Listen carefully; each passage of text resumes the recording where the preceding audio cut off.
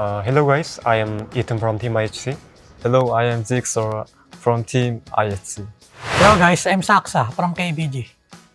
Hello guys, I'm Tracy from KBG. Okay, so like I said just now, we'll play a game which is called the Impossible Icon Challenge, and you guys will have to compete against each other. So basically, I'll show you like over here.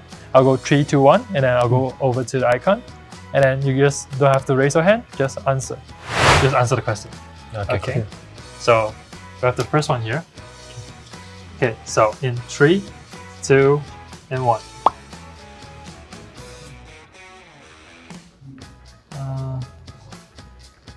Freya. No. Like Aula's first skill? Sorry again? Aula's first skill? Aura's first skill? Aula's. Chow first skill. Chow first skill. We'll see. It's actually Oh, Roger's second skill. Okay. So we'll go with the first one. 3, 2, 1. Roger. Roger, second skill. Okay. So you have to say Roger and then which skill.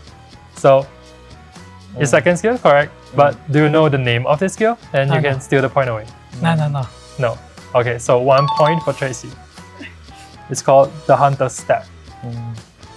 So for the second one. So just hero and skill. Yes. Okay. No one get point for this round, but we'll move to the second one. Okay. So 3, 2, and 1. Masha. Vegeta's ultimate. Do you know? Masha ultimate. Masha Ultimate and you? For me, it looks like Lolita's ultimate. Lolita Ultimate, Masha Ultimate. Let me check. Okay. Do you guys want to try again?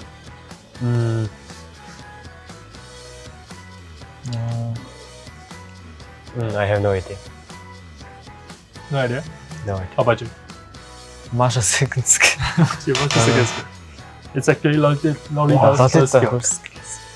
3, 2, 1. Lolita. Lolita first First skill. skill. Okay, I don't know who answered first, but I think it's you, Tracy. Yes, it's correct. It's Lolita first skill. It's called Power Charge.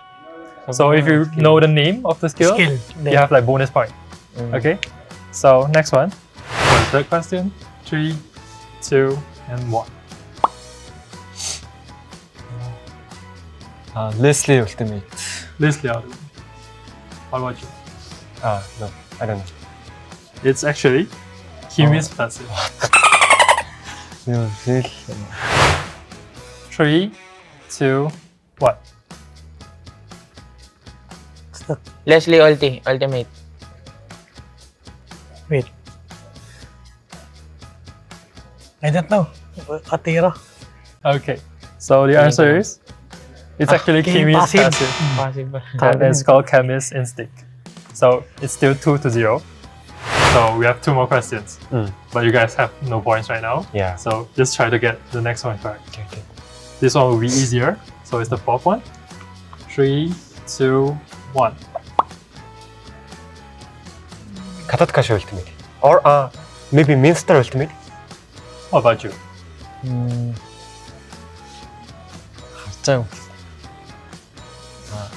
Mr. Ultimate. Okay, you both guess, but he guessed first. It's actually Minister ultimate. So he can get 1 point, Ethan, and then you still have 0. Fourth one. 3, 2, 1. Minsitar ultimate. Okay, it's actually Minsida ultimate. Do you know the name of the skill? No, I don't know. No. Okay, so it's the King's Calling. King's calling pa rin. So we have 3-0 point, but don't worry. we Only have- 5. Only 5. Yes, only 5 questions. Wow. Okay, so we have the last one. It's the 5th question in 3, 2, and 1. Chengi passive. You want to try? Maybe Changi's second skill. Chang's second skill. Okay, it's actually Chang's passive. It's 1-1. We will try the last one. 3, 2, and 1. Changi passive. Changi passive. Okay, once again, Chang's got all correct. It's 4-0. Do you want to try the name of this skill? I don't know. Passive. Only like that. I don't know. I don't know the name. You sure? You Rabbit. just want to try anything? Rabbit. Rabbit. Okay, it's actually troublemaker. So it's 4-0. So you won the game, and then you can do a quick punish to Sasa. So you can ask him to do whatever. So and he'll have to follow. 5 jumps. 5 jumps. 5 jumps. Okay. You can set up, and then Tracy, you can go 3, 2, 1, and then he'll go jump. 3, 2, 1, go. 1, 2, 3, 4, 5. So we'll move on to one more question. Okay.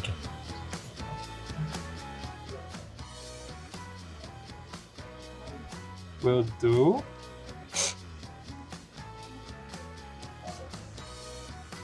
this one. Okay. So in 3, 2, 1. 1-1 Estimate. Oh. Yeah, it's 1 spacing. Okay. If you know the name of this skill, you can steal the point away from here. You want to try?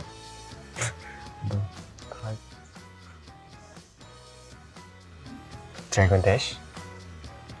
It's actually Tiger Base. Oh, okay. So I think since I already won this game, so you can punish him by asking him to do whatever. So he'll have to follow. Okay, so what's the call here?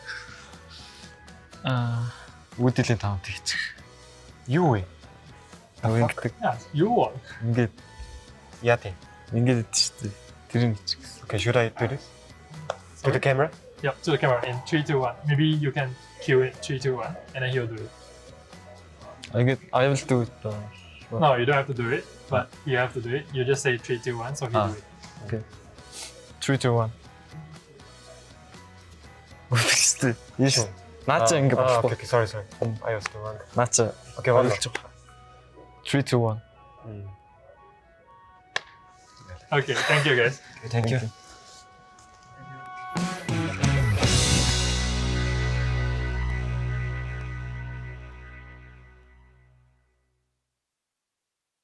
Hello guys, nama saya Zon. Saya daripada tim Homeboys dan saya bermain role roamer.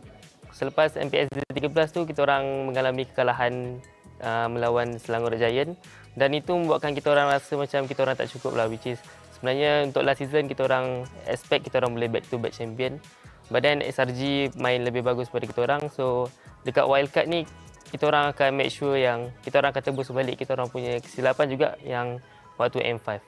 So apa benda yang kita orang buat selepas kita orang mengalami beberapa kekalahan iaitu di M5, kita orang ada banyak melakukan perubahan, which is kita orang ada masukkan satu kita orang punya coach yang terbaru daripada Filipina iaitu Jeff, dan dia pun salah satu kita orang punya tonggak untuk membantu kita orang dari segi sudut drafting, iaitu macam season lepas sebelum ni kita orang ada masalah into drafting.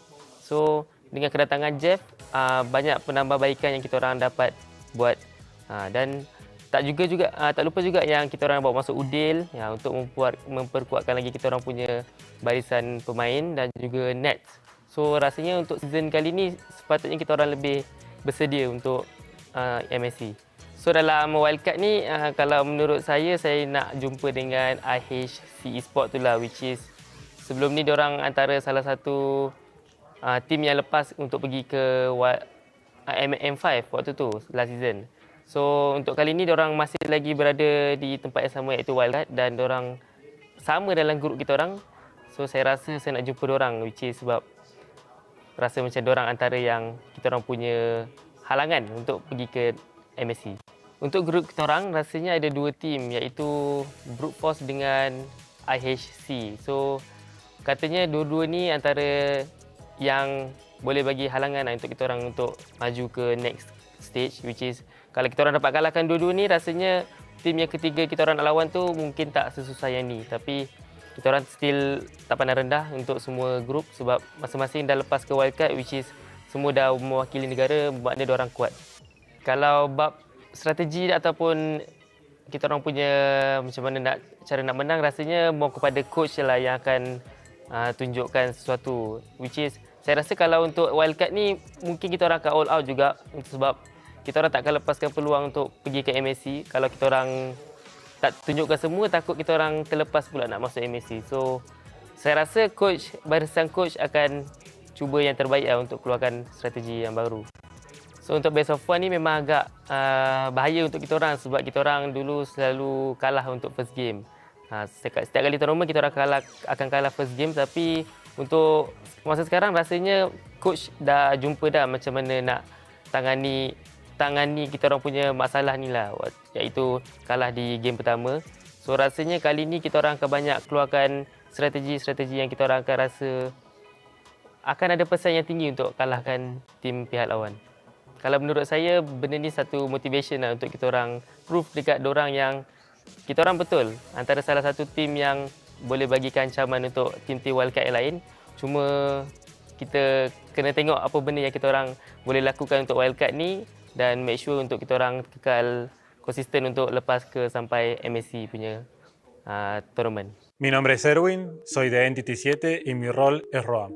Bueno, una de las principales dificultades que tuvimos a la hora de armar el roster fue encontrar jugadores que puedan complementarse entre sí, que hayan jugado alguna vez juntos. Eso pudo pasar conmigo, con el mid y con el jungla.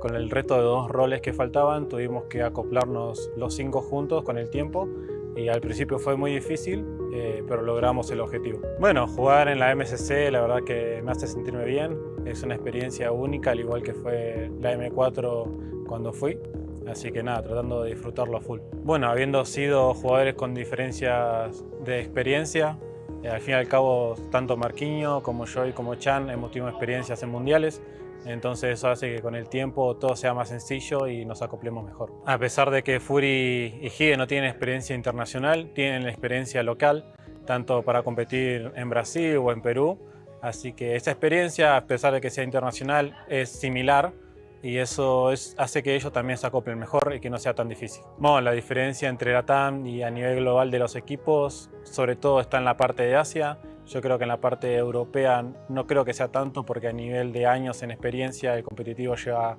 años similares, pero LATAM a medida que pasan los años y Montun va agregando MPLs va creciendo, así que cada vez estamos mejor. A mí me gustaría jugar contra el equipo de Liquid Echo porque tengo conocidos amigos de ahí, de la M4, y me parece que son un equipo muy fuerte.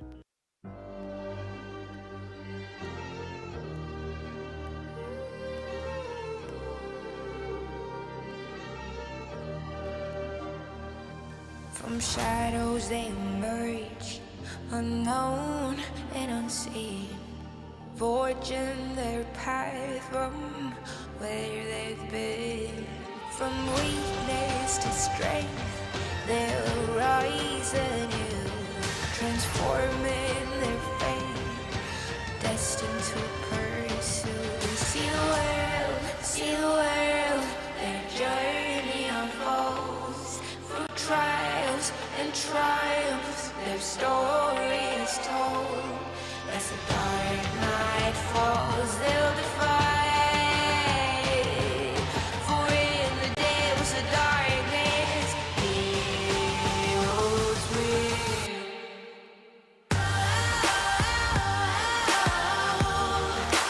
Rise of the heroes, rise of the heroes, rise of the heroes. For in the darkest of nights, heroes will rise. When the world they calls your name, with cheers and acclaim, through the land of dawn where chaos reigns. In the face of the storm, they'll answer the call. Through fire, they'll roar. They're never gonna fall.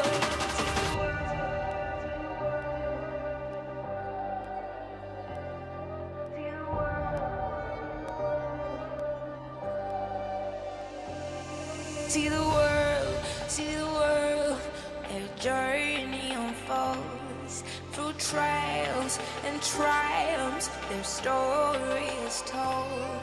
As the dark night falls, they'll defy. For in the depths of darkness, heroes will.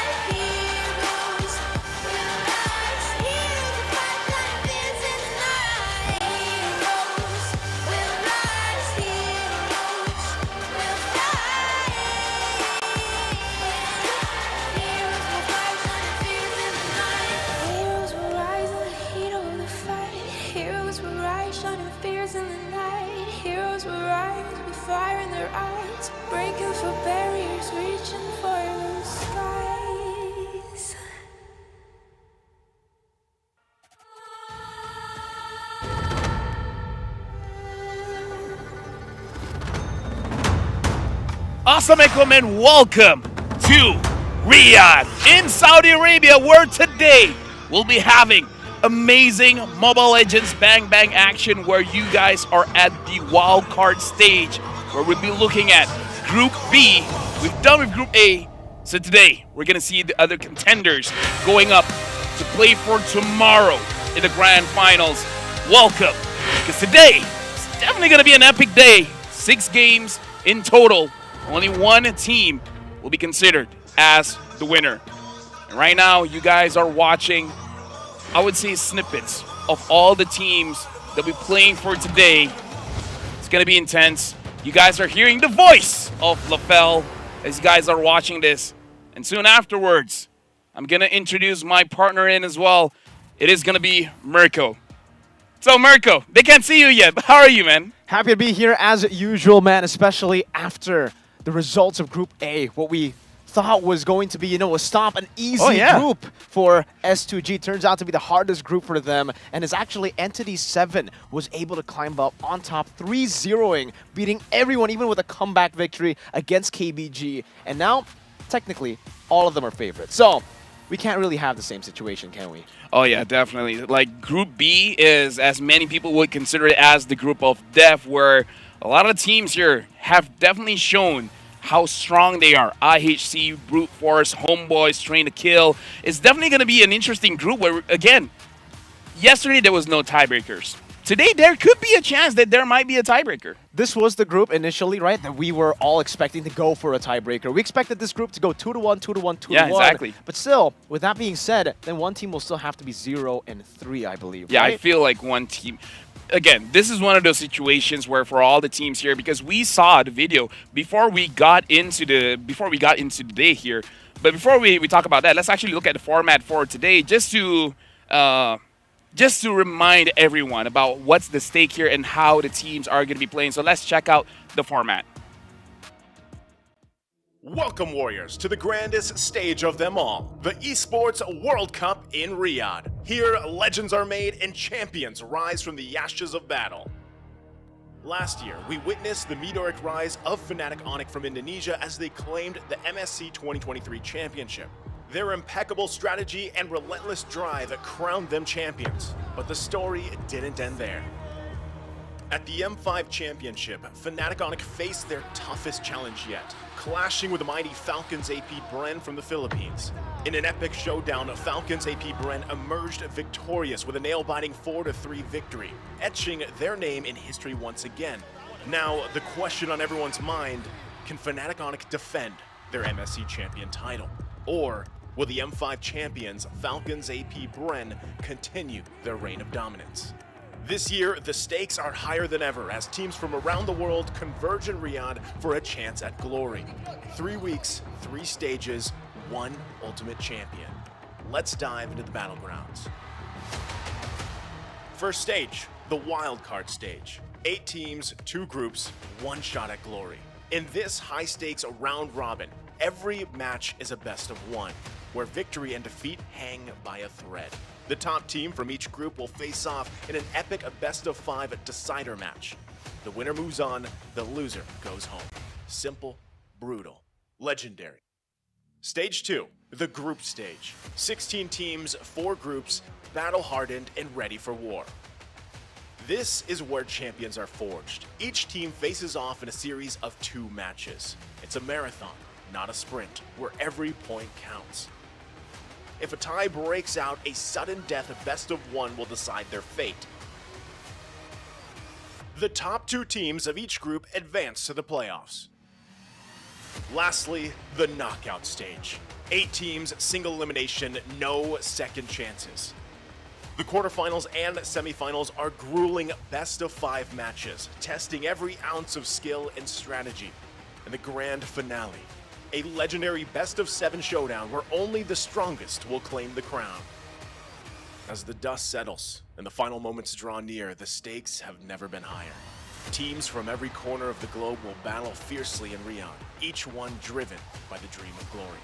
Southeast Asia's dominance is challenged as teams from other regions rise, ready to upset the balance and seize glory for themselves.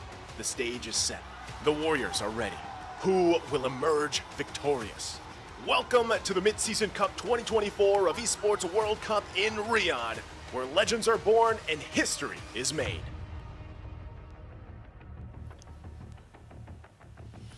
Simple. Brutal. Legendary. This is not a scene that I thought would be in. But either ways, you guys saw the format where in the wild cards, it will be a best of one. And just like we've done interviews with the team, they have figured out that they have to go all out. Because even losing one match could cost you the entire series, the entire day. Like, the first match is going to set the tempo, Mirko. For sure, and especially the momentum, right? Because yesterday, S2G, KBG, that was the first game that we casted, first game that was played as well. And with S2G suffering a dominant loss up against KBG, it kind of set their tempo off, man. Their momentum was going backwards, and they were forced into a very tough spot very early on. Exactly. This is one of those situations where a lot to be talked about, but let's reintroduce the teams coming in from Group B. Is going to be IHC Esports, T2K Esports Homeboys, as well as Brute Force, where again, most of the teams we've seen in grand finals before, where it has been very, very intense for everyone in their own region. So this is one of the cases where we have to see how strong they are. We've seen how strong they are before, but how strong are they today? IHC going up against Homeboys as the first game. Afterwards, it's going to be Brute Force against T2K. And the third match is going to be Homeboys going up against T2K. But that's not all the matches that we have for you guys today, because after those three matches, it's going to be Brute Force going up against IHC. And then IHC will face again T2K. And the last but not least, Homeboys going up against Brute Force. Even now, you know, we've had a few weeks to try to, you know, let it sit, let this group kind of be normalized, but even now, seeing it live again, seeing the schedule, it just seems so brutal. The fact that 4 of these teams were put in the same group, T2K, you know, a rising team in Nepal, the other 3 being the top favorites. I think before the group draw even started, everybody was already talking about it's going to be Homeboys, IHC, those 2, and then Brute Force is like the dark horse that was just looming in the back. The thing is, we have to know, we have to expect the unexpected. You know what? I have a question now that you say that. We were expecting the unexpected, so is it unexpected because we're in MSC Wildcard? Or is it because it's MSC Wildcard that it is unexpected? What? What? You know what? We'll get to that. We'll get to that. But we got a few things to talk about. One of the things that I have to talk about is Jusin is not playable in MSC 2024, and that's how it's pronounced, guys, okay? How do you pronounce Zask? It's Jusin. How do you pronounce this? Zask. That's the one. And we got to talk about a new effect on the Lord, where after it receives aggro, doesn't matter from who it receives aggro from, it will give physical penetration up to 10%, but after every single second, it will go up, and it stacks to 10 times, so it'd be a 100% physical penetration, making it true damage. And honestly, that's why we've been seeing shorter games this time, where not a lot of games we see go really to the late game where teams really want to contest for the Lord. I mean, it's worth it to grab the Lord, but it's such a big risk. It's a massive risk, and that's why I feel like it's either it's a very short game or it's a very long game. We don't really see a lot of the middle ground usually now, because it's all about committing into these neutral objectives, and especially now with the change on the Skypiercer, we are seeing that a lot of these team fights, maybe with the initial introduction of the Skypiercer, was really fast because of the execute. Yeah. Now it's been nerfed quite a bit, right? I would say now it's balanced. It's... I wouldn't say it's balanced. I would say it's a step in the right direction. You know, like maybe 1,500 is a bit still too cheap. Okay, you know what? With that, I agree. Yeah, right? But here's the thing. You get something cheap when it's on discount. So grab the MSC Pass until July 16 and enjoy a 20% discount to unlock the new Valentina Dark Nexus skin. And you guys can grab the MSC coins, where, just in case, if you guys are new to Mobile Legends and you guys missed the previous MSC skins, well, this is your opportunity to grab those skins for yourself. We got to talk about the battle within as well, because mark your calendars on the 7th of July, Soul Vessel Series skins, Amon, Vessel of the Seed, as well as Hanabi, Vessel of Rage, are slated for running reveal. Don't miss out. Definitely not. I'm definitely not going to miss out, because Hanabi, one of my picks. I love playing the Hanabi. Oh yeah, you love the Hanabi. Skypiercer and the Blade of Heptaseas. Yeah, you won't shut up about it. Yeah, every single day. You will tell me, dude, I like Hanabi. And we're not even roommates. We're not even roommates, but we got to talk about the first game of the day. It's going to be IHC Esports going up against Homeboys. And I don't know how you feel, Mirko. I feel nervous. Oh, you feel nervous? I feel nervous. You know, I'm actually feeling pretty good here. You're you know? feeling pretty good? I don't feel nervous at all. I do feel nervous, a little bit of nervousness, you know, because Udil is in Homeboy, so technically, you know, just as an Indonesian, I want to. He's my idol too, man. But IHC, they've been so strong for a long time. I definitely understand why you're nervous, because even yesterday during the interview, I was talking to Udil, talking to Homeboys about, yo, who do you think is your toughest matchup? And they were asking me. They were like, no, you tell me as an analyst. And I'm like, probably IHC. And they're like, yeah. Exactly. That one, right? That one? But you have the same conversation? Yeah, we're having the same conversation. Like, here's the thing. I have voices in my head telling me things, Mirko. And I got to tell you, I don't understand what they're saying. That's the mental state I'm in. Watching Group B for today, it's like voices in your head. And you're unsure about what they're saying. So you know what's going to happen? I'm going to drink myself some Rockstar. While we're talking about the Wildest Hunt. The Mongolian powerhouse takes on the Malaysian hotshots. And looking at this matchup again, this has to be, you know, an interesting matchup, because for IHC and Homeboys, I would say for IHC, they had an easier road in the Mongolian qualifiers. They are still the most dominant team by far compared to any other team in the Mongolian qualifiers. But for Homeboys, they have a new threat in their region that has actually elevated their game, I would say. Definitely. Because even though Homeboys came in second, they'll have to battle it out in the wild card. I would say this is a stronger Homeboys than what we saw in M5. I feel like for this game, it's all about the early game, right? I mean, we haven't seen the draft just yet, but we have to see how IHC plays as well as Homeboys plays, because in the grand finals in Malaysia, Homeboys between Selangor Giants, it's very simple. Who wins the early game wins it all. And I feel like IHC, based on all the games that we've seen... Also, sorry to cut you off. If you don't pick Leomord, you also win games. That's just, you know, I just want to put that in for the Homeboys SRG. You know what? I agree. You know what? Homeboys, it's a best of one. Or maybe pick it up because it's best of one. Expect the unexpected. Sorry for all of you Leomord lovers. Okay. But no. All right. This is wildcard. This is wildcard. You gotta take this seriously, man. Temporal rain, man. It's built into it. Chibi. I mean, to be fair, Leomord got buffed. After that series, Moonton Washington is like, you know what? We need to give some love to Leomord. Yeah, I mean, especially, right? Chibi, the fact that he can play that Leomord is already a curveball in itself. Like, because IHC, who have a lot of cheese picks as well, maybe it'll be good to fight cheese with cheese, bro. You know what? That being said, I kind of feel like we have the draft pick that we have to go to. So with that, I think we're going for a short break before we go into the draft. IHC. Back in M5, they were called Lil Gun, and they were also called the Mongolian Downloaders, because they would always lose game number 1 for some reason. But with that game number 1 loss, they will always be able to adapt and overcome the weaknesses that they were exploited on in game number 1 for game 2 and game 3. It usually goes from game 1 loss, game 2 banner, game 3 absolute domination. And now with Coach Sparko fixing all of those issues when it comes to downloading by enhancing their macro gameplay, by enhancing some of their macro abilities to find creative ways to take over the game, they play the same way that they did, but just a little bit better. It's a refined version of the Mongolian Downloaders. And we don't even need to say the Downloaders anymore because they download real fast.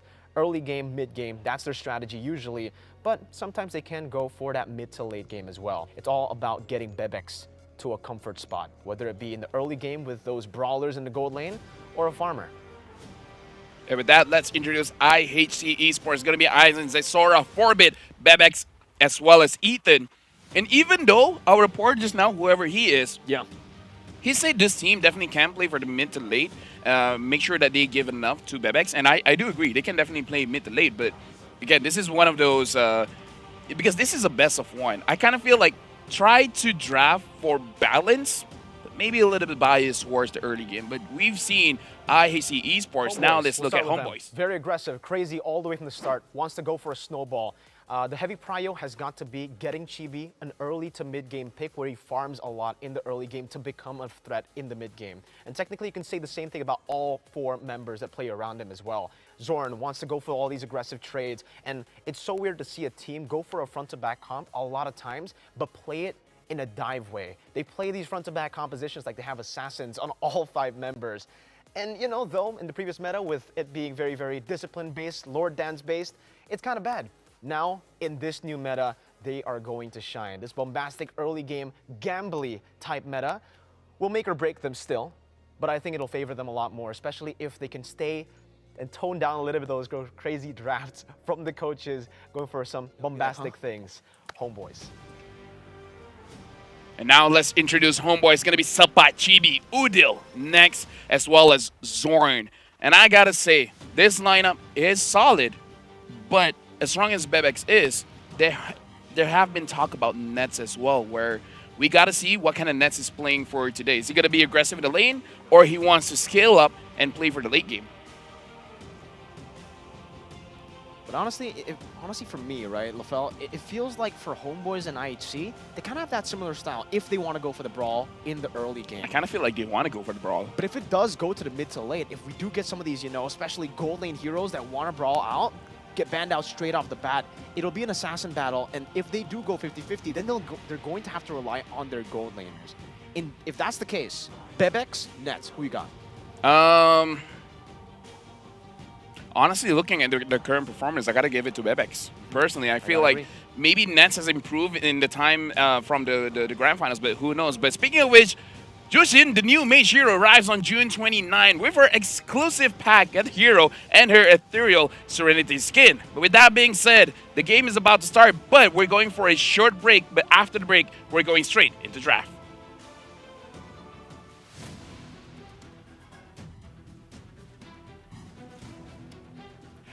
Never mind, we're going straight into the draft. In fact, right now, we're watching the teams getting ready, and we definitely see on the phones. Looks like, yes, the draft is indeed ready. So Homeboy is going to be first pick. IHC is going to be the second pick. It looks like Homeboys, they're going to pick up the Faramis as the first ban. Now I have a big question, right? Because for the most part, the blue side, the red side, we've had a lot of different, opinions on who has the upper edge. I think towards the later stage of the playoffs, when it comes down to most of the MPL regions, IDPH, MY, it starts off as blue side dominant, but then as we get to the grand finals, the lower bracket finals, it starts to actually favor the red side. Maybe because the red side gets more respect bans out of the way. Maybe you're more reactive in a way. But still, right now for Homeboys, it's all about taking away the hero for Bebex, which is going to be the Moskov, something that allows him to scale up to the late game, but also participate in the early fights with that Spear of Destruction. And obviously with IHC, you got to respect that team fighting prowess. Taking away this Faramis, I think, is a very, very good option. But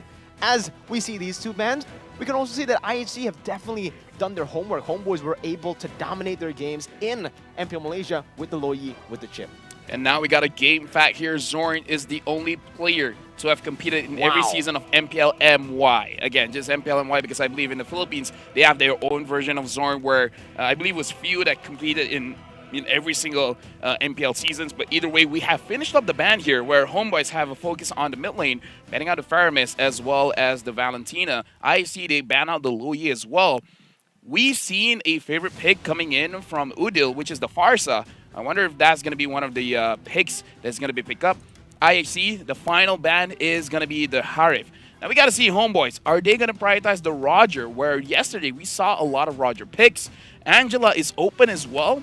But again, Angela is not really a Zorn hero. And this is a Claude. A Claude first pick. How do you feel about this? Yeah, not a big fan, honestly, looking at, my previous data for Homeboys has got to be the Grand Finals. And in the Grand Finals, it's always Nets on a late game hero, a hero that scales, that actually loses them the game. Like you said, it's all about that early game. And for IHC, they're already banking on the early game from the start, especially seeing that Claude pick. They might go and pick up the Turizla, go maybe for a jungle early, and then they'll pick up the gold lane. It's probably going to be Roger, but even now, I would say picking up a Roger would be solid. I would feel like because you already see the Claude, you can go for the Roger if you want to bully the lane, but now that you know it's a Claude, you can pick up something that scales, something like an Atan if you want, but now that they pick up the Turizla as well as the Ling scales up pretty well, it kind of gives pressure onto Homeboys. If Homeboys doesn't pick up the Angela, it gives IHC the option for themselves to pick up the Angela. So Homeboys, they got to consider this as a threat, right? Angela is still very, very strong in combination with the Ling, as well as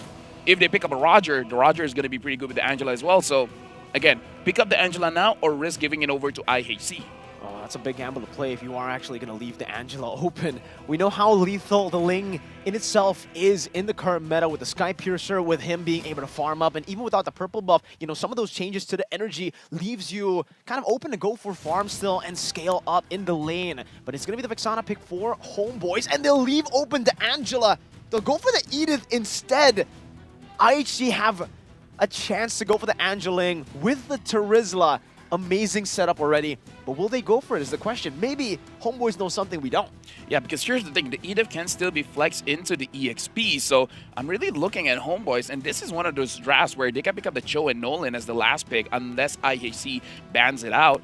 IHC, if they don't pick up the Angela here, it's going to get banned out, but it looks like they're going to pick up the Ruby. For now, looking at the drafts here, IHC, they got a lot of crowd control with having 2 fighters on their field.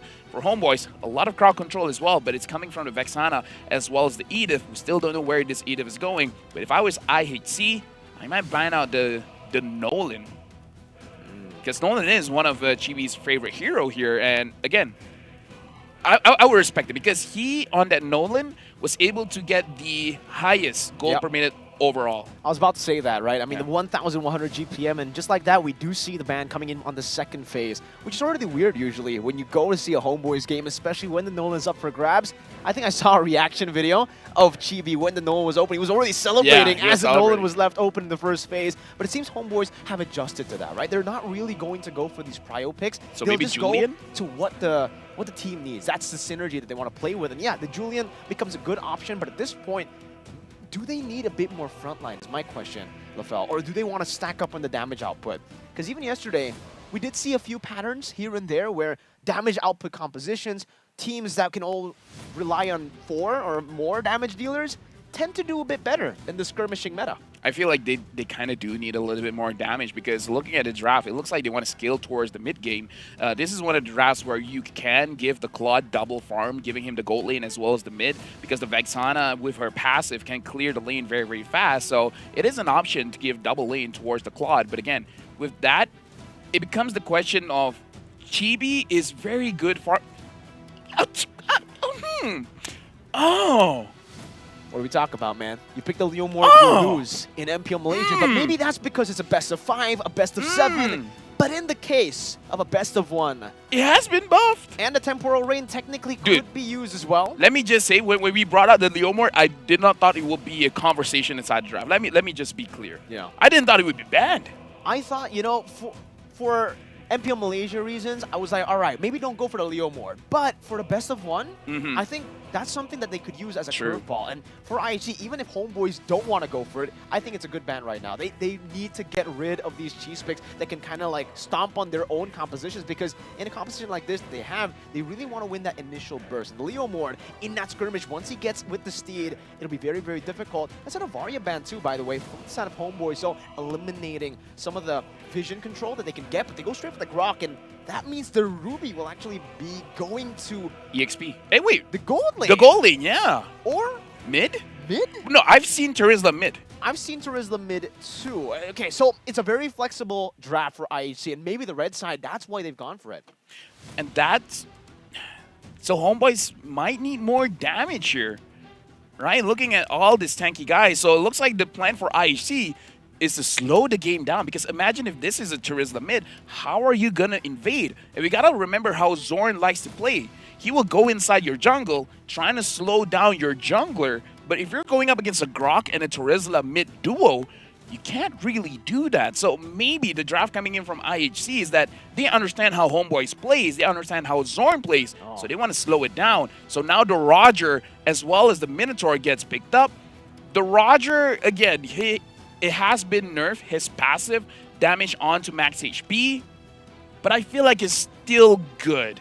The only thing is, I wonder if it's going to be enough to really destroy this heavy front line coming in from IUC. Yeah, I think it's all about adapting to the odds that they have and the composition that they have against them at this point. Because for IHC, they have a lot of lockdown, a lot of re-engage and disengage too, and they can play around with the CC, deal more damage. My big question is if the Terizla does go into the mid lane, they might need some sort of a hyper carry maybe, because Natan? initially, yeah, probably something like a Natan, but does seem like he is hovering over the Beatrix. That would make sense for Bebex especially. He loves playing that Beatrix pick, but they go for the Farsa instead. So it is going to be Ruby Gold. They're going to play with the Farsa as that mage in the mid lane. They needed a little bit more magical damage, but as you can see from the pick rate and the win rate here, it's been picked up twice, and it has a 0% win rate. IHC with a very brawly composition that relies heavily on a snowball, but technically they can still and look to scale with the lane. The only thing is, I'm looking at the lanes here. Gold lane,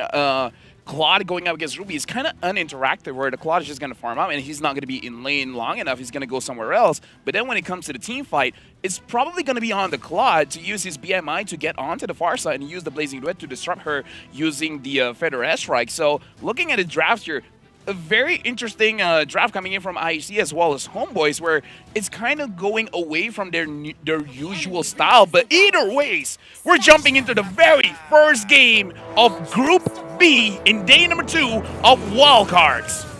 Based on my experience though, LaFell, it does seem like, for Bebex onto the Ruby, I would say, on paper, it would make sense that it's going to be a non-lane, right? For the Claude, just utilize the range, go for the farm, use the Battle Mirror image whenever Bebex walks up.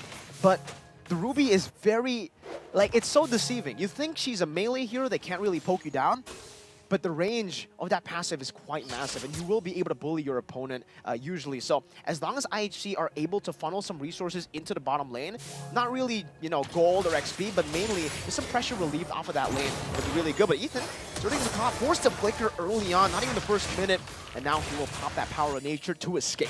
I would say that's big. It's a good thing that he uses Flicker there because it's still under 2 minutes, so extra damage in the jungle. Forbit taking quite a lot of damage, and Zoran is in the middle of things. The Terrify onto 2 members. Zoran still able to flicker out. Chibi looking for the kill now, maybe even looking for the invade as Forbit rotates back in towards the jungle to release some of the pressure away from Ling.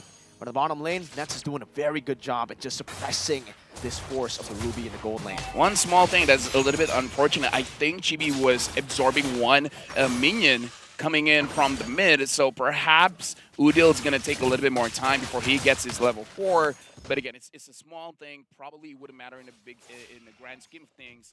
Zorn finds Xora, and Xora is already level 4. Zorn is already taking quite a bit of damage.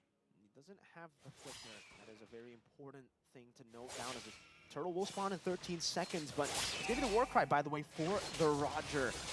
And for Xora, it's the QC, not the Warcry we're used to. Zorn walking up, getting knocked up. Ethan doesn't have the flicker now. That's even Xora jumping in, but Chibi does a whole lot of damage.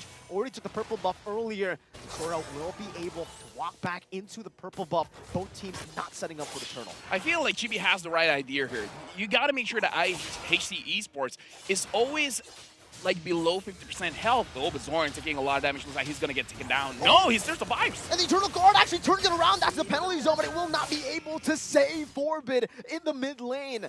First blood over to Homeboys. I was going to say, Homeboys, their idea is to make sure that everyone coming in from IHC Esports have very low HP before contesting anything to make the threat of Chibi actually going in with the light compounds being very, very high. Xora, he still wants it. Supply gets it. Mid-air, he catches him with 100, and Xora is going to be bursted down by Udil. Now the turtle taking Chibi, walking up into the enemy jungle, invading already, trying to take as much as he can to punish Xora. Looks like with this draft, Homeboys is able to pick up the tempo. IHC Esports, having a jungler, a Ling as the jungle, you want to make sure that you're able to farm up as safely as you can. Looks like he's having a little bit of trouble, but even so, in terms of the gold, it's only 500 gold difference, and it does look like Xora is going for a Berserker Fury first item, so he's not going to be that far behind.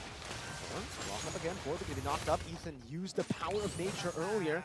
Bebex has rotated, but in the early game, I can't help but say, for Bebex at least, he's kind of failed to utilize that pressure. Udil, on a barrier, not able to really go for anything. Bebex, with I'm offended onto 2 members, right in the middle. Fury, the wild charge with the Feather Airstrike, gets comboed together. Xora with attempts to blaze, dumping into this fight, but Suppot will also rotate much quicker. And now see the Bebex caught all alone, running away. That's gutting him down slowly but surely, with one last battle mirror image to the front to take him down. I don't know whether that is worth it or not for IHC Esports. That was a good engage. Make sure you're doing something and not nothing. But the fact that you gave Nats an assist as well as a kill makes it so that he gets his Trinity item faster. And this is why I was questioning the Ruby going up against the Claude, even though, yes, like you said, having more range is going to be good, but Nance on his Claude, he's very careful. When he's using this scaling kind of marksmen, he doesn't trade all that much, and it looks like it translates into this game. Replayception! Replayception. This is the replay earlier in that skirmish. It was such a good layer of CC from IHC, but Homeboys just played it well. They knew only 2 of their members were caught there. Looks like Sapat's going to be taking some damage, but he does still have the Primal Wrath, and IHC will not decide to commit under that tier 1. And again, one thing that you got to take note was that during that replay, we saw Nat actually controlling his range very, very well. He's making sure that his positioning is good. As I say that, he's standing face-to-face against Bebex. You know, maybe, talk about timing. Yeah, maybe you don't try to predict things. Yeah, but you taught me this at M3, man. True. Maybe I should stop talking. Good barrier. You want to try to slow the pace of the game down because Homeboys at this point with, hey, actually, if we take a look at the gold lead, it's not that big. You can terrify with the Eternal Guard. Udil being able to chunk Ethan, but he has the power of nature, walks up now as Xora does some damage. Sapot not going for the armor just yet. Pops the Primal Wrath, doesn't really wild charge into the back line. That's a steal from Xora.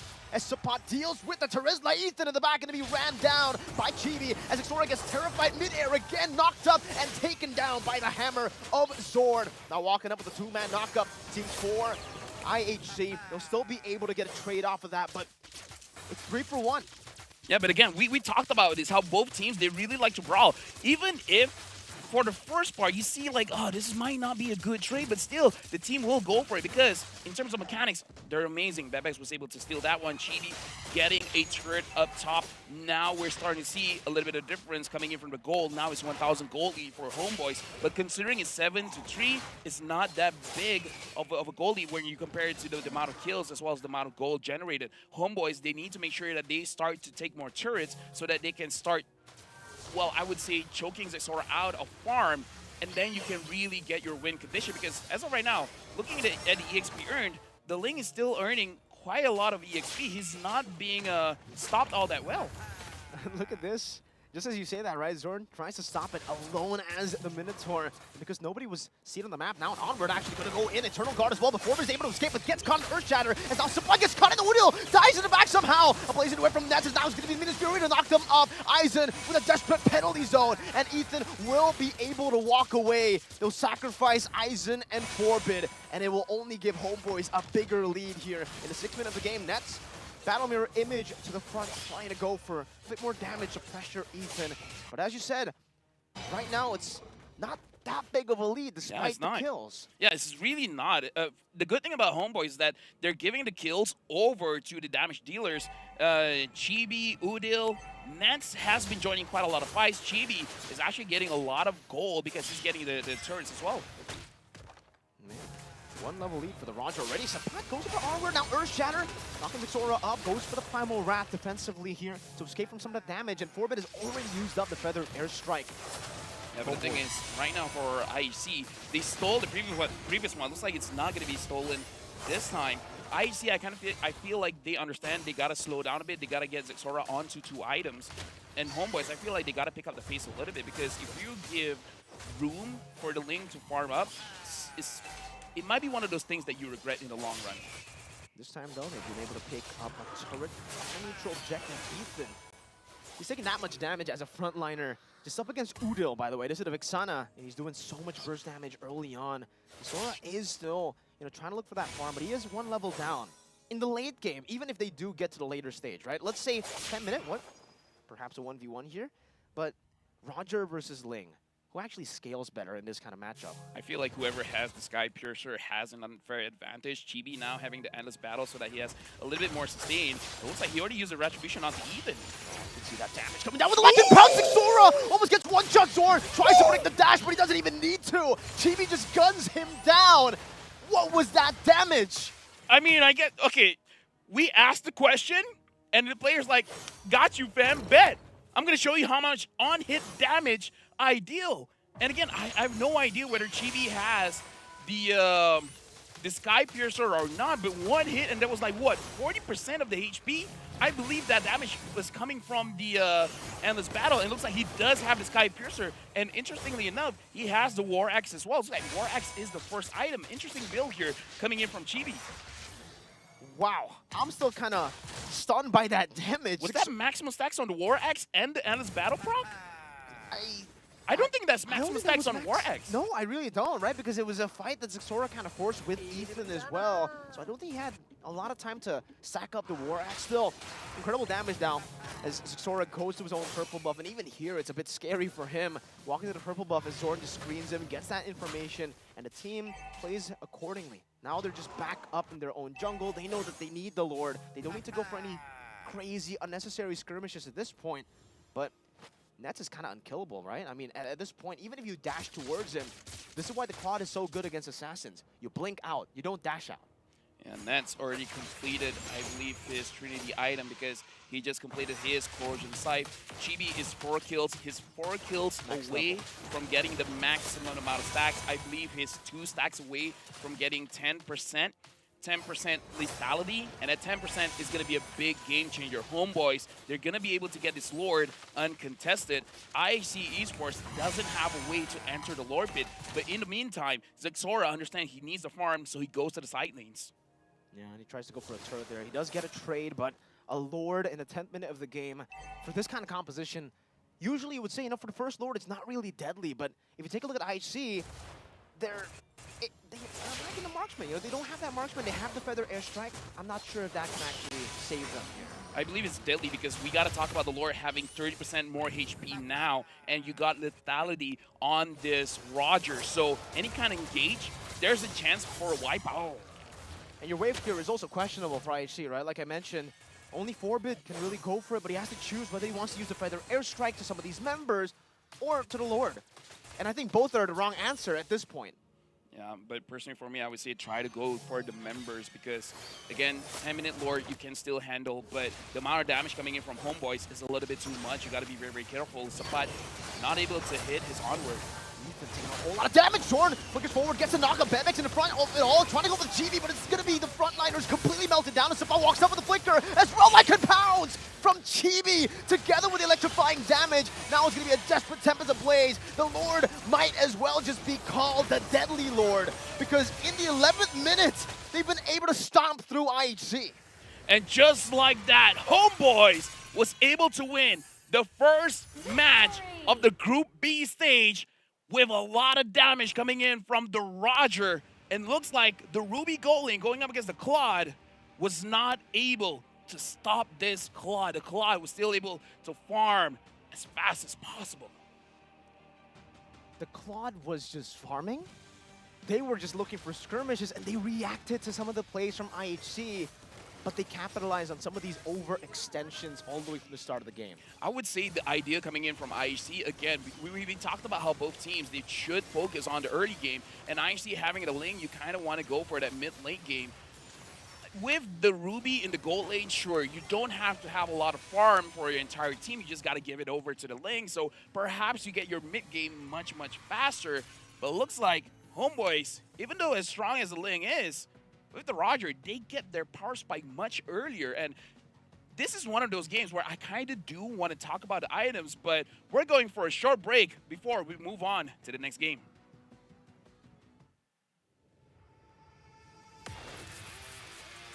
Shouldn't say it correct. Don't choke brute force. Yeah.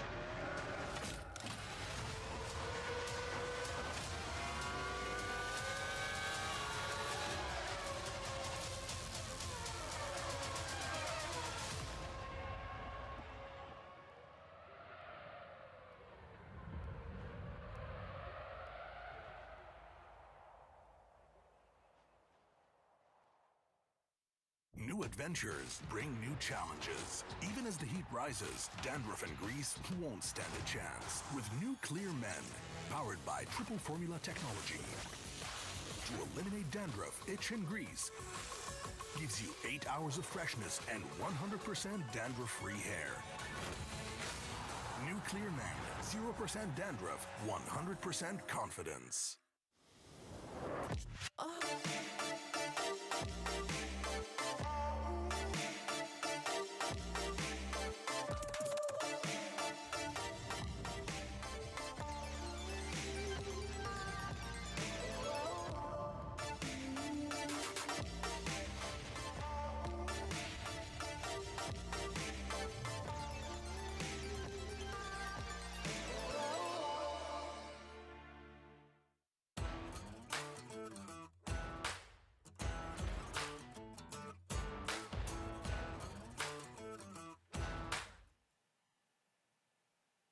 And welcome back. As you guys saw, the winners of the previous match between Homeboys going up against IHC Esports. The winner is going to go over to Homeboys. And let's actually talk about that a little bit before going to the next match. Chibi, on the build of the Roger, War Axe, Sky Piercer, and an Endless Battle. What do you think about it? Well, for me, actually, fun facts, that's actually the build I go for as well. Really? Usually with the Windtalker. That's the only thing that's different, right? I start with the Windtalker, and then I proceed with the Sky Piercer, and then the same build path as that. Got it. So, because I feel like in that particular match, it's all about waiting for the initial burst, coming in from IHC, and then taking the long fight, the War Axe has found incredible value. So, in that particular match as well, I feel for IHC, it was way too one-dimensional for the Ling. Because if the Ling fell in the early game, you know, didn't get the lead that they wanted, that they expected, it just doesn't feel like it could work. Here's the thing. That was Mirko's opinion, and you guys, your opinion matters as well. Scan the QR code below for the broadcast feedback. If there's anything that you guys have opinions about the broadcast, do let us know so that we all can improve together. Now we got to talk about the game coming up. It's going to be Brute Force going up against T2K, where again, I believe because of the format, because of the changes, you want to overwhelm your opponent. You gotta put them into a situation where they can't think. So maybe the draft, I feel like you gotta go for the less riskiest draft possible. Though I do have to say, Homeboys picking the Clot first pick, maybe that was risky as well, but who knows? I guess the risk is that you don't show your hand to your opponents, because first pick Clot, what does that really show, right? It shows you in your gold lane, at least you want to try to go for the bully, but at that point, it does What if feel it's the like Clot mid lane? that would be new. That would be a first. See? In this meta, and Expect I think... the unexpected. Expect the unexpected. I think that might be a bit too unexpected, honestly. I feel like that's a bit crazy. It's not unexpected anymore. Sometimes you step over to crazy, but hey, if there's a team to do it, I don't doubt that it'll probably be Homeboys to actually What did we make see that it today? work. What, Because the here's the quad thing. mid? What do you think about Terizla mid? I think the Terizla mid is great, actually. I thought the Terizla was going to go mid. Ruby Yeah. in EXP. as a roam. No, roam. Or XP, Yeah. depending on how you see it there. And then they could actually just go for another XP lane that wants to go for the sets, try to force them in these skirmishes, and then a gold lane for Bebex, that's a marksman. Because for Bebex especially, it has to come down to him getting the marksman picks. I think the Brody, even the Beatrix that we were, you know, they were hovering over, I think a bit there, I think it would have been an okay choice. Because for Bebex, putting him on a Ruby where he needs to get that early lead, where he needs to go for team fights instead of farming to become that mid-game, you know, threat that he usually plays for, is kind of weird. It just felt like they were overthinking their drafts. I feel like, honestly, picking the Beatrix might be too risky. I agree. Because you have two scaling heroes But over that's the Ruby? fighting for farm. Over the Ruby, though? No, again, I kind of feel like Natan needs to scale as well. But at least I feel like the Natan is like, if the Ling dies, Ling is hard to protect. The Natan is easier to protect, and having the magic damage, making it so that the likes of Zorn, Subbat are unsure whether they want to go for armor or magic resistance. But either way, that's the previous game. We got to talk about Brute Force going up against T2K, where let's talk about this because I feel like this is one of those things that even the audience will want to know about how we feel about this. How do we feel about Roger? Because I feel like he's becoming one of those heroes, either you pick or ban. It's always first pick, I believe. It was first pick most of the times on blue side. If it wasn't first pick, it was always banned out. And it's because it's so lethal, simple, brutal, legendary on the gold lane, but especially the jungle. Because we had the conversation just yesterday, is it better than gold, is it better than jungle? And we both agreed that in the jungle, you're active so much earlier and you're active so much more. And I think for both these teams, there are actually teams that can utilize the Roger, both in the gold lane, T2K, even Yahiko, the man you see on your screen right now. He's played Assassins in the gold lane. When was the last time you saw that? In M Series, Chico using the Hayabusa. Exactly. He was a pioneer ahead of his time. He was a pioneer. Dude, we haven't seen the Hellcurt. No, we right? haven't. Are you going to expect the Hellcurt to be in gold? Is that what you're trying to get at? Okay, you know what? Maybe not. I feel like Lu bukan Baloy. Lu bukan Baloy. Lu You're not bukan Baloy. Baloy. Don't use the Hellcurt anywhere, right? If your name is Baloy, he's used the Harley roam. And he makes it work. He makes it work. You know, no, because of him. Because of Baloy. Because of Baloy. I understand. Damage is king. That's why I really like people putting more damage onto the roam position. It's funny you say that, right? Because of Baloy, Yes. we understand damage is king. But then we go in our ranked games, and then we see our roamers, and we're like, all right, maybe damage isn't all that. Maybe you should stick to what you're good at, nerd. I'm a roamer. That's why I'm looking at you, nerd. What if I say I make it work? Wait, do you? I have my moments. Lu bukan Baloy. Gualapel.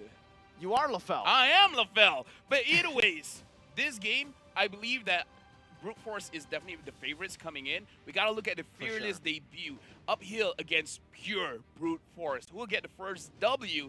And again, because we're talking about it's going to be an uphill battle here, Brute Force is definitely the favorites. But again, after the performances of Group A yesterday, expect the unexpected. Let that be the title of Wild Card. That, especially after Group A, the results, you know, the favorites going down. Yeah, that has to be.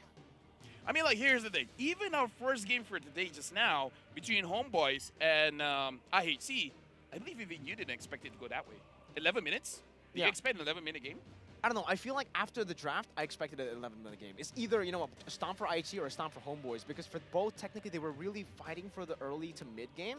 I definitely see, you know, if the Claude was able to scale up a bit more, if IHC kind of got the early lead but then failed to end in the mid game, then maybe we could see a late game.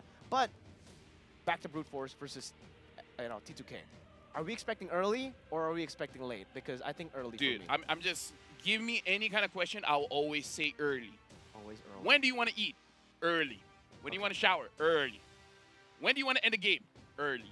When do you want to die? In best of one series, should team take more risk or play it safe? Early.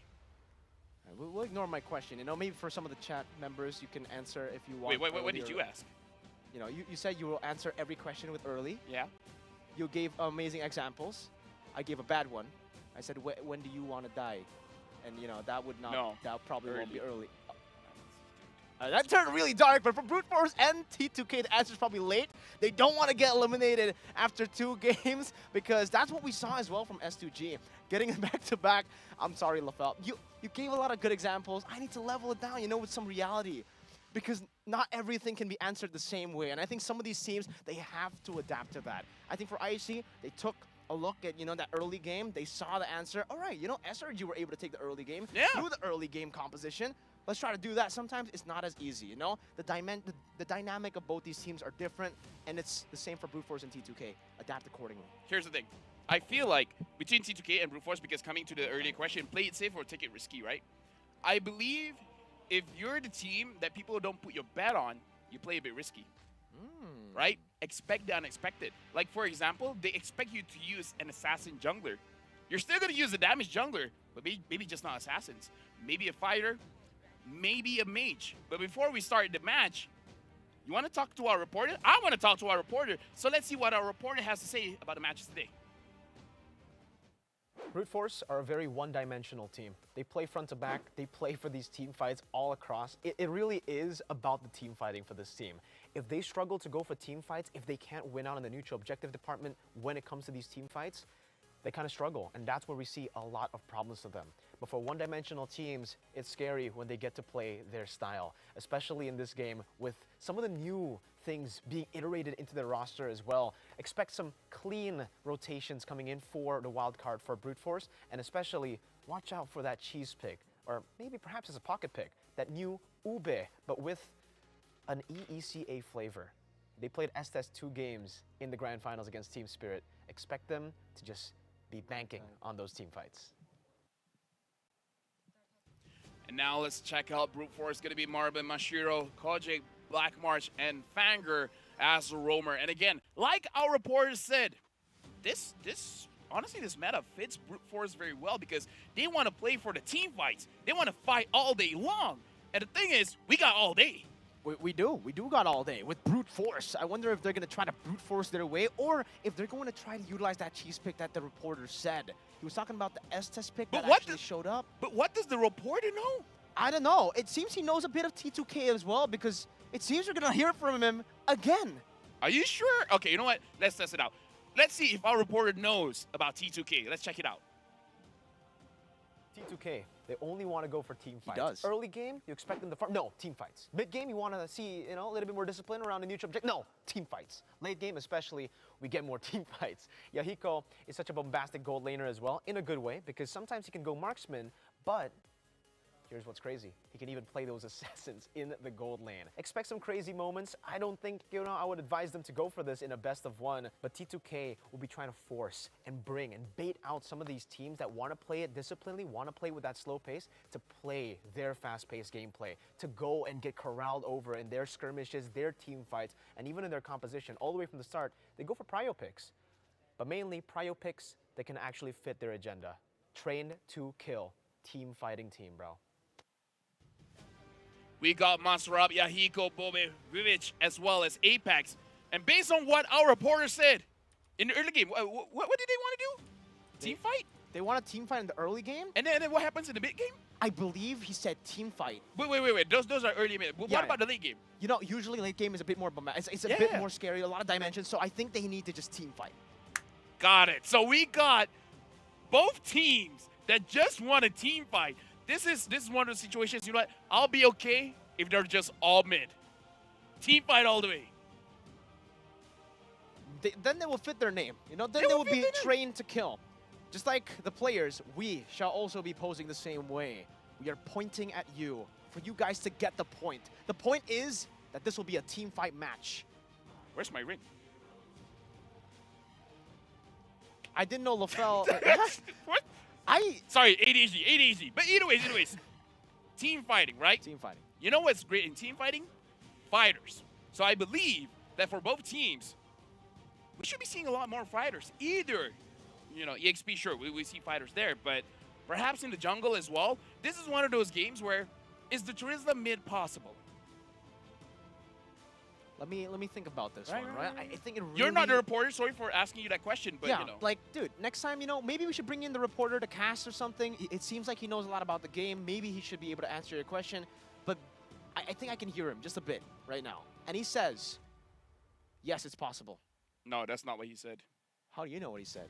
I voices in my head. He said no. The reporter is a voice in your head? To be fair, the reporter's voice is in my head. He said no. But no is the only thing that I can see on broadcast. He said so many other things. But short, it's no. But now, I have another voice saying, let's go into the draft. Where we'll be seeing both teams starting it off. And let me tell you, Mirko, when you're saying red side, blue side, let me remind you, I'm colorblind. I have no idea what you're talking about. Welcome to the gray side. That's what we're going to be seeing here because we actually technically don't know as well before we get into the draft as to who's going to be picking blue side, who's going to be on the red side. So we'll figure it out together, LaFell. It's okay. Even if you can't see it, I'm here. Just say I first can pick, be a second voice pick. in your head. Dude, I have so many voices in my head. That's what I was about to ask you, right? Like, I feel like Randy Orton. Ah, see what I did there? Yeah. His theme song. Yeah, I do. I went like a diamond. What? No, what? I went to his dinner once. I was not invited, but I was there. Did he RKO you? Are you okay? Why do you assume he did it to me and not me did it to him? Oh, because if you did, maybe you would be the superstar, Take over his job. I'm the one drinking the Rockstar now. We are Rockstars. With Rockstar Energy, you guys can go ahead and drink your Rockstar Energy back at home as well. And it seems like for the players, they've done that. They're looking energized coming into this matchup, and they really gotta be. We were talking about how momentum is a very, very important thing to have, and it's unfortunate for IHC with their first game result, but for both these teams, the possibility is still there, right? They can go and, man, take the dub. It's... Mirko. Okay, I'm thinking about ways Mirko. that it can actually be a three-way tie still. Dude, we got to talk about the ROG ping test, man, because the players now, they're doing their ping test with the Asus ROG powered by the Snapdragon 8 Gen 3 mobile platform. Asus ROG is the official gaming phone of MSC 2024. And Mirko, let me just say, I love our job. Even though people can't see us, I love it when you were talking about the players being energetic and then the players just did this. That's awesome, man. Yeah, they were like raising their hands. They were in the raising their sky. hands. They were like intense Yelling. stare. The intense stare. Like even though they're like, you know, quite a good distance apart, but they're It's a just war like cry. it's temporal rain. Temporal rain. Because you say it was a war cry, and I really- disagree. I really hope it's permanent rain, you know, not just temporal. You know what? I feel like it's an impure rage. You know what I think? What I do think you- it's a war cry. That was the first one you say. You gotta move things around. Say like Lafel, it feels like a quantum charge. There's one thing about me, and it's that I stick to one thing. I don't move on, brother. So I'm sticking with war cry. Oh, dude, I'm sorry to hear that.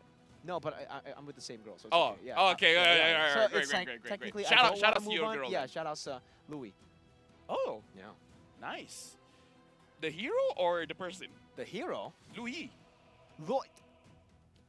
Didn't you say That was a Louis? good diversion, brother. Ah. Let's talk a little bit about Brute Force now as we get into the preparation stages. All right, what are you personally expecting from Brute Force, right? Discard what that reporter said, because what does he know? What do you think? Well, for Brute Force, Yeah, for Brute Force. it's interesting because now we see Coach Pao on their team, and I don't know.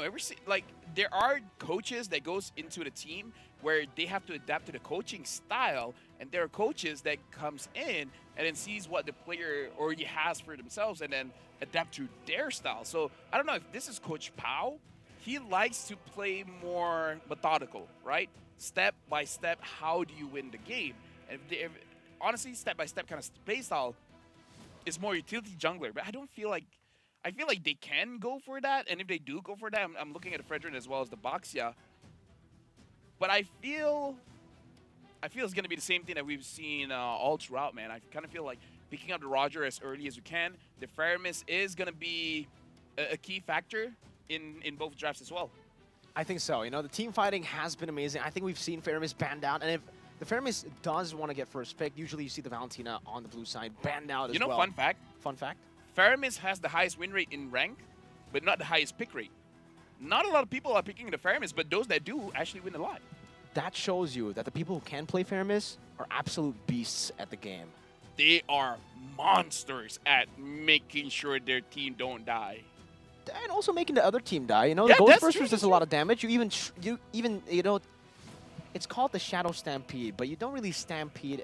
Technically you do. It calls and then Ghost you- Bursters, but you don't burst ghosts. Yeah, they're bursting heroes, right? Sometimes it's fine. These are just names, but Sometimes you're fine. just sometimes, bro. I mean, there are days where you're not as fine, you know? Like, there are days that you don't shower. I don't understand why you do that. I actually showered, you know. Anyways, though, thanks for that, Lafal. I think you're fine as well, man.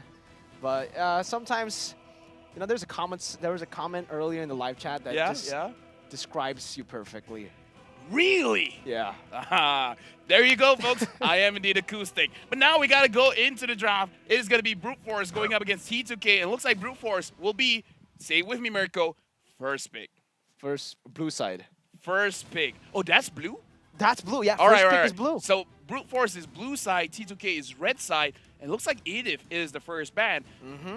What does Edith first ban tells you? For me, it means that you don't want chain CC. When you don't want chain CC, they might want a fighter jungler. Yeah, I think so, right? Especially because for the Edith and the Angela, for both these heroes that they're banning out, these two heroes are actually able to prolong a team fight with the Primal Wrath, with the Hard Guard, obviously with the healing as well, and like you said, the Chain CC, that slows the pace of the team fight by quite a bit, and you technically get to dictate as well. We don't get a lot of heroes like Edith, a hero that can be proactive and reactive at the same time. Usually, you get to choose, you know, you want the Minotaur or you want something like the Atlas. You go for all in or try to react to these skirmishes, but that's going to be the Roger ban as well. So T2K, they definitely understand now with the Edith, with the Angela, going to try to take that sustainability away. They want to take away that burst as well with the Roger and Harith. Last ban, what did you say? Moskov? I'm thinking Moskov because I don't think Brute Force should ban the Moskov. Maybe they can pick it up for themselves and force T2K to ban out the Moskov. Because right now I'm looking at a lot of private picks here. The other one is Louis. right? Louis is still up. Okay, Louis has been banned, so this makes it easier for T2K to just ban out the Moskov and then leave Brute Force with, say, a Faramis pick, but I feel like the better pick might be a Valentina, so that if T2K picks it up, they can pick it up for themselves. But we got a game fact here. Mashiro of Brute Force is only 15 years old. It's our age. Okay, maybe not. Maybe that was a little white lie. Maybe you're 15, but just season 3, you know? Right? But anyways, I was about to say, you know, what about the chip, right? The fact that all these heroes have been banned out, you were expecting a Moskov, it doesn't get banned out, they will prioritize the chip ban, but yeah, they will get their hands on a global presence hero, which is going to be the Moskov, and in the wildcard, day number 1 at least, we saw that the Moskov was absolutely lethal. Every team that picked it up just got an advantage instantly, with the activeness and with how dynamic this hero is, and all Moonsan had to do was give him a teleport. Oh yeah, and again, we've seen changes where teams, they're willing to use the Inspire if it looks like the Moskov won't be having enough damage to make sure that you compensate, making it so that the Moskov 2 items is enough for you to really join the team fights, where before it is 2 items is enough, but now you need the Inspire to make sure that you can go through pretty well. I feel like the Claude is a little bit early to pick up here. Agreed.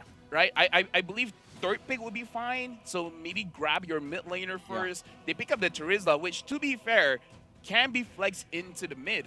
Not Brute Force. Having the Moskov here, I feel like if they pick up the Faramis, is going to be great because it's going to be much more difficult for the enemies to deal with the Moskov. Even though the Blazing Duet can deal with the Netherrealm pretty quickly, but I think it's still a worthwhile trade. But, you know, that's just me. I think for Brute Force, they can definitely go for the Faramis. You know, like we said, Faramis or Valentina. Faramis or Valentina, you know, just some flexibility, I would say, versatility in their composition if they go for the Valentina. But for the Faramis, yeah, they're just going to try to brute force their way in, similar to their name. Wow, you know, it's almost like they named their team after their playstyle with the Fredrin. Or the item. Brute Force Breastplate, but they don't have Breastplate in their name. They just have Brute Force. Maybe it's for the next season. Ah. See? Season 1 is Brute Force. Season 2 is going to be Brute Force Breastplate. And then Season 3, Brute Force Breastplates. Plural. All right, and then after that, it'll be very, very hard for the Strip Riders, definitely. After that, Athena Shield. Swapping completely, right? Because as a Fredrin, that's usually what you want to go for. You want to go for physical defense and also magical defense. And speaking of the Fredrin, now it does give T2K an option to go for something like a Nolan, maybe even a Ling, someone that can clear faster and can really shut the Fredrin down just by farming. But the thing is, again, like you said, the Ling can outfarm the Fredrin, but if Brute Force is able to get a very strong mid duo that can really accelerate the rotation speed coming in from Brute Force, say something like a Cho, something like a Grok that can really clear the lanes fast, enter the jungle and exit the jungle, it can slow down the lane long enough to the point where Fredrin doesn't have to farm his own jungle, can instantly go inside the jungle of the lane. Timing. We got to talk about the first as well as second turtle, because at that point, the junglers, they have a decision. Do they want to go for their purple buff, or do they want to go for the turtle? Because usually we see in drafts where Ling is involved, after the second turtle, we will see an invade coming in from the opposing team. So T2K, at the second turtle, they got to make sure that they are winning the map, because if not, Brute Force is going to brute force their way inside the jungle. I definitely want to talk a little bit about how Brute Force technically can also be a bit of a reference for us to kind of gauge the power level of EDC as a whole, because Team Spirit and Brute Force in the grand finals of MCC, it was 4-3. It was a very, very close match. Went all the way to a best of 7, and the fact that Brute Force was able to improve that much in such a short period of time, I'm really wondering if now they've gotten the meta in their grasp. They are going to ban out the Minotaur, so they're already trying to set up for the Fredrin to go for some of these neutral objectives, and for T2K, it's just respect over to the XP lane. The Paquito for that power, but actually, I wanna ask your opinion on this. You know, with the Paquito being banned out, we haven't really seen Paquito picked up here in the wild card. Even in the previous tournament I casted, I really didn't get to see the Paquito much. Has the Paquito lost the prio? No, I actually feel like the Paquito is very strong, especially with the War Cry. Because if you're going, like, this is ranked games, I'm unsure about the professional play, but you pick up the Master Assassin as well as War Cry, you have about 12% extra damage. So you try to stack up on your War Cry, and then you use your champion stance to use your jab twice with the Warcry proc as well as the Master Assassin, and then you have a big burst of damage, and then after that you play a 4-1. You let the Paquito solo a lane, and then everyone else do everything else. Now the Paquito got banned here, as well as the Grok, but Brute Force is the one that bans out the Grok. For a Brute Force, I'm also thinking, what kind of... Because for me, if I'm fighting a Claude, I like to use heroes with a vengeance. Something like a CC, something like a Tamus, to make sure that he doesn't have as free of a time as he would want using the Blazing Duet. And I think that's great right now for Brute Force, because technically they can still go for it. That is still up for grabs for them. But then they'll have to go for a roamer that can actually initiate. And they might not be able to go for what the reporter said. Kufra. It's a Kufra pick as well. I understand, with the Valentina and the Moskov, technically even the Fredgen with the dash, you can kind of halt them a bit. And especially if the Moskov goes for the Inspire that you mentioned earlier, the Kufra can find a lot of value just pinning him down to the walls and giving a lot of opportunities for the other damage dealers to catch up, forcing the Abyss Walker early, letting the Ling catch up and bully him all the way from the start. But the Claude and Moskov, this matchup is also going to be very, very interesting. I really wonder how this is going to play out, because I don't know if this is the pattern just for Wild Card, but the winning matchup usually loses. The Ruby Claude earlier, the Roger versus Moskov yesterday, the Harith versus Moskov yesterday. It's not been a good time for the strong side gold laners. It's been better for the weak side gold laners. And it is going to be the export pickup with the Hilda too. Oh, we forgot about this one. Oh. Brute Force. We were talking about how they could go for the cheese picks, and maybe it'll be the healers, but they go for, just like in their name, Brute Force. Dude, imagine Hilda, Sky Piercer. Oh, right. Think about that. Hilda, Sky Piercer, because again, you're right. 1,500 gold. Even tank standards, that's very cheap. It's a bit too cheap. It's a bargain deal. As a Malaysian, there's no such thing as too cheap. Okay? Okay. It's cheap enough. It's cheap enough. It's cheap enough. It's cheap enough. But I've heard a lot of players say, you know what, this is very balanced. Don't change a thing about the item. I'm just saying what the community has said. Some of them just like, don't change it. We like it. Oh, but Zask! Which big on is Okay. Oh man. We got a game. We definitely wait. got a game. Remember what I said? If you're T2K, you want to bring out something new against the favorites. Oh man. Oh dude. Expect the unexpected. Expect the unexpected. The unexpected. And now my question is, what is the Zaz going to be going for? I don't know. For the emblems, because technically we were talking about a temporal rain. Yeah. You can use a temporal rain when you use Dominator's Ascent. You're on the ultimate. You can go and just zoom, bro. Dude, I have no idea. The last time I saw Zaz, you know when? When? When Keyboy used it. Yeah, exactly. And he went for temporal rain. So, but that was Yeah, it's. We might not want to. Yeah, I know. Yeah, I know. It was Johnson on the other team, right? Johnson, Kadita. And now we're jumping straight to the second game, where we got a lot of new things here, folks. We got the Zask, we got the Hilda, we got a Kufra, we got a game in our hands. Crazy stuff this early on in the tournament here. Game number 2, match number 2. And it is already some big picks. The Hilda, the Zask, like you mentioned. But it is going to also be a Purify on the Moskov. We're used to seeing the Inspire nowadays, but it does seem like for Bobe, the mid lane, he will be kind of struggling, at least early on. Fangor doing a lot of damage together with Condage. And now, good knock-up over. No, to Trey Fangor going into the turret, now taken down! First blood for the Zask! It's T2K. Well, this is the good thing, because you don't always go up against the Zask, right? So you have no idea the power spike that he has. And the fact that he has the Warcry means that he has additional 8% more damage. So perhaps Fangor didn't put that into consideration. 8% is a lot, especially during the laning phase. And now he has even more penetration on his hands. I mean, at this point, right, at the early game, you're supposed to get a lot of mid-prior so that you can rotate over towards Yahiko. But at this point, Yahiko, you can see in the jungle, he's just free farming up against a Hilda. This is definitely not what we expect. The Link should be bullied in the jungle by the Hilda. But at this point, man, Yahiko will just continue to farm up level 4 already in the first minute of the game, and he will be able to match up with Mashiro. But again, Ling will be able to clear out faster. If he continues to do this, he'll be able to outfarm and outscale that Fredrin. To be fair, I still believe that the best time to invade someone's jungle is after the second turtle, because again, the first 2 minutes, you're going to receive a lot more damage, so perhaps you want to play a little bit more safer in that way. So I feel like it's still okay, but if he dies 2 more times after this, that invade is going to be pretty rough. The first turtle, Brute Force has to secure it. Don't give it over to T2K.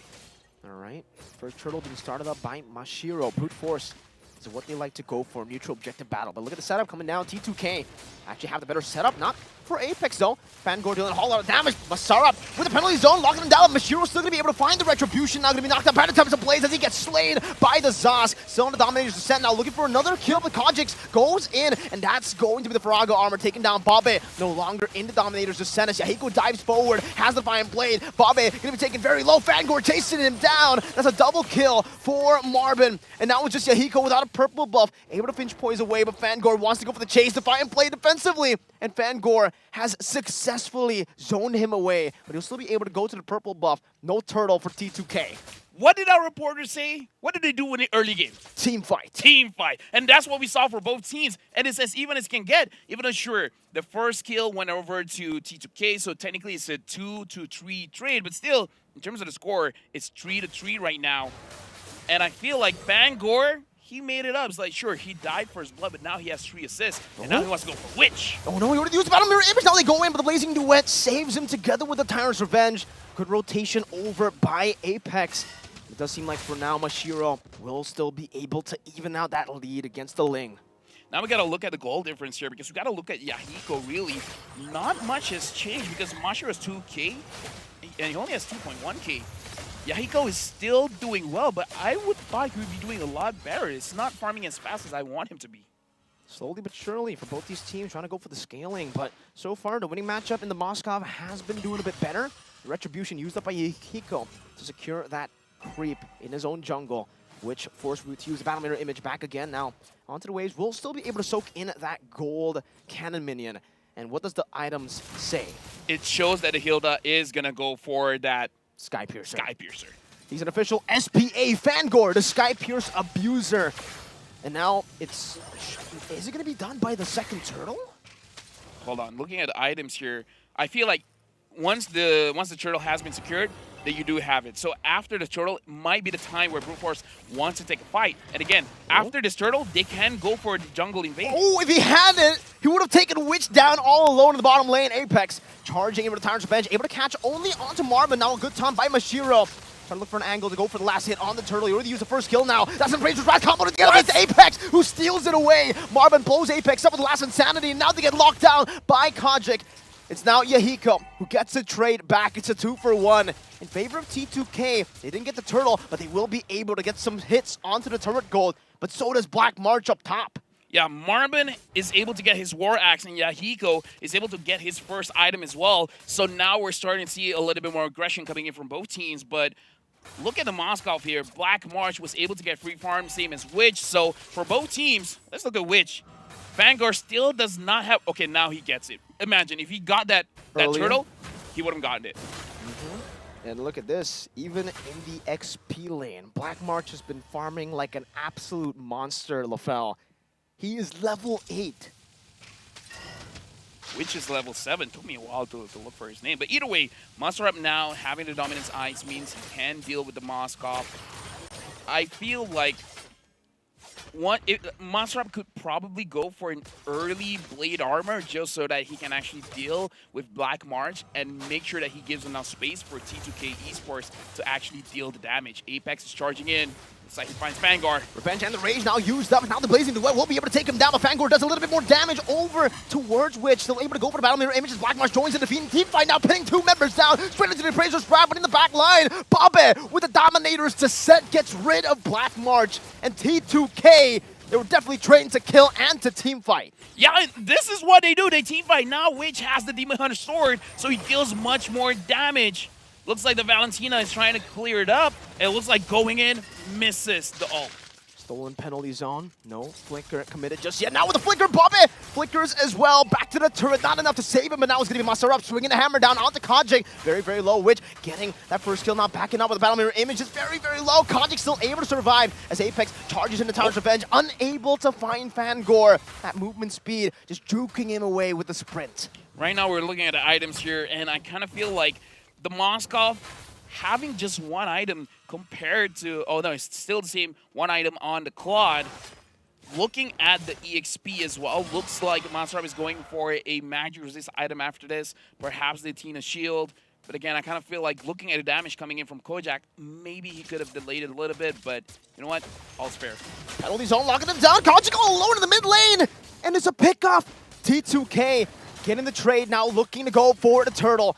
Mashiro on it, gets the retribution. Babe dominates the set, but Mashiro just gets out of it, and Babe is forced back again. Yahiko was all the way in the bottom side of the map, trying to go for a trade perhaps, but now will be forced back into his own jungle. We got to talk about how even this game is. Yeah. Look at the gold. The gold is the same. In terms of kill, it might as well be the same. 6 to 7, not really that big of a difference. We see the teams, both teams, are not shying away from a fight. Yo, they're meta. Marbin, brute force. Not breastplate. Nope. Just brute force. He got the brute force while playing for brute force, which up top looking for the siege, and with Yahiko, he should be able to take that down. Mashiro actually using the retribution onto Apex, but he'll still be able to get out. Yahiko just wants to get off the wall there, goes back to his own jungle, farming up, and at this point, we're seeing that. What we said in the draft, Yahiko on the Ling, you are going to be able to outfarm the Frederick, especially when we get to the mid game. Now he's level 11 to level 10 for Mashiro, despite the 2 turtles. This is the bad thing about constantly fighting, is that brute force, sure, they got a lot of trades in the fight, but perhaps it might be a better idea to avoid the fights and actually try to control the jungle of T2K, because right now we're looking at the items here, and the Ling has 2 items. After this, it is going to be the Endless Battle, and we got to talk about the Zaskier. Having the Glowing Wand, having the Divine Judgment makes it so that he can deal with tankier members. So it looks like Bobby's job is actually to handle Mashiro as well as Marbin and Fangor. Apex. Spanish Revenge looking for that push. Doesn't go through. What happened in top lane? Black March together with Fangor. Yahiko caught all alone, and they might be able to go for a tier 2 turret with Mashiro already placed into the jungle of T2K. That's a free trade. That's a free pick for brute force. I mean, I guess it doesn't matter if Yahiko got a lot of farm. Just kill him. Just kill him. It's that simple. Simple. Brute force. Brutal. Legendary. Force. Simple, brute force, legendary. There we go. There we go. It's easy. Just get a kill. It's not that hard. It's not that hard. They definitely made it look easy up top. I really wonder what exactly happened there. But Marvin, we're trying to open up the map, goes in with the fire. Apex stunning him up, and Witch is dealing a whole lot of damage at this point of the game. 9 minutes in, Apex still going to be burnt down. Marvin doing the same towards Apex, just shredding him down, forcing the regen out. And Yahiko. All right, now a big question. Yahiko's farmed up. He's a level ahead, or was a level ahead, but can he 1v1 the Hilda? No. No, okay. No, I don't think so. And right now, T2K, they got to be careful, because brute force, this is what they want to do, because they have the X-Borg. The X-Borg plus War Axe plus brute force breastplate. He wants to play for the long game, right? He wants to chip you down as much as he can, and then giving a lot of space for the Fredrin to go for the Lord. Because you got to think about this. If Yahiko steals the Lord, it might seem good for T2K, but then brute force can just come back and go for the kills. Oh, they're forcing it down. Mashiro is going to be zoned away. Jumps into the taunt now. Masarab going to be caught in, and Apex goes in for the damage. Dominators descent as well as zone him away as the last insanity gets popped in. Masarab will be blown up. Now Times of Blades as Yahiko secures the Lord, which instantly backing away, and Yahiko is going for a few more kills. T2K with a massive advantage, only trading their XP for that big Lord, and Yahiko will continue over to take that purple buff away from brute force. Brute force, they were a little bit all over the place, where if they chose one target at a time, perhaps they could have won a team fight. But the fact that they're spreading out their resources, making it so that everyone is low, but not low enough to get killed. Brute force was the one on the losing end on that one, especially because I feel like they got hit by the Lord quite a few times. And now the Lord is marching down mid. Fangor is not going to have a lot of space for him to really utilize the Sky Piercer that well. Okay, Temper the Blade used up. Konjik still able to flick around. Now, oh, that's going to be a great revenge over to catch Fangor as he tries to go for Yahiko. That's going to pin down the Blaze into it, from which will force them back. Black Mark's going to be caught by the Dominators descent, and you can see how impressive Bobbit is just utilizing that. Mashiro almost gets shredded down, and they are able to get rid of the tier 2 in the mid lane, but it's just that for now. Yahiko now shoving the wave up top as they get rid of the other wave in the bottom lane, trying to get some more value with the First Lord. Meanwhile, Apex trying to go for a cheeky little pick there, but Black Mark is able to use that Spear of Misery to fend off Yahiko, taking a few turret shots, almost dying, almost getting punished up top. Yeah, honestly, I want to stay at this item screen for quite a while because we want to dissect what Bobe is actually doing. Getting the Azure Blade early, not really building into anything, just making sure that he has enough mana to sustain inside of a fight. But Glowing One plus the Divine Glaive plus the changes on the Zas. Yikes! What the Zas is doing right now is almost 50,000 damage. It's almost double of the Claude. Like, how much damage can you do with the burn from the Glowing One, with the penetration coming in from the Divine Glaive? You got to talk about how the changes now. Zas from before wants to ramp up, right? With more attack speed coming in from the Inspire plus the Feather of Heaven. That's a strong Zas, but nowadays you don't need that. You just need straight up damage because on hit now, there's a lot of CC. There's slows, there's stuns. So, not stuns, but it's like it's slow enough that it makes you feel like it. So, controlling the front line, making sure that Mashiro is not really a factor, Marvin not really a factor, and Fangor as well. Holy Crystal, just as you were talking about, you know, the pure damage for Bobbit, for Zask, he was already dealing 50,000 damage throughout the 12 minutes. Whoa, 7 Blades. Just to clear out the wave. Oh, walks up. Oh, man. Oh. You definitely had to hold your breath for that one.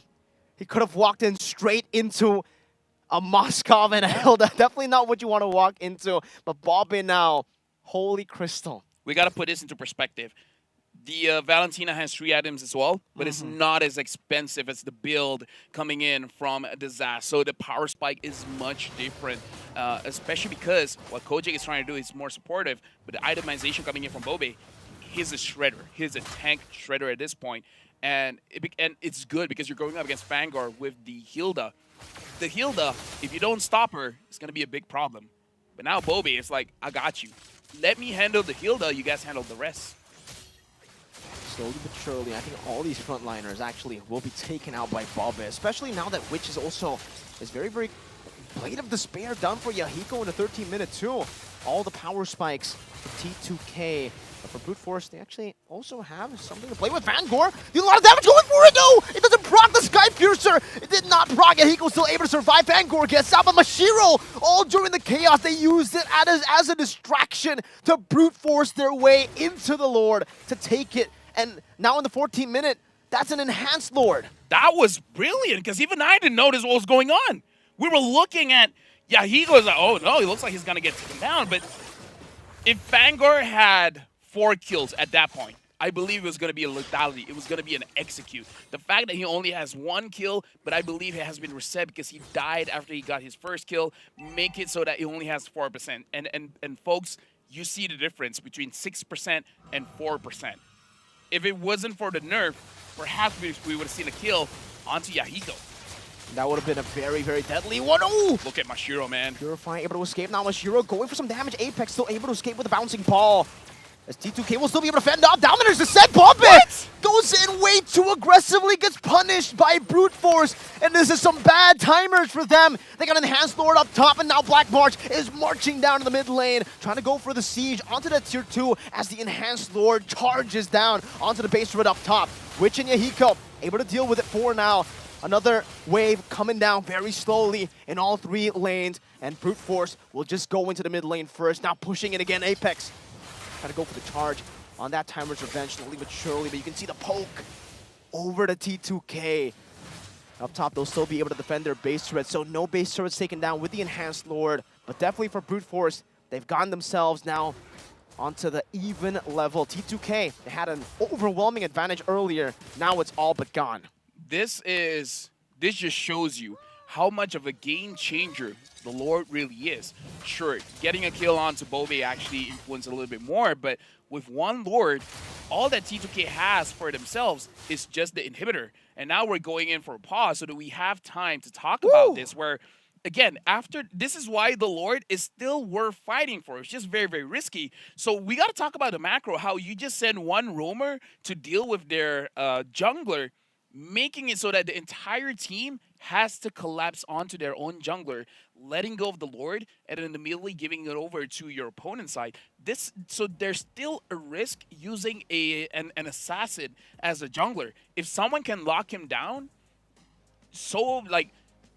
lock him down aggressively like the Hilda can, making it so that the entire team has to abandon their positioning to help your jungler, it's a big impact. So honestly, Brute Force played that very well. Make sure they got the Lord, make sure they got a kill onto the mid laner. The mid laner can't clear the lane as fast, super minions charging in, and then you go in and get everything but their inhibitor. Honestly, beautiful play coming in from Brute Force. Really well played. The fact that they were able to play with all those forced errors were really impressive, considering they were the ones behind, because I think we're kind of used to seeing those forced errors being displayed by the winning team. That's like a normal occurrence here in MLBB. The fact now that there are some changes onto the Lord, that you can't hold onto it with the lead even, that grants us some more creative plays like that to happen, right? I mean, Fangor, I think at that point he was ready to just sacrifice himself, go for the trade, because even if he went in, died for Yahiko, that's incredible value. But like you said, that 2% nerf really played a massive play there, because imagine if Yahiko was taken down, executed by the Sky Piercer, and they got the Lord. And then they got Bobe, right? Bobe overextended. That was... They might have gotten one inhibitor. And the thing is, one inhibitor doesn't sound much, but you got to consider after the inhibitor gets taken down, super minions will just keep spawning. Exactly. And it makes it so hard for you to protect your base while trying to contest for map control. The auto slow push. Exactly. In the lane that you get the base turret, and now for both these teams, they're going to just, calm down just a little bit now, but... This is a good game, by the way. This is a great game, right? We're seeing a lot of creative angles to come back from the game. We're seeing a lot of great team fights as well from both T2K and Brute Force. Right now we got troubleshooting, 1 minute, 50 seconds to go. During this time, again, I want to talk about Bobe on the Zaz pick because I believe the changes for the Zaz makes the impact instant. And I kind of feel like that's the biggest change compared to Zaz from previous patches, where you want to ramp up, you want to get it to a point where the slow is slow enough that the opponent can't move. Now it's instant. The moment someone gets hit, it's the immense slow is applied, and afterwards you just want to deal as much damage as you can. But again, we see some positioning errors that might be difficult for this Zaz, because now even though you can spawn your Nightmaric spawn wherever you want using the ult, you don't have to use your first skill spawn to change it into your ult. But still, the positioning is still going to be very difficult as a Zaz. But either way, I feel like he's using it very, very well. I think the positioning and the timing, right? And because the timing, yeah. Some of those moments, the positioning was already good, but the timing of popping into the Dominator's Descent ended up with him dying, overextending, a little bit of a miscommunication maybe with the rest of the team that maybe were already communicating that they wanted to go in, but didn't take the initiative, and instead, Bobe had to pay the price. I thought, with Bobe dying, they would actually lack a little bit of wave clear to handle those waves, but luckily for T2K, they were still able to defend and stay composed even after losing their mid lane, because he's definitely going to be the guy to do all that, the wave clear in these skirmishes, especially with the Lord. Although I got to say, looking at draft, this should be, even though T2K just got pressured heavily, right? I feel like the draft favors them a little bit, because especially because they have the Ling. They just have to get to the mindset where someone needs to set something up for us to have an amazing team fight. Like the Terizla, bait something. Like either use the Terizla as a good setup tool or legit just use him as a bait. Let him die as long as the opponent's Brute Force use everything that they have so that the Ling is free. It's easier said than done though, right? For the Ling to be free, because if I was Terizla, it would be easy. I would pretend I miss my ult. Okay. I trust me. I'm just pretending I miss my ult. Muster up. But now we're jumping straight into the game. And I was talking about Yahiko, but we've got to talk about Witch as well. Has not died an entire time this game, so he's been skinning up well. It really has. I think for both teams, right? Even for Black March, he was able to rotate across the map so many times. Item check again.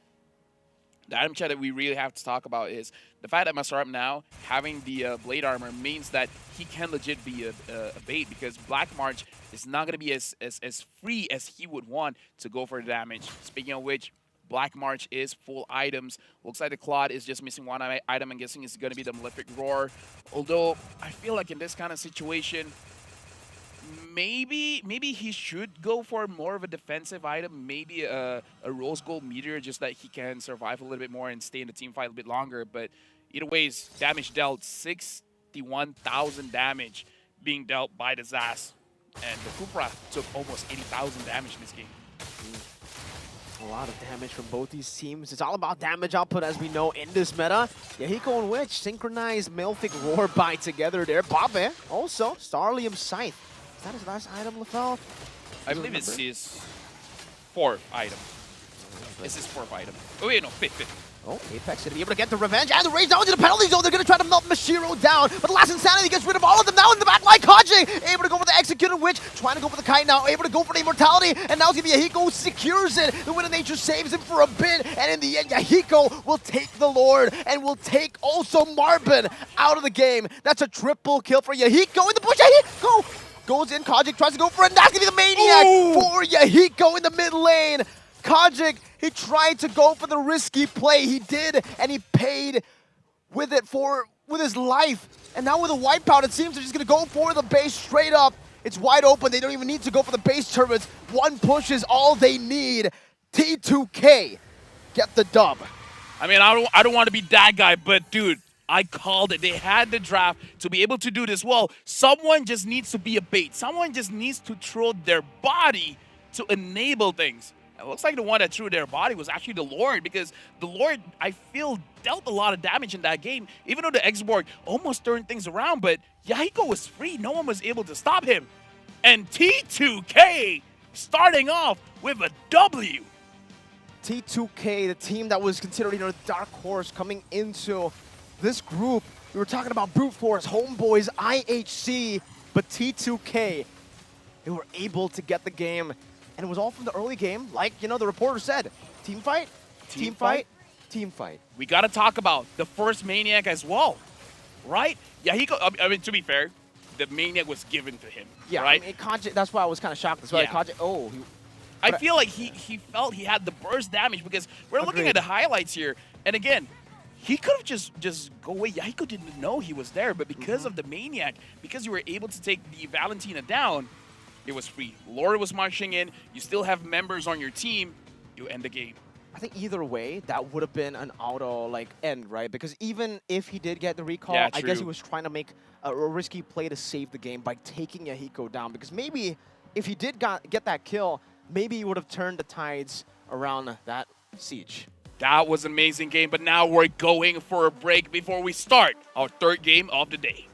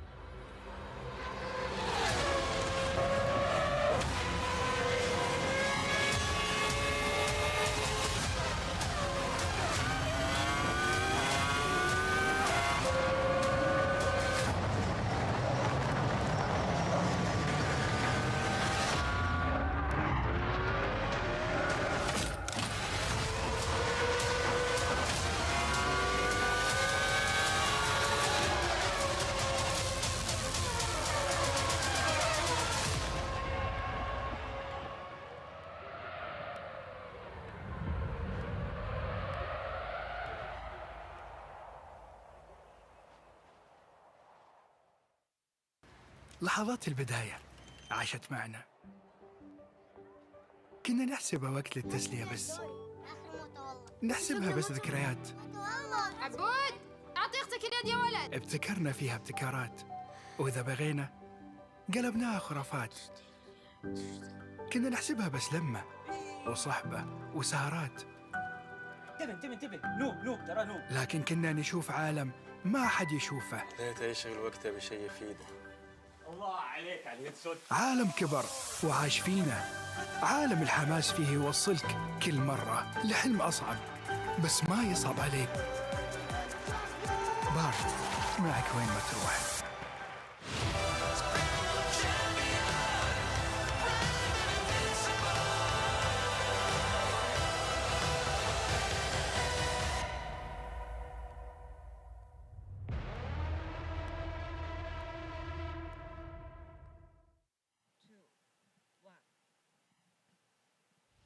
And now we're back from a victory going for T2K. You guys are watching the wild card with Milfel as well as Mirko. Today's Group B, and the upcoming match is going to be T2K going up against Homeboys, where both teams got a victory over their previous match, but T2K has to play one again. I wonder, after that game, what is Homeboys thinking? Looking at Zas, Bobby, again, big impact in the game. At this point, you've got to wonder, right? Because for Homeboys, as much as they were so dynamic, the way that they played game number 1, and, you know, throughout the history of Homeboys, we know that they can actually play for both early, mid, late, and maybe they don't go for team fights all the time, which is kind of different there. For you guys can do and fill up, you know, the form right here to help us improve, get even better throughout MSC 2024. Yes, again, reminder, scan the QR code while we're having this conversation because, again, T2K shocked us in the best way possible. And I feel like this match going up against Homeboys really set the tempo throughout the other games that's going to be happening today because both teams have gotten a victory. Whoever wins this one gets 2 wins. And after 2 wins, you're almost you have 1 foot in the door. 1 foot? 1 foot. Yeah. You've got half of your body inside the room, right? Like almost passing it through, but then you obviously still have to wait for the other matches, the results of the other matches. Who knows, you know, something can happen there. Maybe some of these other games will be played and some of the upsets could happen again. But for T2K, man, they're playing with the exact same style that we kind of expected. They wanted to go for team fights, and team fights. And in this meta, it works. It works? It really, really works. It actually helped them go and fight out against Brute Force, win out, despite a lot of times Brute Force were able to hold them back with some of these macro decisions. And now up against Homeboys, my question is, Udil versus Bobby, right? We saw the Zas, but for Udil, I know for a fact this guy, he likes to go for his own hero pool. Like, he has a very certain, like, he has a very, I wouldn't say shallow, but it's a very specific hero pool. He knows his best, and he's going to pick his best. Exactly. And now with the Zas coming up, do they want to go up against that? Do they have counters for it? Or do they want to just ban it out? I feel like, in terms of counters, they might not have it, because, again, how often do you fight against Zas, right? So it's like... all the time. No, I'm joking. No. It's like you know what could be strong, but it's not battle tested, right? So your question is in the mid. My question, will Yahiko actually pick up the Ling again? Because Homeboys fought against a Ling, and they were able to win it out. And the Ling didn't have that much opportunities to actually farm. Compared to Yahiko just now, he had ample opportunities to farm because we saw he completed the Blade of Despair. In this matchup... And the Melfic Roar, full items. Yeah, in this match, again, if he picks up the Ling again, I'm not as sure if he can get those full item builds that he was able to get going up against Brute Force. In a way, I actually feel like for T2K, the way that they actually went up against Brute Force, again, not talking about the dynamic later for T2K against Homeboys, but T2K compared to IHC, it almost seemed like T2K had a very similar plan, just with different picks. They want to layer in the team fights. They want to go for these skirmishes, but play with the different dimension that they have in their composition. And they technically did what IHC wanted to do in game number 1. And you can definitely see for at least previous game, the match MVP here, Yahiko, MVP. 8.0 KDA, 800 gold per minute, and 62% kills.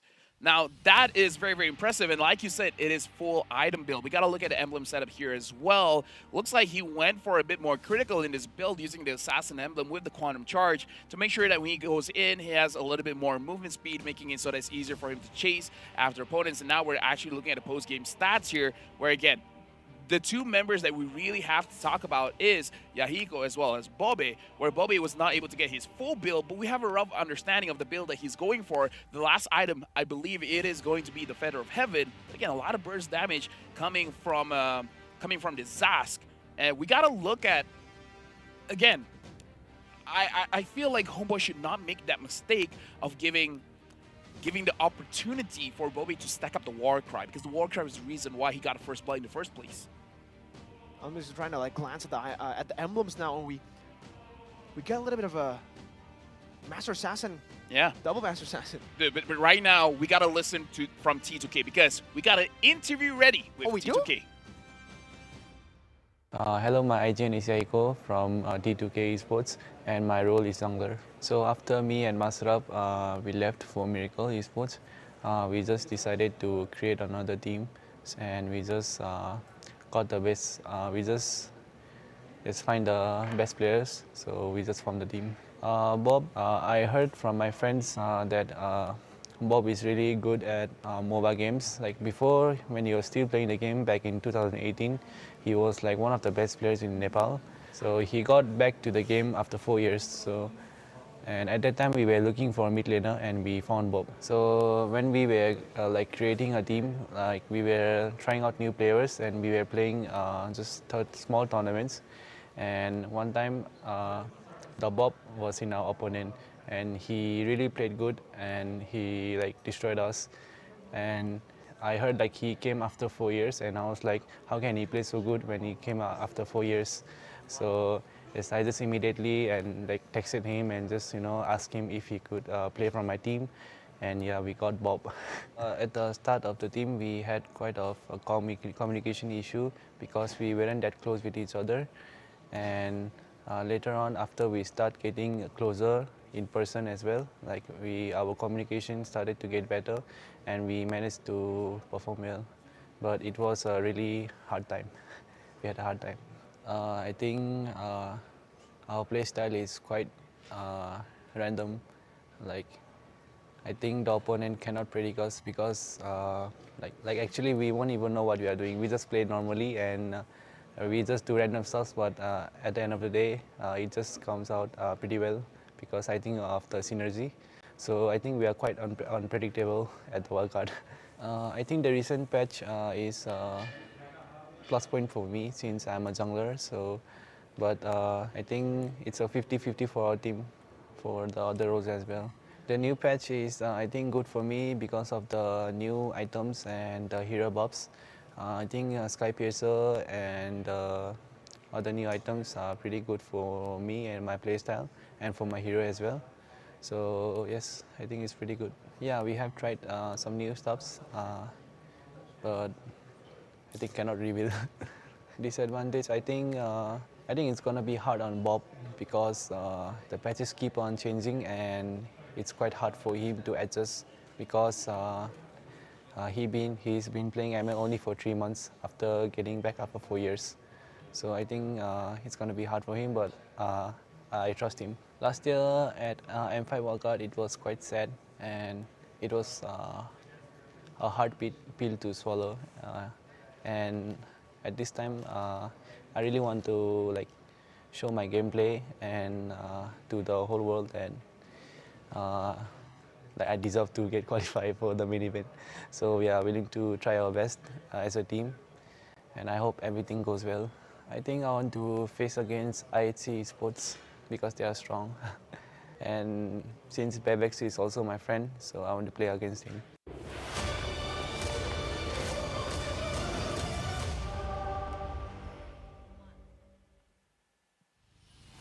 Well, Yahiko was talking about how it might be difficult for Bob to adjust. I think he did well. Yeah. I think Bob crushed Yahiko's team before, and now Bob is looking to crush every other team. Ah, man, the Zosk was amazing for Bob. Remember, we were calling him Bobby the whole time when we could have just called him Bob. Bob sounds way better. It sounds way cooler. It does. It's just Bob, right? Bobby. But, you know, for this matchup, we do have Apex and Zorn, and pretty similar playstyle, actually. Not entirely, but you know what I mean, right? They want to initiate, they want to be the ones proactive, and they want to be the guy to They make wanna the be in play your face. to turn the game around. Because that play around the Lord from Apex to catch Mashiro, that was the game-turning play. And again, this is Homeboys going up against T2K Esports, where we got to see aggression going up against aggression. Who's really the master of aggression here? Where T2K, they want to keep on fighting. So it's really on Homeboys now. Does Homeboys want to fight as well? Or do they want to move away from the fight? It's going to be dictated in the draft where, again, we got to talk about the draft here. Homeboys, first picking the Claude. Are they going for that kind of style again or not? Especially considering T2K just now, Widge picked up the Claude as well. I don't think it's one of those strategies where you just want to take it away from your opponents, but I don't know, maybe this is just the way that Homeboys wants to draft right now. Instead of picking up priority, they just don't want to show their hand. All that aggression is all about the kill count, and this is my kind of Mobile Legends. Yeah, it's my I kind don't of Mobile care Legends as about well. objectives. Yeah, objectives are for nerds usually, right? We go for team fights, brawl it out, in the mid lane and in these neutral objective battles. And technically, for T2K, he said it as well. Yeah, he goes like, we're kind of random, so it makes it hard for the opponents to read us. And now that you're trying to like think about all these things, I would say for Homeboys, don't think. Play with your instincts, because T2K, it seems that's what they have in favor of that. That's what they've been able to use as an advantage over some of these teams that, want to go for advantages, macro this, macro that. No, T2K saying instincts, fight, let's go. Now we're looking at a lineup coming in from Homeboys. You guys have saw them in the first game for today. That's not hard, but it's okay. Homeboys did very, very well in their match going up against IHC, and this is Homeboys. The main lineup here. Again, looking very strong. Sapat, Chibi, Udil, Nets, as well as Zorn as the roamer. And we didn't talk a lot about Udil, but him on the Vexana getting multiple 3-man Eternal Guards is one of the reasons why they keep winning the team fights. As he said back in MPLID, enak banget rasanya. That means it's just so It good. tastes good. It tastes good. It tastes good. That's the exact translation. There's another word that I will not say, that he said maybe it's not safe, but for T2K, Apex is one of he trash talks as well. I've seen the interviews. I would love to see the spiciness for both these teams, Udil and Apex. Here's the thing. It's like, if you give them the mic and you say anything goes, do whatever you want. They will do whatever they want. And us as casters, it's kind of what we want to see. But now we got to look at Masarab, Yahiko, Bob, Witch, as well as Apex. And again, in the interview, very good insight coming in from Yahiko. Bob is a main factor of how T2K Esports is really becoming a team that is much stronger than what Yahiko thought that it could be. For sure. I think for Bob especially, I think he might just be the X factor, right? Maybe on a normal pick, it'll be different. We're still trying to read out as well how strong T2K are, what picks they want to go for. But based on game number 1, he found incredible success on a hero that, based on the interview, Yahiko said, he's struggling to adapt. So if that was him struggling to adapt, if he gets a comfort pick, I wonder what Bob will do. I wonder if Bob will be able to build, a stable pillar for the team. No, it's like a reference to Jurassic. No. Do you know that Bob is funny? Bob is funny? Bob is funny. How do you know? According to his team, I watch interviews. Ah. See? I also watched the interview. And now we're jumping into the draft. And when I say jumping, Mirko, jump! They can't there see you it. go. They can't see it, though. No, just say that you did. But, yeah, that's like... There, I jumped. I could see you. I can see you. They can't see you, but I can. Okay, Chad, do you think I jumped? Let us know. Because, okay, let me jump for you guys again. Okay, ready? I jumped. It sounds like... It doesn't even sound like a jump. I don't think a jump sounds like that. I jump, you see me. All right, let's jump. All right, T2K. Oh, okay. Into the draft. All right, okay, into the draft. 1, 2. All right, Chip, first ban for T2K, meaning that they don't want themselves that this is a good ban because even in Malaysia, no one wants to give Zorn the chip, man. No. Like that is too much. You got to respect the guy. But now Homeboys, I would say usually we see the usual suspects here. The Harif, the Luyi. We've seen the Roger today, but that came from T2K. It looks like Homeboys, they're sticking with their guns. They understand. In a skirmish meta, the Faramis might be the outlier here, so you got to ban it out. So the Fairness ban, we're expecting the Fairness ban, especially considering, you know, a lot of these teams want to just go for the team fights. And I think it's still the same, pretty similar for Homeboys. Despite the fact that they have a lot of advantages to play with the macro, I think now it's all about the team fights like we saw earlier. Kills gets you wins. And you can see that K and T2K, it is, well, the initial spell out, or it says train to kill.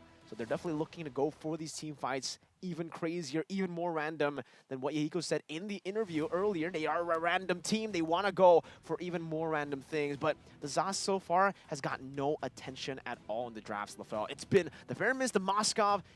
They might actually just leave the Zosk open. They might be thinking that, you know, it was a cheese pick that worked in the previous game, but I'm not sure you're going to try to utilize it back to back because even though, you know, Bob was able to play it really well, there were some mistakes that almost turned the game around for the opposing team. For Brute Force, they were able to catch him, overextending a couple of times, and now with the Herith ban, T2K does seem like they have a different sort of prio because this is not what we're used to seeing on blue side. This is a red side ban from T2K. What if they want the Angela, right?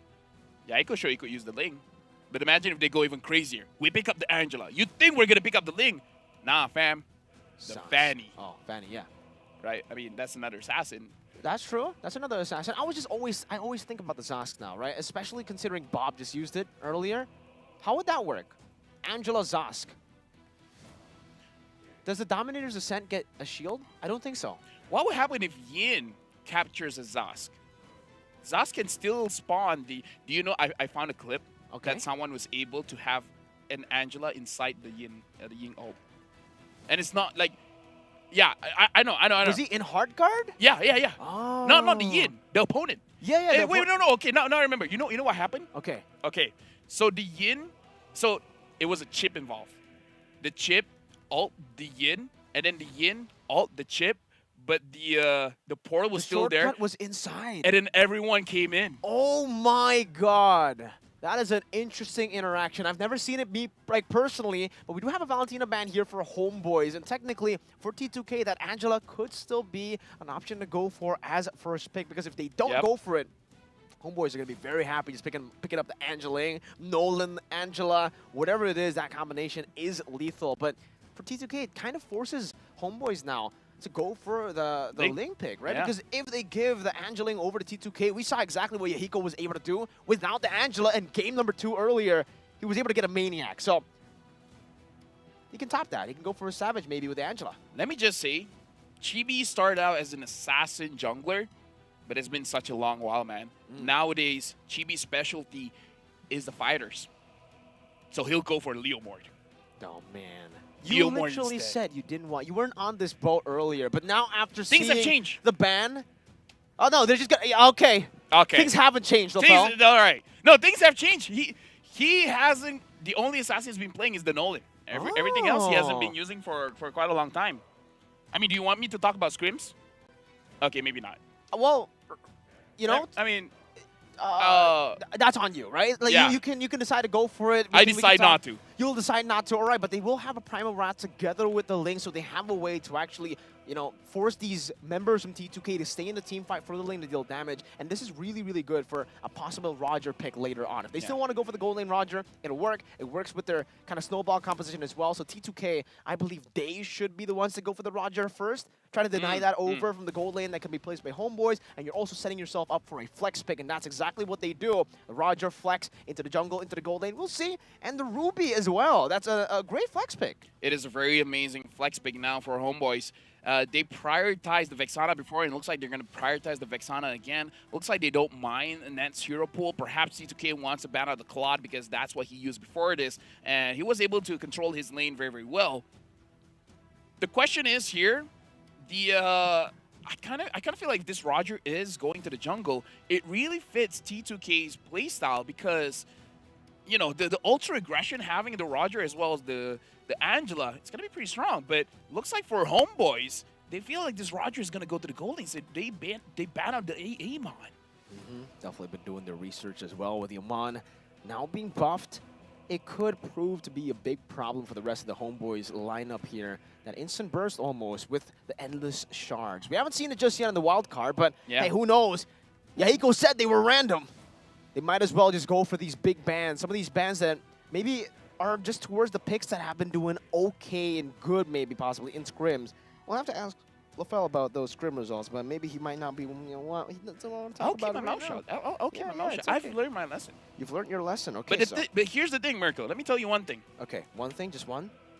Lessons can be unlearned. Lessons can be unlearned. And sometimes you do have to unlearn lessons to learn a new lesson. Does that make sense? That makes a lot of sense. But now the Claude gets banned out. That's sense as well. Homeboys, if they want to ban his ass, this is the point. Because the Angela can go to mid. The Angela can go to roam. But the way that Yahiko talked about Bob is a carry kind of player. So you kind of... Personally, for me, I don't like carry players to use the Angela because it's like not using their full potential, if you catch my drift. Yeah, I catch your drift, man. And I think for Homeboys now, they're actually going to go for the Fanny ban, something we expected earlier. If it's not Ling, maybe it'll be the Fanny. But I'm expecting now, at this point for Homeboys, especially now that they've banned out the Fanny, the Almon, and they've picked up the Ling, the Nolan technically is still up for grabs, but I think the safer choice for T2K would just be to put the Roger in the jungle. Agreed. And then go for a different gold laner. But yeah, that will kind of force the Angela to be flexed. I don't know. I agree with you. It's going to be very, very tough if you put, Bob, a carry on someone like an Angela playing utility, but that's going to be a Natan ban as well. So really respecting nets on these what if Nets goes crazy? What is crazy? What you call it? An Esmeralda goal lane. An Esmeralda. You're going up against an Angela comp, and you have a Ling. The Ling will scale.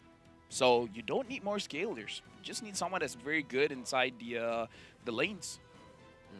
Does that make sense, or is that too cope?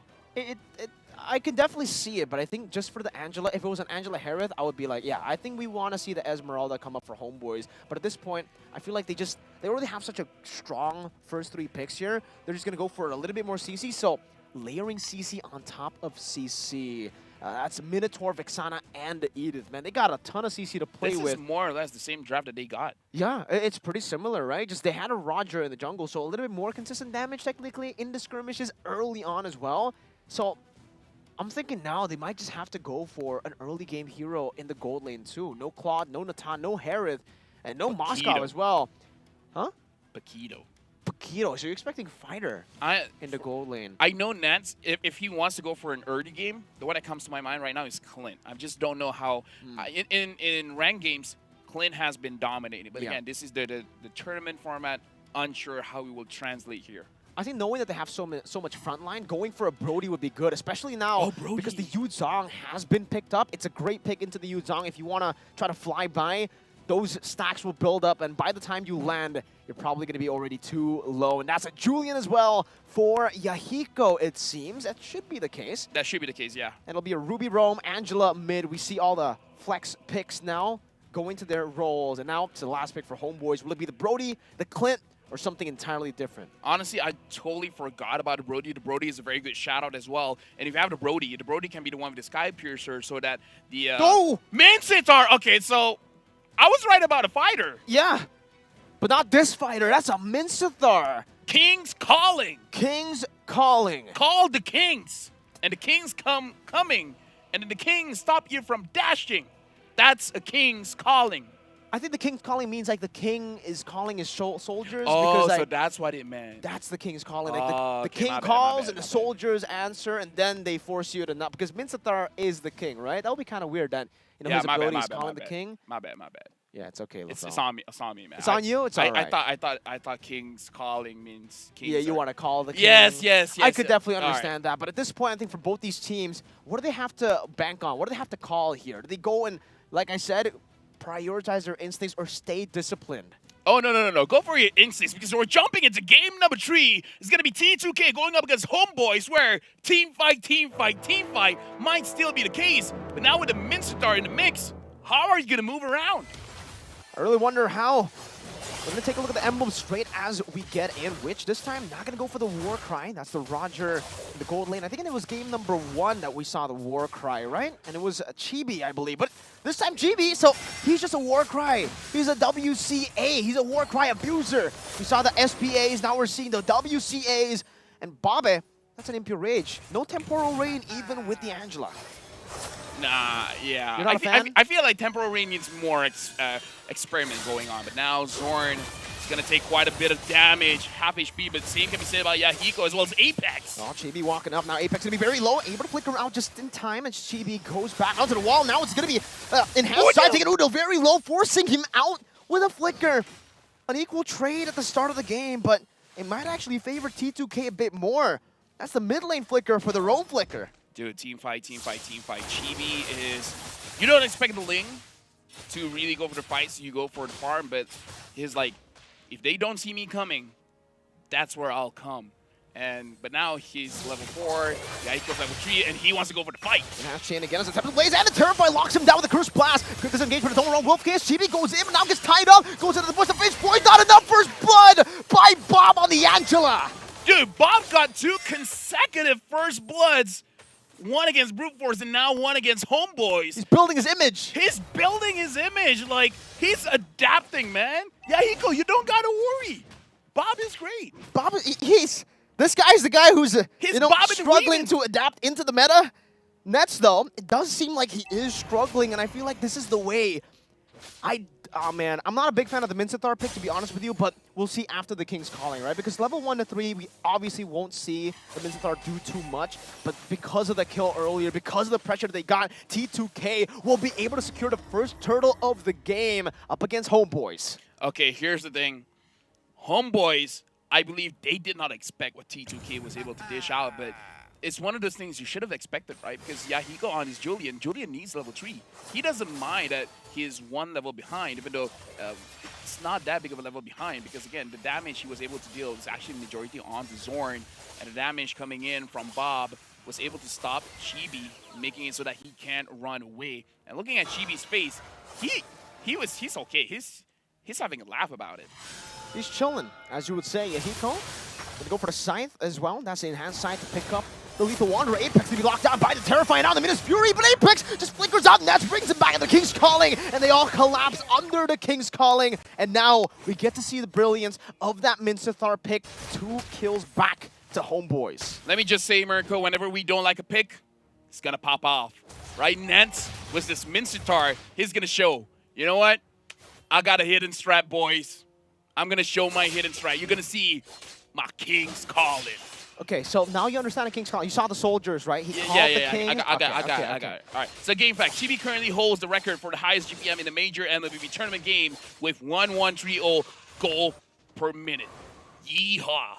Yeehaw. I mean, I don't know how to react.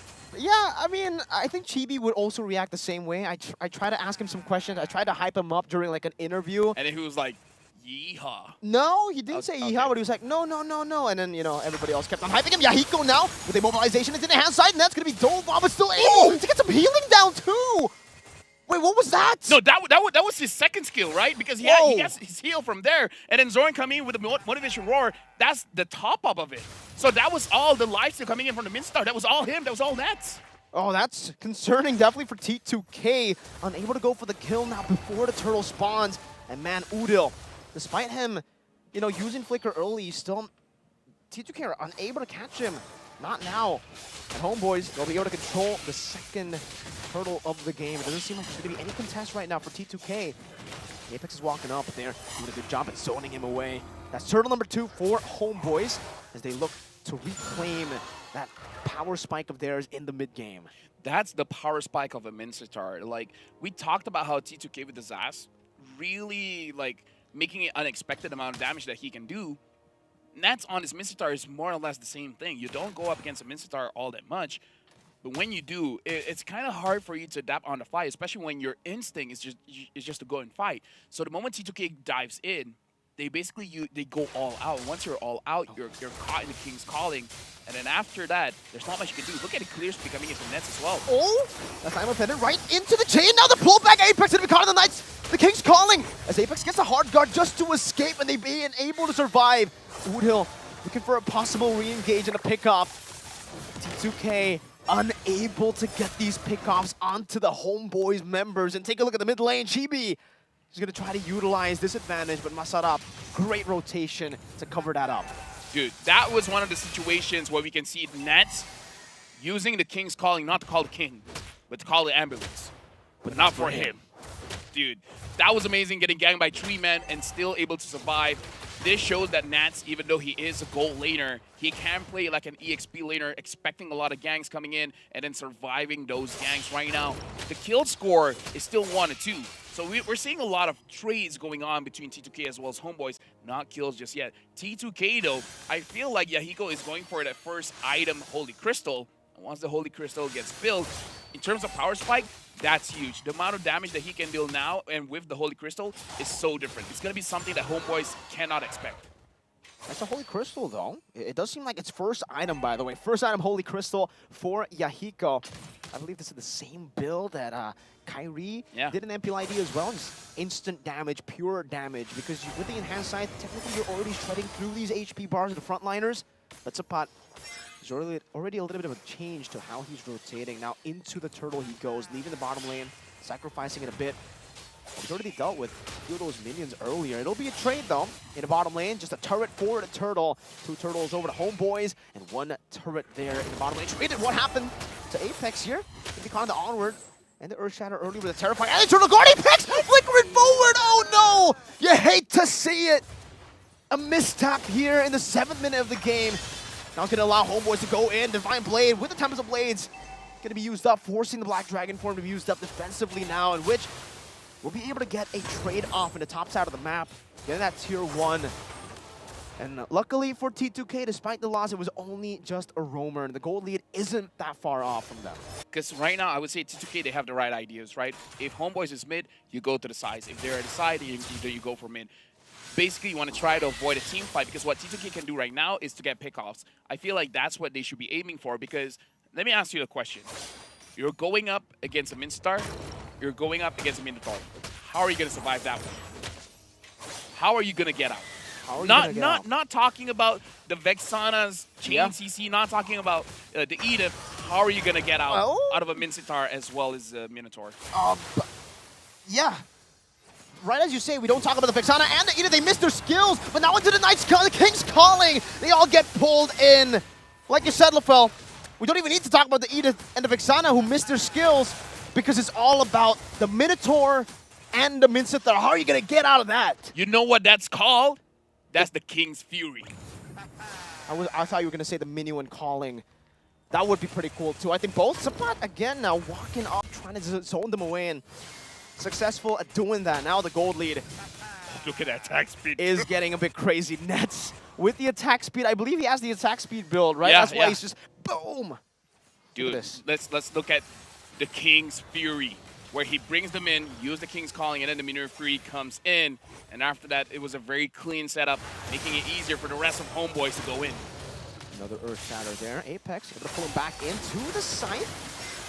But now Apex gets caught in the bad spot, doesn't have the flicker as well, was just down for 1 second. One more second, he would have been able to survive, and that was going to be dive from Masaraf as he goes over to Black Dragon for his Fury. Is able to catch him down into the King's Calling. The Petrify connects by Masaraf, still able to walk away, and Witch will tear them apart. That's a double kill for Witch as he goes for more. A triple at Odil will be taken out. Yahiko gets a Maniac in game number 1. Now it's Witch's turn. What is up with T2K Esports? They're trained to kill. They're trained to kill. They're trained to get Maniacs, man. Maniacs on 2 different members on 2 different games, and now they got the Lord. JB, what are you doing? 1v4, Defiant Blade getting the shutdown now as he goes over to pinch points, but gets caught on the wall and will not be able to go for more. A shutdown. And that's T2K, who get incredible value. Dude, I'm speechless. T2K found an opening. Let's look at the opening again. It all comes down from the Black Dragon form as well as the Hard Guard being able to isolate 3 targets. During this time, the Ling was nowhere nearby, so even with a very good engage, the damage is not going to be there. And which, I'm unsure whether he has the Sky Piercer or not, but if he does, then that would have showed how strong the Sky Piercer is in that kind of situation where you make low targets into a Maniac. Super scary now. Spot able to get away just barely there. There's an Eternal Guard used up as well to deny the chase. But now they will continue with the sieges up top. Gonna be nuts. Oh, with the forward, but gets terrified down. Good prediction by Udil. Onward into everything. Petrify locking him down, but Fuse Fury knocks every single member up except for Yahiko, who's able to escape with the enhanced sword, which can be chased down now as Masarap dives into the back line. Sapat's able to survive right now as that 4 members taken. And no, the DOT Masarap continuing the onslaught of damage with the passive as Chibi will be taken low, able to pinch points into the wall of Bob. Somehow, some way, gets the heart waves onto the wall. 3 for 1. Dude, T2K, they might end this right now. They're going for mid, even though the holy defense is still there, able to clear the minions. But, dude, we got to talk about this Roger. He doesn't even have the Sky Piercer. How does he get a Maniac without the Sky Piercer? Doing a lot of burst damage with the Windtalker as well as the Endless Battle. Homeboys, they're in trouble at this point because GB has 3 items. He can deal the damage, but he can't survive, man. Like I said, this Roger has to be pick or ban. Look at the damage that this Roger can do. Masarap, that name, right as he was able to just go in together, and now you can definitely see why the War Cry works so well for him. He already has the built-in sustain with the War Axe on top of that. Bob just being on him with the Hard Guard too. The passive, Conceal. Conceal again. Udil. Oh, able to sidestep away from the Imofetive, but now gets caught by Wish. Gur's Blast not able to connect, but he's still able to flicker out now. That's going to be the King's Calling, locking every single member down. The Minutes Fury knocks up 4, and now it's Yahiko who's going to be caught on top of the Blaze to go for the chase on the Witch, but now Yahiko with the enhanced sword able to get 1. That's just it though. Sapat takes him out, gets a double kill, and it's another turn, this time for the Homeboys. The Lord is spawning in 15 seconds, but I feel like when Angela as well as Roger is close by, it's going to be difficult for them to contest that one, which is going to clear the minions out. It looks like Homeboys, they got a tough decision to make. Do they go all out for the Lord? If they do, they got to be prepared just in case if Witch wants to contest this. But it looks like they've made their decision. They're going all in on the Lord, and it looks like Witch is nowhere near to contest this. Lord goes over to Homeboys, and Mirko, now we got a game. It can go either way at this point. We've seen almost wipeouts coming in from both teams. Oh, it's going to be a very tough skirmish here, back and forth. Let's take a look at that replay, LaFell. Yeah, looking at the replay here again, a good King's Calling as well as Dominion Fury locking down the majority of the opponents coming in from T2K Esports. And the big thing that Homeboys was able to do was to separate the team fights, where Homeboys was just focusing on the front lines, and then the back lines have no choice but to retreat. It's all about using that combo, right? If you get the King's Fury, King's is Fury. that what we're going to be calling it now? Fury. King's Calling plus the Minions Fury, in case you guys just dropped in. That's the King's Fury combination that Homeboys have the win con. That was their win con. But whenever T2K are able to kite, able to layer their damage, but dude, bait some of those resources, then they get the win. We got to talk about the combination between the Yuzong as well as the Angela. The Heart Dragon form. I got nothing better than that. The Heart Dragon? Yeah, the Heart Dragon form. That's It the doesn't best. sound menacing. You know, like King's Fury was great. Okay. Heart Dragon form. Not everything's a 10, okay? I'm trying my best. It's okay, LaFell. Maybe you could have been like the Black Guard. The Black Dragon Guard? No, that sounds even worse. Yeah, okay. All right, now you see my dilemma? I see you. All right, I definitely see, you know, that Homeboys will be looking to go for the Enhanced Lord push. Black Dragon from going to be used up now to try to zone them away. Isolating the Lord all alone for Yahiko to deal with the Enhanced side. But also Pop puts forward, gets the Earth Shadow and the armor onto the Apex. And now it's going to be grab over. Uda going to be dove on by Masarap again as the King's Calling will be able to lock 1 member down. But that's just it. Yahiko with the Enhanced Chain, able to do some damage. Masarap in the back, able to get Udil down with the help of Bob. The Lord going to be dealt with. Masarap now with the Fury Dive gets pulled back into the top of the Blaze, but Bob is able to flicker around. Yahiko against the world goes into the chain, but it's not going to be enough as Chibi takes him down. A double kill for Homeboys as they look to go into the mid lane. Now taking the base turret down. Only Bob, only Justin Angela up against Homeboys who'll pull him back to the rest of the members. And Chibi gets the shutdown, gets an unofficial triple kill to end game number 3, match number 3 with a win. And with that, Homeboys got their second win. But let me just say, that was a very sweaty match. T2K had a lot of opportunities to end the game. And look at Udil. He was holding his chest. He understands how close that match was. And Udil was the primary target of Masarap quite a few times. Look at Zorn as well. He is holding himself back because even he understands that that was close. Because if they lost that match, there was a high chance they're not going for MSC. 2-0 now in their groups. Group B, the group of death. It looked super scary for Homeboys for a second there, but T2K, so much respect over to T2K, man. The way that they were able to play this game, force these team fights, and this Maniac from Which was magical. Oh yeah, it was magical, but we got to talk about how just now, unfortunately, the Ruby using the I'm Offended, missing Udil. I feel like in the grand scheme of things, it really didn't matter that much. Masarap hard targeting Udil, I feel like is a good respect because again, the Eternal Guard really did a lot for all of their team fights. But here's the thing, Chibi using the Ling, yay or nay? I think hard to say, isn't it? It's hard to say because I would say mechanics, yay. Decision making, sometimes nay. He's like an assassin. It's like he's playing an assassin, but he has the heart of a fighter. He has the heart of a tank, a lot of those skirmishes, man. Diving in onto 4 members alone. And with that, guys, if you enjoyed the cast, we have 3 more games after this. But that's all for me and Mirko. After this, it's going to be amazing casters coming in. You guys want to know who? So do we. We're going for a break.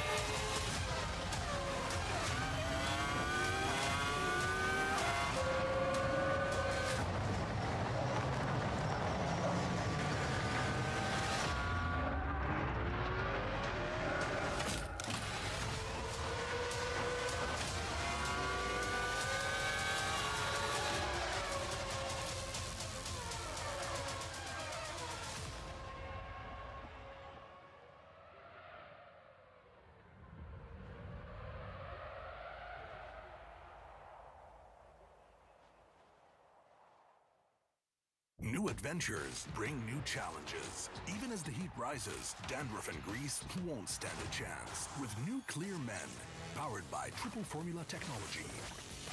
To eliminate dandruff, itch, and grease, gives you 8 hours of freshness and 100% dandruff-free hair. New Clear Men, 0% dandruff, 100% confidence.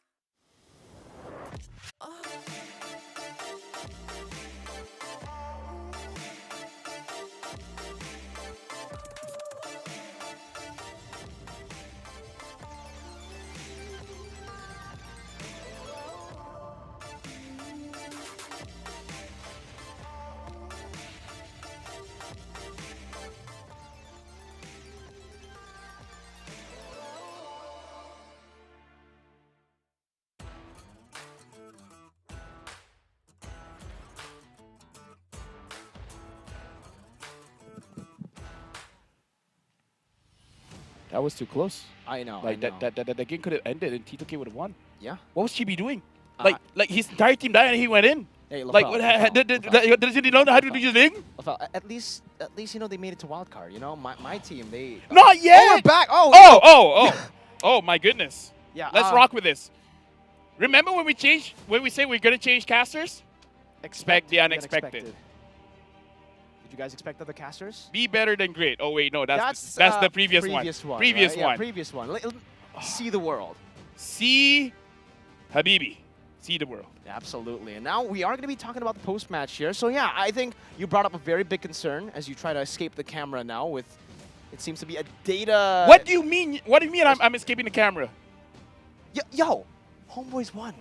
I know, but it felt like they didn't. They just need one more win to 100% secure their route. You know what? Here's the thing. To MSC. Or You no, actually, guys- no, to go playoffs first. You guys at home, you guys could have scanned the QR code. If you guys missed it, you guys missed it. So, Chibi, what was he doing? I think, we'll talk about the post-match. I think some of these mistakes by Homeboys, it definitely felt like they were overextending, over-aggressive, and this is a I was very about to good cry. visual representation of that, right? Because data don't matter. They were the better team early game, but if T2K, if some of these teams can force you into a skirmish and get that lead back, it's just ridiculous. It becomes random, as Yahiko said in that interview. But I got to give massive props to T2K for being able to find that angle, that overextension, the overconfidence to take control of the game. Oh my goodness, 13 KDA. This just proves it. When you say, Mirko. when I say that I don't like the pick, boom, bang, bada bing. Keep doing it. Keep doing it for Homeboys. For every single team. Yes. That I want to Exactly. win. Okay. Like, this is our own conspiracy. We don't let the audience know. We don't let the commentators know our idea. So the idea is now, you just say you like this pick. You don't even talk about the team. You just like the pick or you dislike the pick. I think you forgot to hit the cough button. Now they know. Let me try that one again.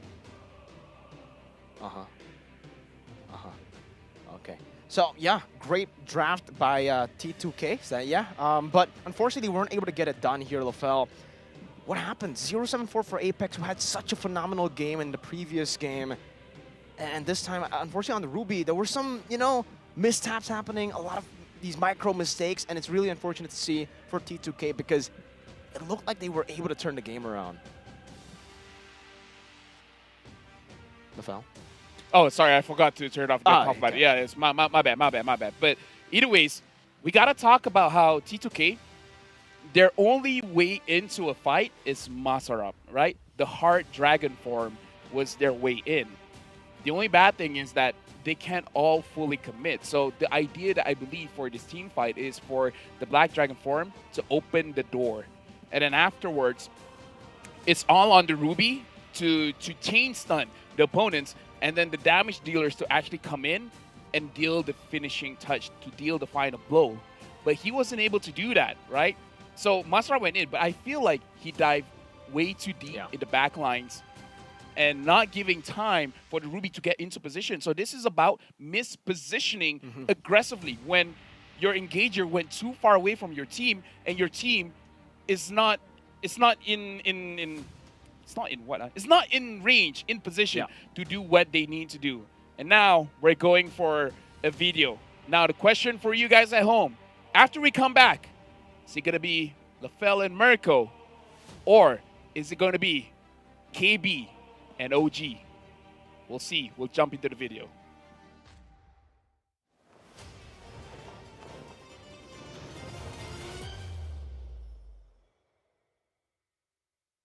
Hi, my nickname is Begin. I play mid lane for S2G. I'm a player for S2G and I'm playing XP lane. Hi, my name is El Gringo. I'm a sub player of the Brute Force. My name is Black March. I am player of Brute Force. Okay, so now I will brief you guys. So basically, I will show you a skill icon later, and then you guys will compete against each other.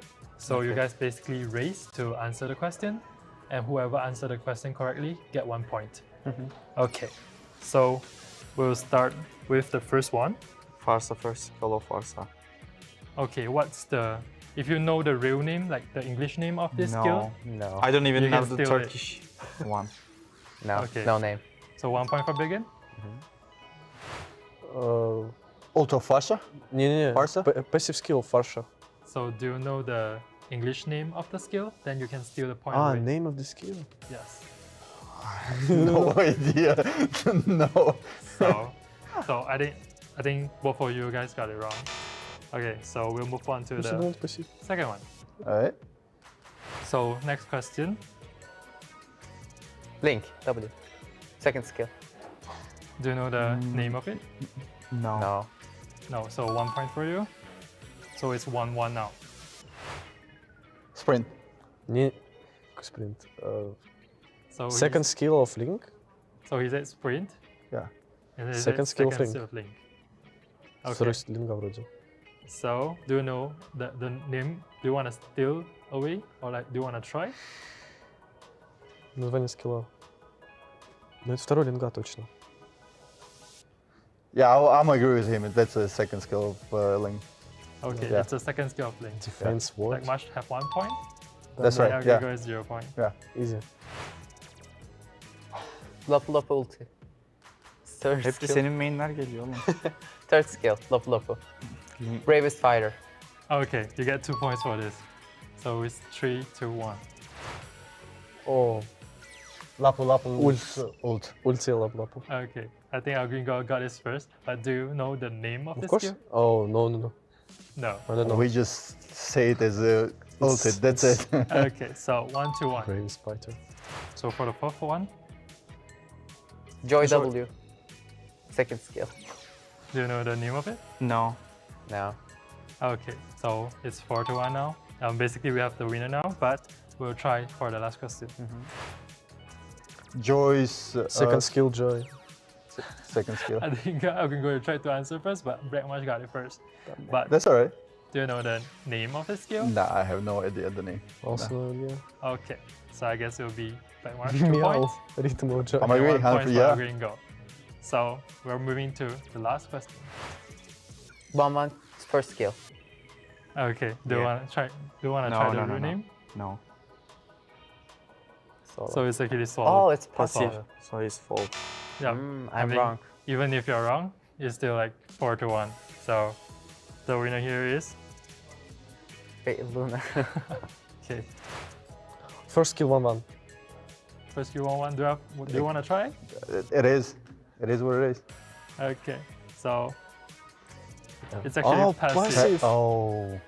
Okay, so you didn't try, but now we have like 2 to 1. 2 to 1. So I think Algringo lost it. So you have to 100%? listen to. Okay.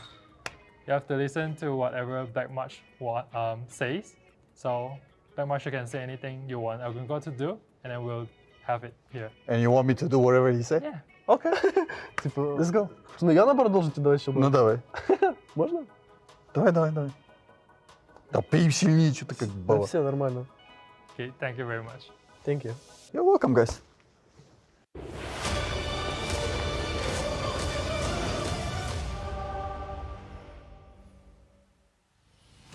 Welcome back to the caster desk here for the second half of Group B for the MSC Wildcards, day number 2. Again, I'm Naisu, and I'm joined once again with Trex. Man, we're looking, we're twinning, looking bro. good. It's like we're brothers. It kind of is. You can barely tell us apart right now. I think so, yeah. The viewers don't even know. Like, I'm Naisu, this is Trex. I'll be anchoring today. Yeah. That was about the confidence level that I was looking for, man. But you know what? We have already seen 3 matches here again for Group B. Things are falling into place, and I did get word that, you know, now that I don't know, man. This is actually the same thing, the same situation we were in yesterday. You get to our point where we're now on the desk. We take over for the great Lafel and Mirko, and we're left with the tough duty of finding out which of these teams' dreams to go to the group stage is going to fall out of here, because with this matchup, Brute Force versus IHC Esports, this is actually already a deciding point for a lot of this group and what could fall into place here, and it's brutal than ever, man. It's brutal. It's legendary. It's epic. It's unexpected, and pretty much whatever team loses this is out. Both of these teams are down 1 game. Both of these teams need this dub, and then they got to hope for the 3-way tie possibilities, because Homeboys is already looking good. I mean, T2K did amazing. I don't want to count them out. A lot of people put them lower down on the tier list, and they have just showed up, taking out Brute Force, almost taking out Homeboys, but now we have Brute Force up against IHC. Brute Force really need this dub. IHC really need this dub. We have a deciding game here, and that's I'm enjoying casting the second half of these group stages, because we get to see those moments. Those moments of going wild in the wild card. Going wild. Have you ever gone wild? A time or two in my your younger younger days, days? Trex. You know, I was gonna say in my younger days, sure. You know, 1 loss, because this is what's at stake. 1 loss could just completely settle this group here. And you know, that's specifically for Brute Force. So to kind of shake things up, Brute Force basically has to win this. So let's see exactly how they kind of adjust from earlier match today. We're going to take a look at their lineup one more time. We've got Marban, Mashiro, Kojic, Black March, and Fangor. And again, for this lineup, I think they really have to rely on their playmaking potential, because against a lineup like this for IHC Esports. Yeah, and IHC, we got Aizen in the EXP lane, ZXaura in the jungle, Forbid in the mid lane, Bebex in the gold lane, and Ethan in the roaming position. And I think one of the big matchups we got to look out here for, even though they're not exactly matching up, but who will play better is these roaming positions, Fanger and Ethan. Now, Fanger played in Wild Cards before. He was part of Umbrella Squad, up against Ethan, who also has experience. I mean, all of IHC now have experience, aka, you know, Little Gun, hashtag pew pew. Yeah. Hashtag, was that the actual official hashtag of them? No, I made that one up. Oh, you made that up? Okay. Hashtag bang bang. I was going to say hashtag bang bang Mobile works Legends. too. But, you know, for IHC, I think a lot of people coming into this, they had their own expectations for them. Brute Force, I know. I love to see everybody's predictions, by the way, because, you know, whether you watch the chat, whether you watch online and all the social media, everybody is throwing team names around here. And really, Group B was that group of death for the wild cards, where a lot of people didn't know exactly where things would have fallen in place. I think naturally people are like Homeboys, you know, because the team, the experience, the journey that they've had themselves, and just the way, I think this patch is good enough already to see that teams like Homeboys and teams like even IHC and Brute Force, like the teams here in Wild Card, and as we said, this is a wild card, a wild kind of approach to the game. With the patch and some of the changes, the heroes being picked up, teams like this get to really shine for them and come through. So, you know, I want to see exactly pick-wise priority, because so far we've seen some pretty interesting things. I did not expect Zask to get picked up already today. And T2K made it work, right? They made it work very well. I mean, they were up against Brute Force, able to pop with the Ling and everything. They also bring out the Kufra. I mean, just overall, T2K had a great game. We saw Minzadar. What's crazy is there's been different picks from even what we saw yesterday in Group A, and it just goes to show how wide the meta is and how much it's probably going to whittle down as we go throughout MSC, kind of back to the topic of what we were saying yesterday, but how much teams are willing to test. And it kind of goes back to it's like, do you think the testing has been paying off for teams? Because so far it kind of feels like it has. The teams that have kind of pushed the envelope have been getting the dubs, whereas the teams that are falling back to what they know with the utility jungle, or, you know, just the same old meta that we saw 3 months ago, are kind of falling behind here. So I think it's going to be huge for IHC, Brute Force. Who's really going to be able to push through here? IHC has seemed to be a bit more of maybe the aggressive team in a sense. Brute Force, we saw them still pick up the Fredrin last time.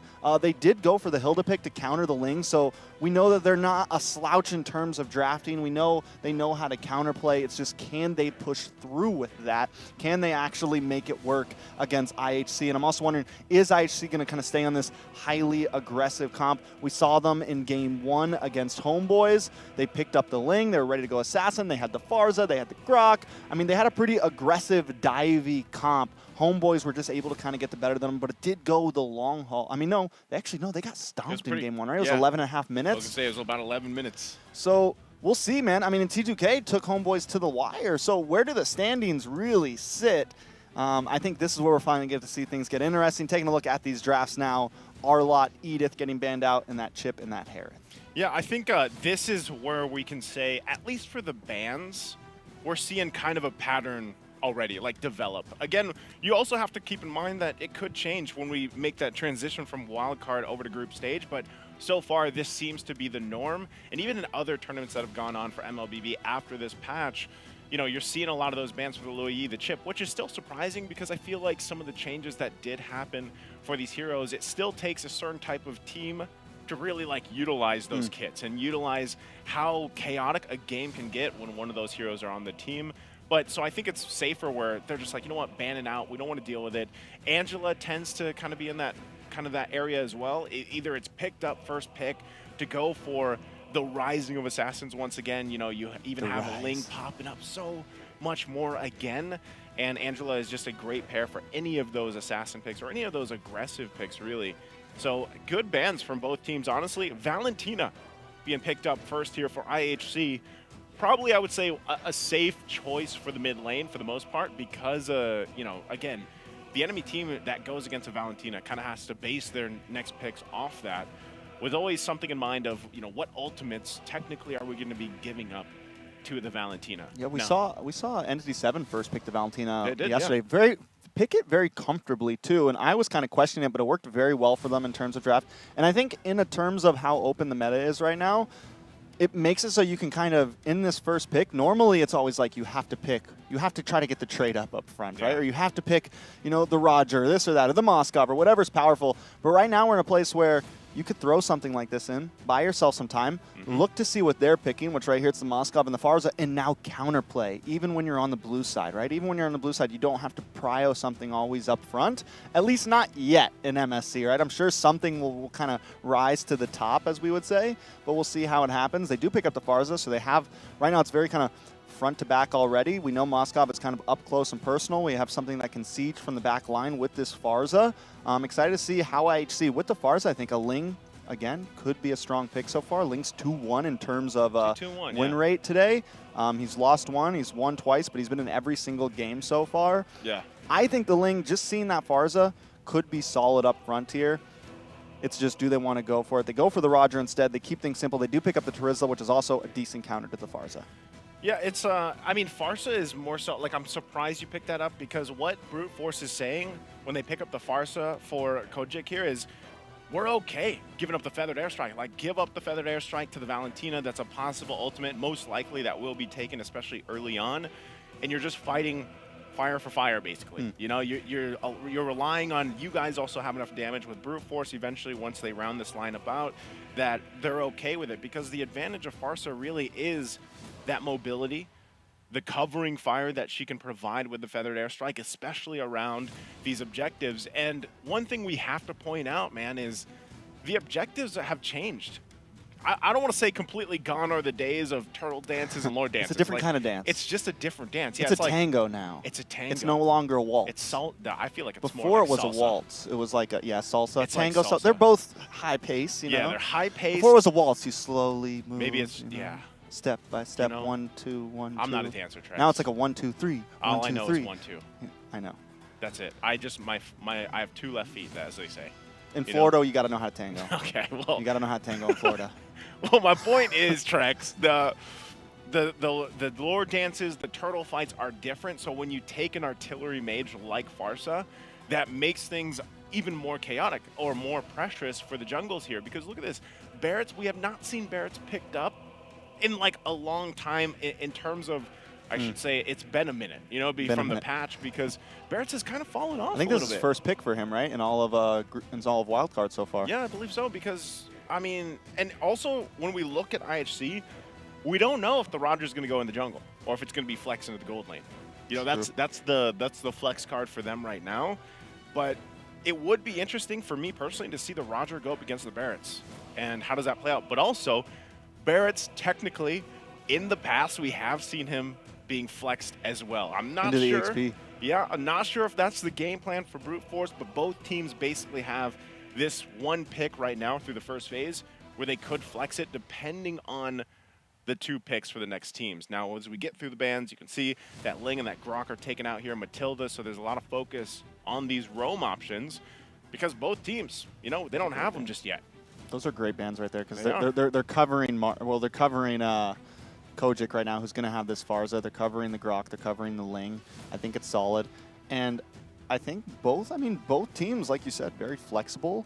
Like you said, the Roger could go jungle. The Brats could go EXP. Both teams let themselves very open, but both teams still either need a jungle then or an EXP laner. And on the side of IHC, you can tell they're taking their time with this last ban. It's like, do we go for an EXP laner here? What do we want to take away from them? What are we worried about? They take away that Matilda, which is something that could definitely help the Barats in the jungle, kind of give them a bit more speed, kind of get them into the midst of this battle. Let them fly. They are going to go for the Julian ban, so kind of expecting the possible flex of that Barats, which I think, you know, being a little preemptive there, but I think it could definitely work out for them. Okay, well, you know, since the bans are done here for both teams, we got to see where Brute Force decides to take this. because this next pick could tell us where they're going to go, especially with the Barretts. They still need a good roam option. Okay, Ooh, that the flex. that answers it. There's the Nolan going to the jungle. Barretts is going in the XP lane against this Terizla. Now, I only can recall one time I've seen Barretts in the XP lane since the patch, and it did not work out very well, man. Like, I don't know. It just, for some reason, maybe it was that specific match that I saw at those players, but it did not work out well. And this answer from IHC, this is a very good last 2 picks. You got the Minotaur, you got the Ruby. This is a ton of just crowd control now on your favor, which you already have pretty good because you have the Valentina and the Terizla. So earlier we saw Homeboys do a similar comp to this. They didn't have Roger jungle, but they had the Ling jungle, and they had a fighter offlane. You know, take us back to days of M2, like, you know, funnel strat type things. And they almost folded with that composition just because of lack of damage and not having the marksman. They were able to pull it through. But I think when I look at IHC's comp, the Roger's going to be vicious, but they have some backup damage here with that Valentina, who, like you said, can take the Feathered Airstrike, can do damage just by herself once they scale into the mid and late game. So I like IHC's composition here. I think it's interesting. I think it's definitely doable. Tons of CC, tons of dive. And then BF, Brute Force, come in with this Guinevere pick. Is that a Roam Gwen? It's got to be a Roam Gwen. Maybe EXP Gwen, but most likely Roam Gwen. Yeah, it's got to be a Roam Gwen because I haven't seen that in a while. Yeah, logically, I just wouldn't think Barrett's going in, you know, obviously into the Roam here. Guinevere, though, gives them a little more CC as long as you, I mean, but look at the crowd control from IHC, man. I just think you don't have enough if you're Brute Force. You have so many tools over there from IHC to actually peel, to initiate, to get out of like these sticky situations, which are going to happen because of the nature right now of these objective takes. So you have a lot to rely on for IHC with the lineup that they have. And so for Brute Force, they're going to have to be able to pull something with... Brute Force it? They're going to have to Brute Force it, Trex, as we jump into the Land of Dawn for this best of 1 between IHC and Brute Force. We're going to find out exactly, once again, based on this game, ladies and gentlemen, this could already paint the picture for where Group B is going to fall into place and who is going to eventually face off against E7 from Group A. But we'll take a quick look here at the emblems, especially anything sticking out.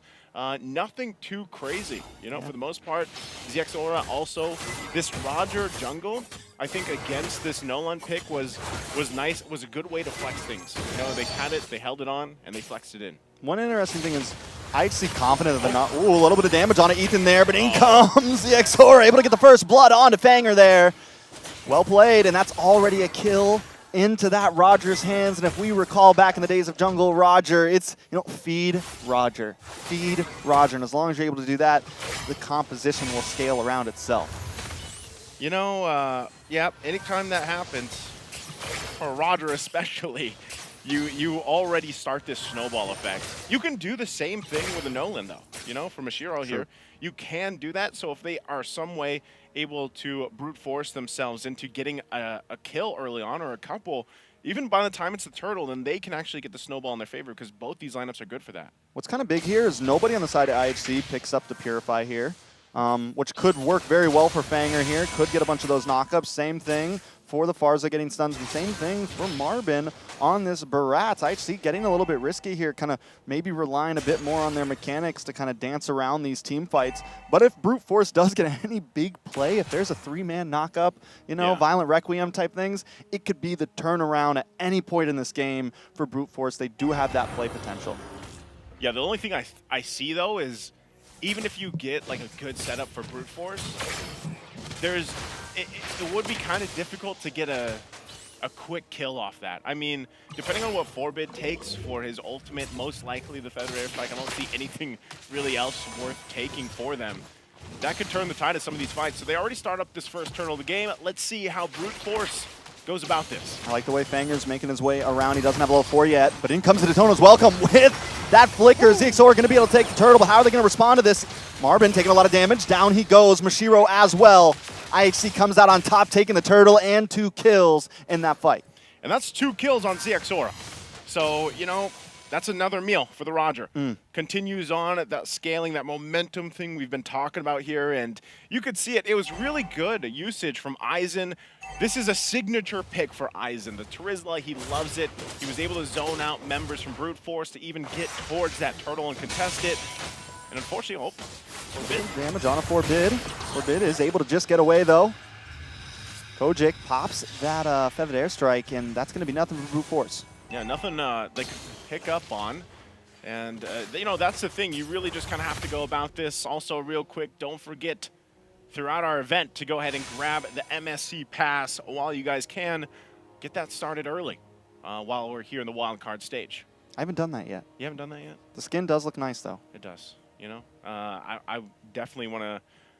I guess coins, like, I don't know if you've used. Oh, you haven't done that. You have? A little bit. Guess coins, yeah. NACT's got guess coins now. We do They guesses, do? yeah. Oh. It's legit. NACT. That's you can new? Guess. Yep. Last season started. Well, welcome to the guess coin Yeah. addiction. So, because that's what it feels like sometimes. Oh, I lost all my guess coins. You know? I think for most people, though, when they kind of watch these wild cards, I don't know who to guess because No. that's why I don't like doing predictions for wild card, man. When you lucky. even look at this, IHC having a heck of a game. Already getting that flicker out too from Kojic. There's a response with the Feathered Airstrike. He got his own though, so now they might actually go at this one more time. Ooh, Fanger, though, able to get the Violent Requiem, but nobody's there to help him out. Is he going to be able to get away from this? ZXora gets the kill under the tower there. Brute Force getting pushed against right now. Mashiro looks for the fracture. They're able to dash back, but he's going to get knocked up, taking out a double kill for ZXora. Now, Brute Force 5-1, 3K behind. IHC Esports taking control. ZXora is going to go ahead and grab this objective on top of everything he just did. Is he still going to go? Ooh, the Detna's welcome does lock on, but he's just got to be able to try to get away from this. The knockup comes in from Ethan, and comes the penalty zone as well. An aggressive one at that. ZXora getting some free shots. Kojic pops the Feathered Airstrike, but ZXora is not stressing about it. Aizen still up and running, finally taken out. But ZXora finds one. He's looking for another 1v4. ZXora runs under the tower, takes a shot to the face. Violent Requiem almost gets a knockup, but unable to do a Fanger. Finally falls down. ZXora still getting away. Knocked against the tower, but he's still alive and escapes safely with Forbid. Picks up a kill against Black March. It's a 3-for-1 trade. IHC on top. Are you kidding me? ZXora again and again and again. Brute Force was trying to just get the kill on ZXora and they couldn't even touch him. What a juggle around for this Roger pick. And now this is full snowball potential. I mean, look at him. And they have enough heal too, just with the motivational roar from Ethan on this Minotaur pick. So you're seeing that. That was a full-on extended team fight that we just witnessed where, in essence, Brute Force should have been able to possibly pick up a kill on ZXora, but they weren't able to. They're lacking the damage department. 6-0-2 for ZXora right now. Just locked in the Endless Battle. He's going to be packing even more of a punch, more cooldown, the whole kit. And that's a fast Rod right there. He is moving. He's got the War Axe in. He's got the Magic Boots in. I mean, he's got the Tough Boots in. I mean, and we just saw him. He had no fear, ran into the Farza while the Feathered Airstrike was going down, up against 4 members. I don't really, what is the answer to ZXora right now? Oh man, the answer is really this, they got to somehow lock him down. It's just what I was saying in the draft, Trex. Part of the difficulty for Brute Force to be able to do that is working against this crowd control. Oh, Bebex. Bebex gonna get caught by the Detna's welcome. Pushed back. Wait a second, Ethan here with the oh no, the Minoan's Fury. Able to get the knockup on a Marvin. Marvin gonna get pushed back, taking out Forbid. Able to get the kill there. It's another one in the books for IHC. Write it down, Fanger. Unable to even get vision for this turtle. IHC gonna take another one. They're going to take this next objective 3 for 3 now, and they'll continue to take the resources around the map too, waiting for that orange buff to take from Brute Force. Going back to it, man, you know, what Brute Force has to do is very difficult because they're playing against the crowd control. Ooh, penalty zone up against Kojic. Kojic able to get away though. A little bit of damage on Mashiro. Final hit, Aizen picks up the kill. That's 1-3-0 for Mashiro. We were wondering which jungler was going to scale first, and it feels like ZXOR's got it with a sidestep. Coming away from Fanger, and now they may be able to take this tower here. Brute Force has to do something about it. Yeah, they're not going to be able to hold on to the tier 1 turret right now. Feathered Airstrike already used. I'm offended, locked up. ZXORA takes him out, make that 2, a killing spree for Forbid. IHC just brutalizing Brute Force right now. Yeah, they're the ones being brutal here. Nearly legendary at that point. Legendary. My goodness. Black March using the Spear of Destruction, and he's like, nope, I'm not going to follow up on that. I mean, even under the Tier 2 turret, there's no entry point for him at all. He's got, guys, we need some more time. We're not even at the 10-minute mark. It's only 8 minutes in. They still have a Lord coming up here in about a minute. And the way things have been going, IHC should have full control even throughout the Lord. If Brute Force tries to show face around that Lord pit later on, they're most likely going to get just dismantled here. They need way more time to build up as we look at the items. They're still in the mid lane. You know, this is actually, they're so far, they're so close to possibly getting just pulled in, and that's alone from Bebex. You know, like I said when we saw the draft, there's so much crowd control available to IHC to either initiate, peel, play defensively, and that's what they're doing here. So for Brute Force, you ask me what the answer is for them, man, they need to just buy time. I mean, we're talking about like 5 to 7 minutes maybe.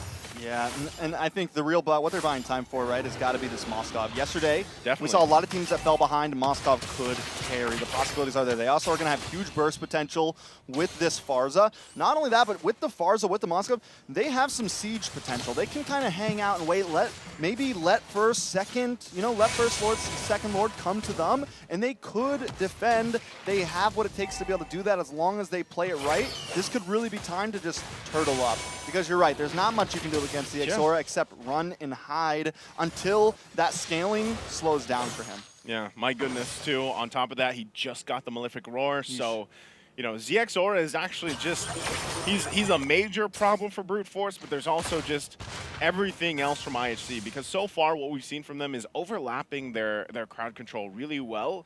Even if it means, sacrificing an ultimate here a little bit early, they play around this the timings really well with the setup that they have. And as we look at the items here, you can already see it. Look at the disparity here, especially for the gold lane. It's tough to work against. He didn't pick up Spear, the new Sky Piercer. And we've been Spawn? seeing that a lot on Roger, right? Yeah. And he didn't pick it up. He went for War Axe instead, which is something we haven't been seeing a lot for a new item. So I think it's an interesting take, at least for IHC, in the way he's kind of using this, getting some spell vamp there, getting some stack damage, but definitely a different route than a lot of Rogers we've seen in the past. Well, with that, they're going to have to go ahead and defend against this Lord. Conceal already going to be used. Not sure if Fangor wants to jump into that, but it looks like Brute Force will go ahead and clear out the Lord for now. They might still hold on to these base turrets. That's what they want to do. Ooh, penalty zone into the backside. Followed up by the No One's Fury, but no one's there to back him up. Bibix goes into the backside, speaking of it. Able to get a kill, but goes down for it, but he finds Kojic. A pivotal moment to find that backline mage. IHC able to finally break through the siege. They take 2 inhibitors, looking for the next one. Are they going to move up for it? They don't have the minions. Might be time to back off, go to the jungle, get some gold, and try to starve out Brute Force. All right, IHC's happy with that. Again, first a Lord, they get 2 base turrets out of it. They don't have to just force this game to end. They can take the discipline route. They're nearly up 10, well, they are up 10,000 gold. Brute Force, you're looking at how they're trying to defend this, and really that's kind of the winning condition for them. Black March needs these items to be locked in, and then even when he gets them locked in, his positioning has to be crucial, and that takes a ton of micro skill when it comes to these team fights because of the amount of CC thrown at him. Also, game fact here, Bebex decided to be a pro when he was the first to top the leaderboard in Mongolia. I guess that would be a pretty good decision. You top the leaderboard. One of the best. I'm one of the best. Why am Best I not? in the world. Why am I not getting paid to play? You know what I mean? Fair. Make that money, man. Because you're top of the leaderboard. Chase that bag. I don't know. Have you been on the top of the leaderboard track? I was actually top 10 USA Khalid for a little bit. Well, my goodness. That was not what I That was was a long expecting. time ago. That was a long time ago? That was a long time ago. All right, well. Back in my wild days. Back in the wild days. But again, you guys look at the items here for the place. You can just see how far Brute Force is behind. And really, once the defensive items kind of get locked in for them, we're talking about maybe the 18 to 20 minute mark for Brute Force, then I think they'll be able to withstand some of this team fighting. But until now, it's more so they just got to watch. Even this Lord, the second Lord, I don't think they can even get into this area without getting taken down. Fangor is going to try, though, but it's just stopped right away, even with a conceal. He does get the knock up. It's a lot of burst damage on Ethan. If they can get the kill here, it can be helpful, but he's able to pop the crown. Banger on the run now. Black March looks for an angle, but still unable to find it. Gets knocked up, taken out. Another kill on the board. 13-3, Black March down, and that is the thing that is supposed to shred down the Lord here. Brute Force out a valuable piece of material here. IHC looking to possibly try to end this. They got a wave on the bot side, a wave on the mid. Okay, this could be the game ender though. IHC, Black March not up for another 15 seconds. Can they defend? All right, Lord, they're going to try to pull him up to the top side. Banger takes a ping load of damage. ZXOR able to get the kill. Another one on to Kojic, and they're falling short, falling down as IHC stands tall. And IHC will come out swinging and snowball the game to victory here in a very decisive fashion against Brute Force. Again, this is something we see typically when Rogers are locked in. And Brute Force, although they had a decent draft, I'd say, they couldn't execute it the way they looked for. Again, you're talking about just a Roger, a hyper carry. This is where we are once again, ladies and gentlemen, the change of the meta here. You can see the highlights. You know, it started very early on for IHC. They got some key kills here. ZX Aura really got to just pop off, and this was all after even he survived some crazy team fight. You know, this was the final team fight that they had in the game, but really it was just the, I would say, the prowess, the fighting prowess of IHC and the lineup that they had that really was highlighted here. The way that they covered each other, the way that they set things up, and at times, I mean, sometimes it was them trying to save Bebex, you know, Bebex from getting taken down on the Ruby. So again, a great performance from IHC for them to go ahead and cap out this game. Of course, you know, ahead of them, they still have one more game there to play out, but this was a very decisive game for them. So hold tight. We're going to be back after this short break for the next matchup.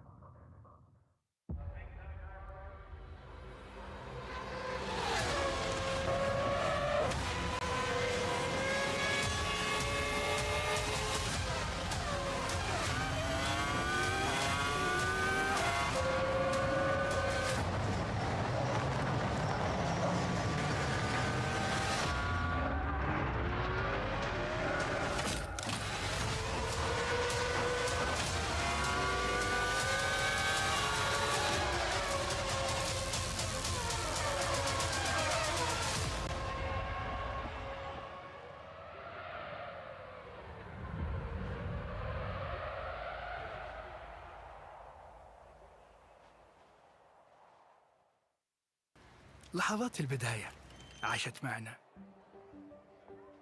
كنا نحسبها وقت للتسلية بس. نحسبها بس ذكريات. عبود أعطي أختك اليد يا ولد. ابتكرنا فيها ابتكارات، وإذا بغينا قلبناها خرافات. كنا نحسبها بس لمة وصحبة وسهرات. انتبه نوب ترى نوب. لكن كنا نشوف عالم ما حد يشوفه. ليت يشغل وقته بشيء يفيده. الله عليك على الهيدسوت. عالم كبر وعاش فينا. عالم الحماس فيه يوصلك كل مرة لحلم أصعب، بس ما يصعب عليك. بارد معك وين ما تروح.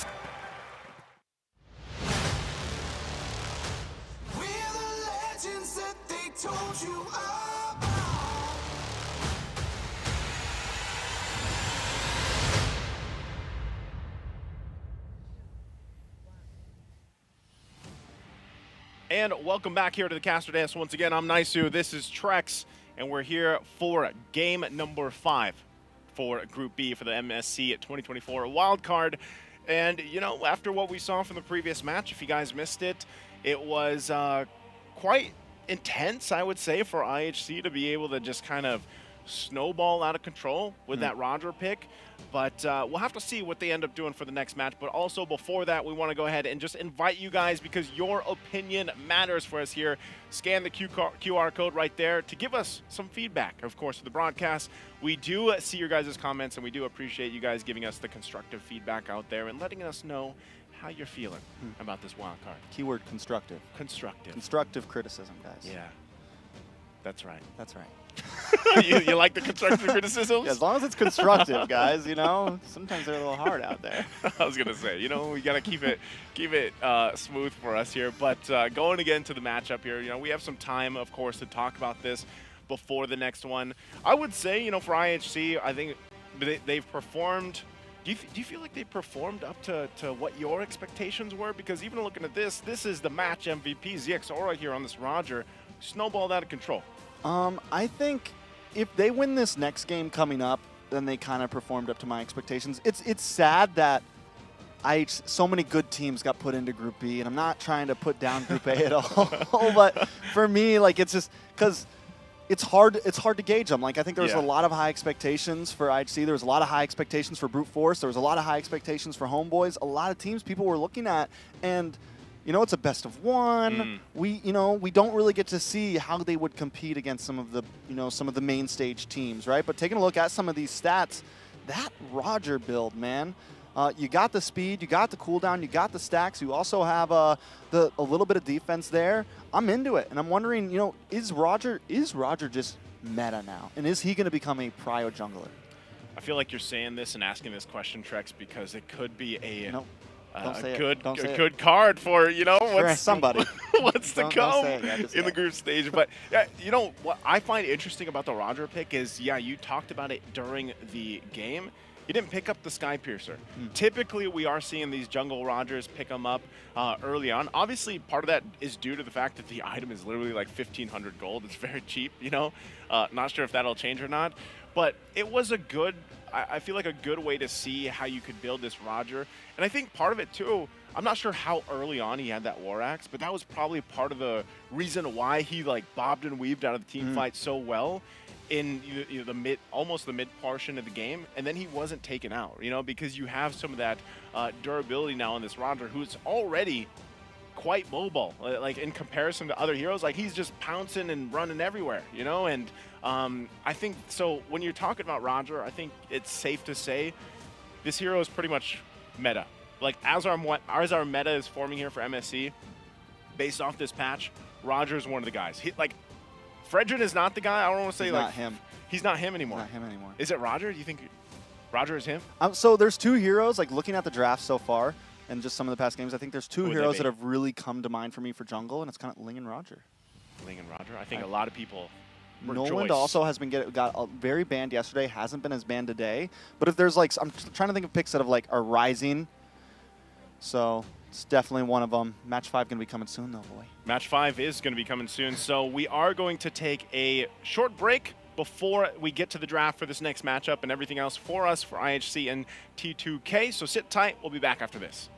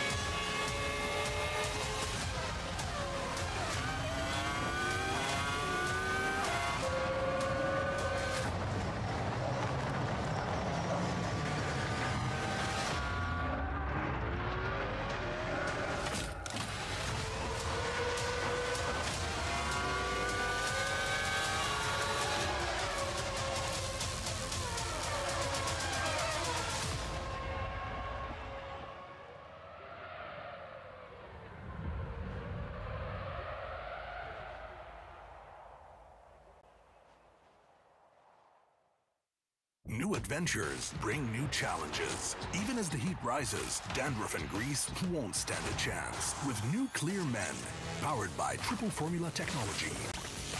To eliminate dandruff, itch, and grease, gives you 8 hours of freshness and 100% dandruff-free hair.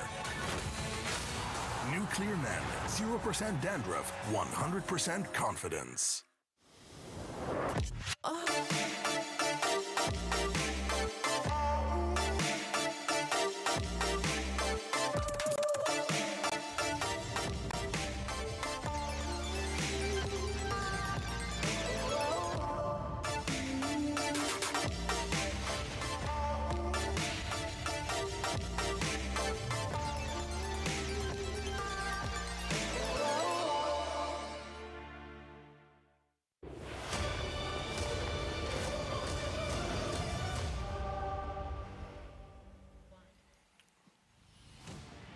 And welcome back again to the caster desk here. I'm Naisu, this is Trex, and we're getting prepped and ready for match number 5 here for Group B for the MSC 2024 wildcard stage.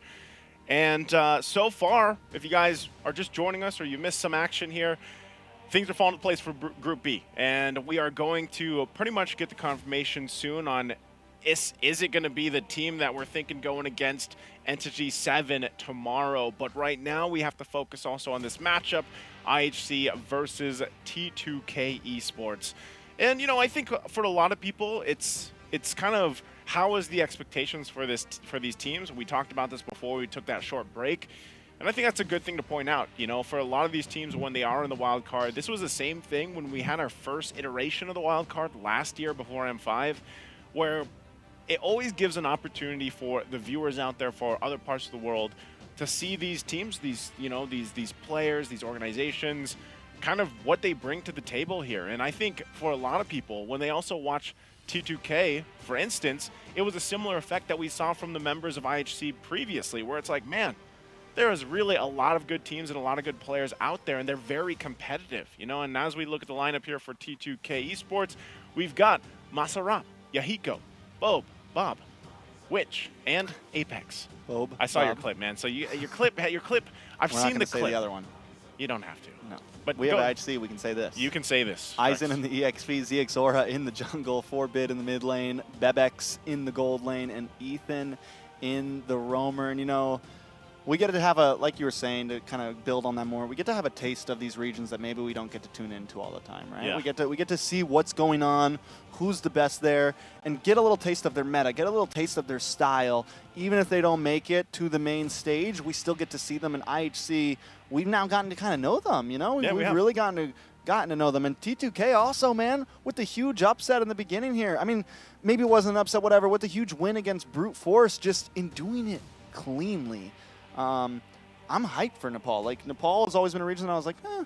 And now I'm wondering, you know, even if they don't make it, going out with a bang, it seems like, so they will definitely, neither of these teams will be making it to the main stage, but it is a great opportunity to show us what they're made of, because they're not going to get that opportunity now, right? So it's all down to this game. Give us everything you got. Show the world that, you know, next big international, you can be someone to be reckoned with.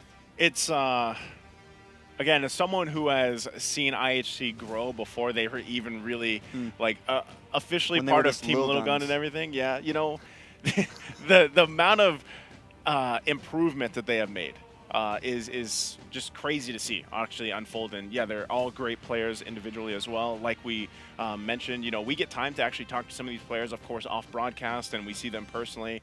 And, you know, to see how happy they are, even despite some of these the results, of course all these teams want to go to the main stage. It's just unfortunate, and that's just why this whole wild card is that last chance, because you know, you have to bring your best. I mean, think about for most people, they're like, you know what, a best of 3 is sometimes already difficult because it's only 3 games and you have to be able to adjust on the fly before you get swept. What more, a best of 1?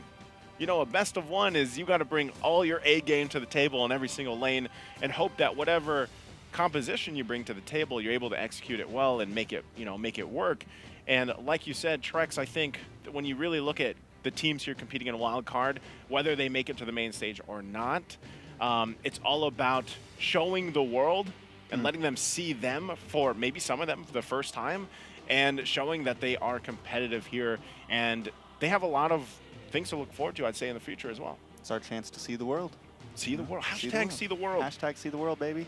That's I what like they're it. doing. Yeah. I like it. Are you seeing the world? I've been, yeah.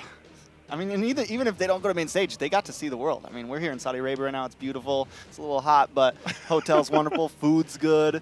You know, all the players. And it's a great opportunity, I think, just, you know, for us as people in general, too. You know, we've got to meet some of these amazing players. But, yeah, it's IHC versus T2K. Let's get back to it. Both of these teams have been aggressive. We've seen assassins from both of these teams. We saw the Julian from T2K earlier. Yeah. We've seen the Ling from IHC. We just saw the Roger from IHC on ZX Aura. Let me ask you this, Trex, because you already said there's 2 heroes on your mind that are pretty much becoming main staples in the current meta. Maybe you guys in the chat can also throw out what you think is forming meta-wise, or especially for the jungle, because Roger and Ling is what Trex is thinking. Yeah. Feel free to say I'm wrong. I know you will. speaking from experience here, that you're not Mr. Fear anymore, man. It's okay. I'm sorry. You know, it's all right. I actually agree. Roger and Ling and some of this, some of the other assassins that haven't necessarily been picked up just yet, I still feel like there's a lot of room for them, especially when you're talking about, you know, maybe some of the unorthodox assassins. Like, where's the Hanzos? That's what I'm waiting for. The Hayabusa, I think it's a little more. No, that's what I'm saying. That's Where's Assassin Dave at? Where's the Hanzo? Man? Hanzo's way left field. Well, that's right. They're way left field. Left field. Yeah. It's there, right, though. But I get it. I think we're in a way where a Hanzo or some of these other assassins that quite aren't picked up could happen to be played. Fannies, I've seen a couple Fannies on this patch, man. Okay. And how were they? She's still struggling a little bit. She's struggling? Yeah, she's still struggling a little bit, but I think still we'll see. You know, there are teams in the group stage waiting that are like pro Fanny players. Maybe we see them come out for the group stages. But are you saying there's no pro Fanny players here? You know, group stage. Hey, they haven't been pro enough to bring it out in the wild card stage. That's fair. If you want to be wild for the wild card, bring those pick picks Fanny. out. Pick. If you want to be wild. Actually, that would actually be really good for these last 2 matches because we know at this point it's just get wild. Go with bang, pick those picks. Oil up, get wild. Yeah, you could do that. Wear your sunscreen, actually. Wear your sunscreen. If you're here in Riyadh with us, you got to wear the sunscreen because, man, I'll tell you what. You have this kind of complexion that Trex has, you're going to burn easily. Look, I'm getting red already. Getting red already? Brigida yesterday got red in a matter of seconds. That's true. All right, we're jumping into the draft here in just a second, it looks like, as both teams get it situated. I think, honestly, Trex, I think this is where, if you want to see some unorthodox picks, you bring it out at these last 2 matches for Group B. T2K, going to be on the blue, IHC here on the red. And if anything, I know you mentioned they both play very aggressively and they have like they opt for these snowbally compositions. Who do you think, Trex, has that better kind of potential to go full snowball here? Because so far, both lineups have made it happen. Does T2K match the aggression that we've seen just previously from the last match from IHC? If you asked me a week ago, I would say IHC. You would? But right now, after seeing T2K's performance, yeah, and I'll be the first to admit it, I was a doubter of T2K, and you they were. have showed up. I'm a fan of T2K now, and I can't decide. But what I can tell you is we'll find out right now. We will. Well, in about, a after few the minutes, draft. because we got to get through. Unless one of them picks Fredrin, then then we won't get a snowball comp. You know what's weird though is even if Fredrin is picked up, I feel like he's in this position where you could snowball a Fredrin. Like, he could still work. It's just you can't. The main thing with Fredrin is you just can't tank up a Lord the way you used to. I feel like that's the biggest thing, and you feel that damage a little bit more. But I don't know. I actually don't see these teams going with the Fredrin, at least in this match here. Maybe they do. Ling's already banned out. Angela's still open. Typically, we see the Angela open. Luyi and Chip being taken out by IHC, so they've got those duties here on the red side. And next up, again, for T2K, the last ban for the first phase, they might not even take out the Angela, so they take out the Edith. Roger ban, maybe? Roger ban? I think this is just a with the Ling contention ban for now Roger. coming in, Yeah. or Nolan ban. I mean, now that we're seeing the Ling pop in, which we haven't seen like a lot today, at least band-wise, because he's been getting picked nonstop. We're starting to see the respect to some of these heroes that we were talking about rising to the top. So does IHC say, Because they picked the Roger earlier. Do we see them maybe say, we want to ban this out, or we want to try to play for the pick here, play for the trade up? Because again, like we were talking about, it's not only a good jungle as we've seen, it's a good flex. It's a great upfront first phase draft pick. So I think the possibility is definitely there. Okay, well, we'll find out. There it is, the Angela. I was expecting that to be banned out. And it looks like IHC is going to have all those duties to take out those heroes plus the Angela. So I think this is, going back to it, Roger, there he is, picked up, like we said. You know, it's Roger and Ling right now for the jungle, at least throughout the wild card stage. Now, the answer here from IHC, with a lot left on the table, they could go ahead. Valentina's banned out, so this also means that the mid lane could possibly be a little bit different, right? Novaria still being a really good mage, I'd say, that you could pick up. You probably don't have to take it right now, you know? You don't have to take it this early on. Some of the XP laners, I feel like that's the lane where it's really narrow for some reason right now with the heroes. You know, you've got a lot of the Terizlas being picked up. Riz and Moskov, I feel like. You got the Yuzhong, Moskov. I don't know. I don't know how I feel about the Moskov. Moskov late game potential is still big, but it just feels like it's not as valuable as a pick early on as it was because of that change. So they go with the Terizla, and then they get this. They get the Faramis as well. Yeah, so and the Faramis does well against the Roger, right? It can stop some of that pressure that the Roger wants to put on, especially if it ends up being a jungle Roger. Yeah. It can kind of slow him down if he wants to get the full engage. You have the defense for that. But here comes something spicy, the Carmilla pick. Now, I've been waiting to see if this was going to, jump into current meta. We saw it a little bit. We saw it a little bit in PH playoffs at that. We saw it in roam positions. We saw it in some jungle positions. We've seen it a bit all over the place. So I'm excited to see how they place this. Do we think this is going to be a roam Carmilla? Do we think it'd be a jungle Carmilla? Honestly, well, it could. It could be flex because of the Roger. The Yuzhong here is what I expected because the Terizla was already there. Now, Carmilla, let's just say there's a possibility Roger does go in the gold lane, Carmilla ends up jungling, but then again, you could also just flex her into the roam. Yeah, and he could still gold. He could still gold, and there it is. Harith is going to be picked up, so that is going to be the gold lane option for IHC. So this is interesting, the way things are going for T2K. The Carmilla was... I feel like right now, especially with some of the items and everything else, Carmilla's the Curse of Blood is quite devastating against some of this lineup, and it works well against a Netherrealm. Like, IHC wants to play around the Faramis. They have a Netherrealm plus the Zaman Force, and if that all lands into a penalty zone or follows up through it, that Carmilla is going to be huge value for T2K because you just drop the Curse of Blood and then... I mean, how many times have we seen a Yuzhong just get that setup, with the Furious Dive, the Petrified combination? So my main question is, where does T2K put the Carmilla, first and foremost? Is the Roger going to the jungle, or is it going gold lane? And then how do they kind of round that out, especially with the mid lane pick? Mid lane pick, I feel like they could still go Novaria if they wanted some vision that helps the Yuzhong, it complements the Yuzhong. Because you can see the Vexana was the last ban from IHC. I like it. And I think, like you said, T2K, I think both teams have what they want to do with their comp. IHC, group up. T2K has some of the answer to that. If this Carmilla does mess up at all, I could see IHC really just kind of outputting the damage. I think it's gonna right now. It's really like who can make their comp work a little bit better. But we do still have 2 more picks that need to come in. IHC gonna ban out that Fanny you were talking about. The Vexana also getting banned out, and then we have straight jungle bans from T2K. Yeah, we got the Ling, we got the Nolan, we even have the Leo Mord just for good measure. Yeah, I'm surprised to see the Leo Mord, but it's mostly for good measure against IHC. They don't want to deal with that against the Xora, so. With that, I mean, we might see some of these junglers picked up. I'm not sure if IHC wants to take it right now. They still also can play around the fact, what do they need? I would say there's still a mix, right? The Faramis could go, we've seen it in the roam. We've actually seen it mostly in the mid. The poke potential from a Faramis in the mid is great, but we've seen lineups. Okay, so it is going mid. Matilda's still open. They locked that in for the roam option here for IHC. This is... a lot of shielding.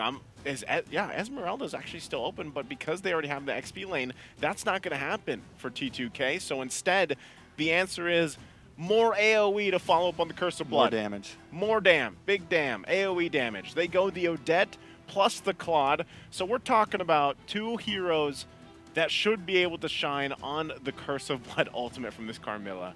And, you know, with that, that'll also tell us the Roger is going to be in the jungle. So we got the Carmilla in the roam. Claude's going in that gold lane. Last pick for IHC has to be a jungler. Maybe a Julian. What are they thinking? Do they go damage? Because there's so much damage from T2K right now. I don't even think it's worth picking you. They do. They go for the Fredrin. They play it safe, man. IHC keeping it simple. Man. I mean, this is definitely like, you know, I'm not saying it doesn't work anymore, but this draft is something we saw, you know, playoffs, right? Back in playoffs of all the MPLs and everything. This draft is definitely a little previous, where we was look as T2K, it's very more forward thinking. It's heavy damage. It's what we've been seeing work, at least in the wild cards so far. And it is a scary composition. It definitely could be risky. All of these heroes are squishy, except for 2 of them. It's very different than where before it was 3 tanks, right? Essentially 3 tanks on your composition. Now it is almost all damage dealers and a strong EXP laner. That just shows to the dynamics that also IHC can bring to the table, and I think that's what they want to show here in their last match ahead of them in this wildcard Group B fight out, as both teams want to go out with a bang in this best of 1. See who gets the upper hand. IHC, with the lineup that they have, they could really kind of scale up really quickly. Well, my big question is, how do they play around all the AoE damage, the area of effect damage and ultimates that's going to come out here from T2K? Already looking at the emblems as well. You've got the Warcry emblem on Bob, man. Like, he's looking for it. Masarap, too. And Yahiko. And Three Yahiko, Warcries. 3 Warcries. Ooh. Yeah, that's probably the sound they're making, Trex. That's it. Or the SpongeBob, though. Yep, that too. You know? That's my Warcry. That's a pretty good Warcry. I'd probably be pretty scared if I heard that. You should be. All right, well. Whose comp do you like more? I don't know. Oh, ooh, Boa. Gonna get pulled back. A little bit of damage, though, onto ZXR as well.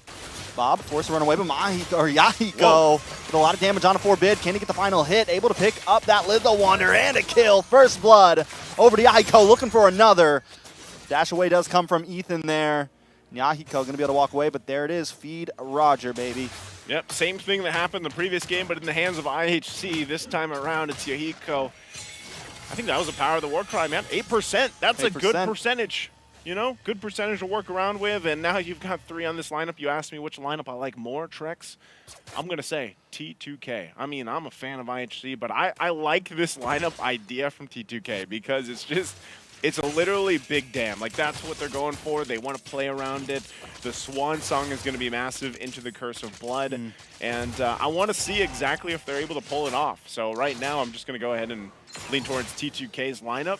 For IHC, this is also very signature of them. They can actually play this really well. We've seen how dynamic they can be in the past. You know, the previous game was different.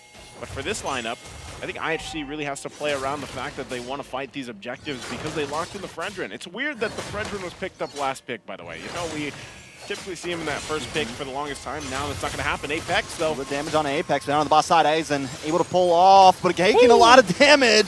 Yahiko able to find the kill after being shredded by Bobe.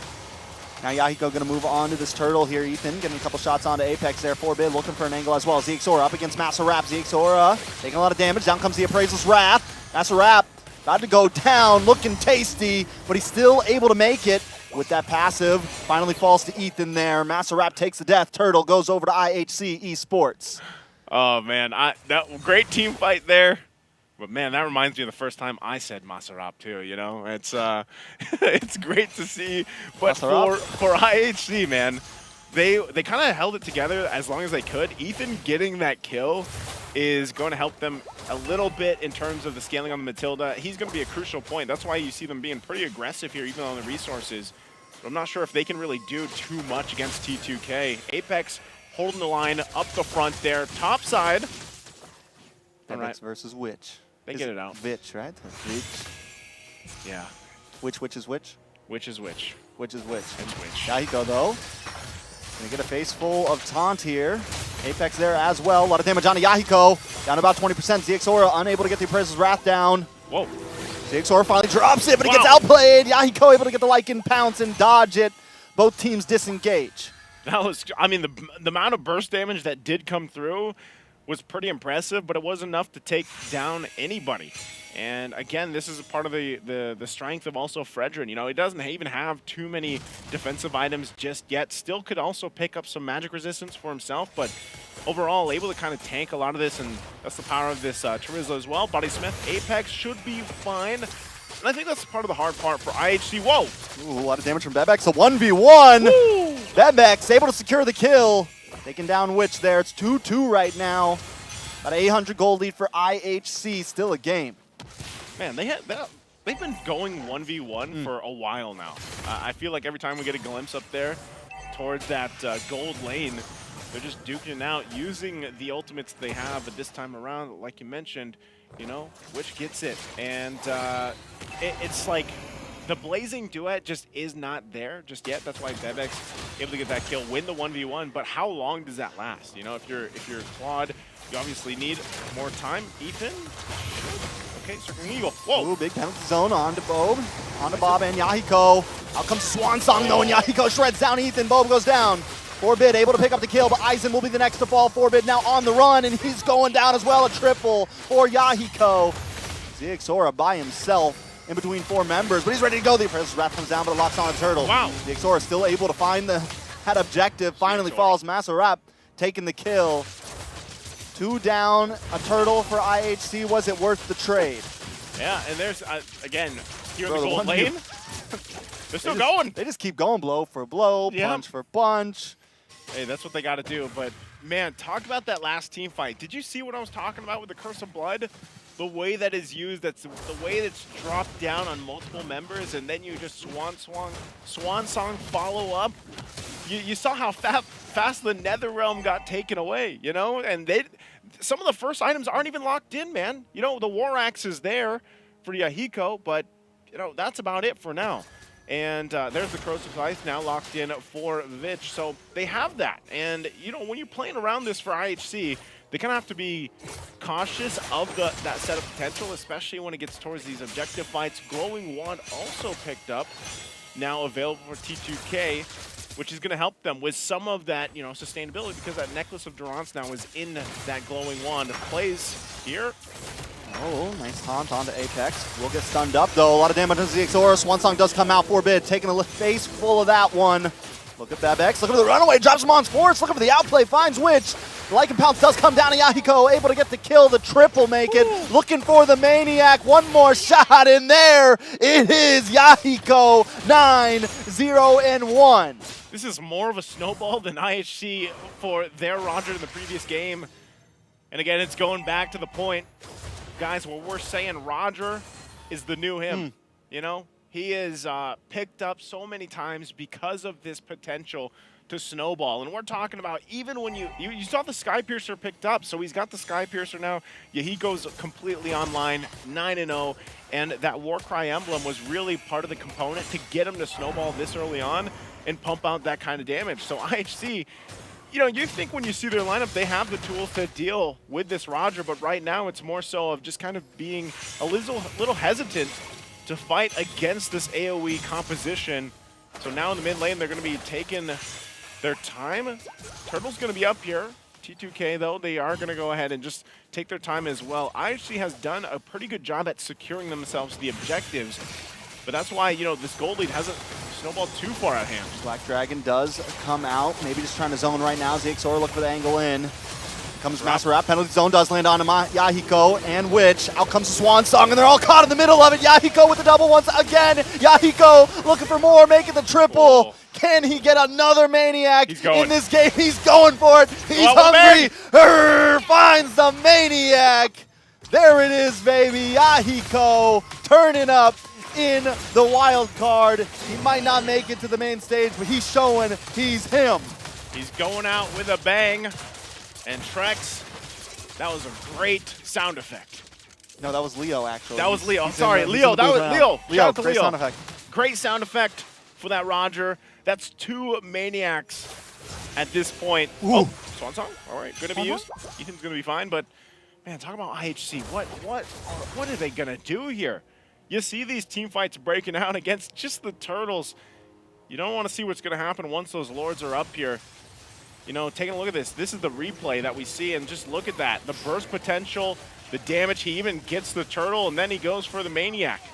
You know, and this is the snowball potential of a Roger right now, and it might be, we might actually see this change, or in the group stage to the knockout stage for MSC, Roger is possibly banned out for some teams because they just don't want to deal with the potential of a snowball like this. Because when this happens, man, whatever composition you have, it's very difficult. I mean, look at this disparity. 13 kills. 13 kills on Yahiko. Like, he is the kill score here. He's it. He's him. He is. Who's got the other one? Maserap. That's the only one. Maserap has the other one. You know, but and it's the lineup that allowed this to happen, Trex. It's the lineup that allows Roger to shine like this. It's the emblem that allows Rogers to do this. And it's just the state of the game, the meta. I mean, look at his damage. Big damn. 38,000 damage, even against an Odette who is doing, you know, AoE with a Swan Song. And then he picks up the Malefic Roar. So this is getting to the point where IHC, if they're in this game and they want to kind of stall this out, I almost feel like they should just defend. They should just get in the defense mode. ZXORA is kind of checking things out, but I don't think really anything can happen here, even with Bebex down to the bottom side. So they're just going to watch it get taken, and they'll have to get prepped and ready for the defense. They could actually come out with a successful defense if everything falls into place, and that has to come in the form of Aizen getting a good penalty zone, locking people down, hopefully even Yahiko. But that's the thing, every time they choose to fight around the penalty zone, which is their main setup, or the circling eagle, it's like Apex is like, all right, perfect timing, Curse of Blood, let's fight. Well, here we go. Force does come down, the chase.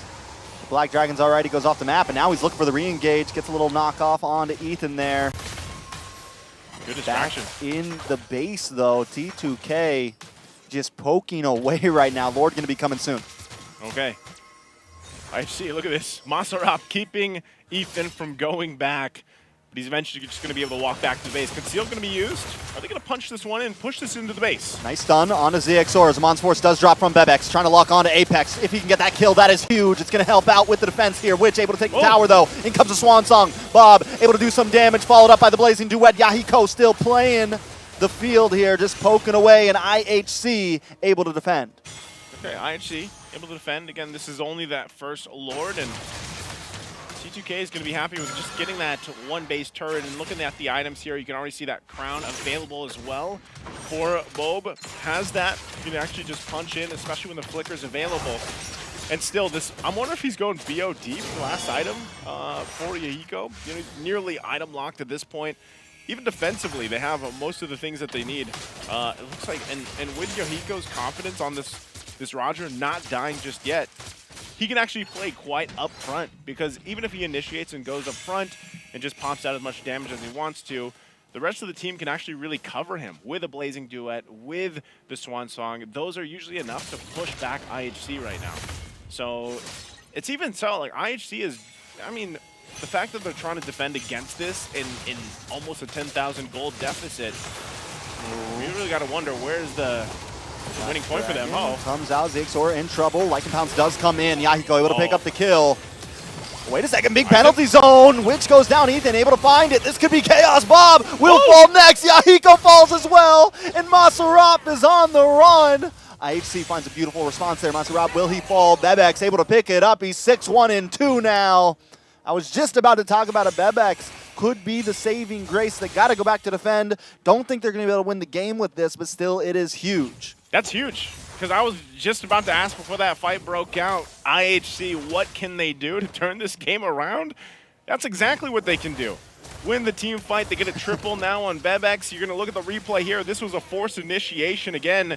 Ooh, and, you know, great Bebex timing. This is the overlapping I was talking about. Zaman Force with the penalty zone collapsing down and also not allowing Yahiko to move around the way he's been this whole game. It's just unfortunate. You know, you can see the frustration there too, because that was a great setup from IHC, and it might have been enough to bring them back into this game.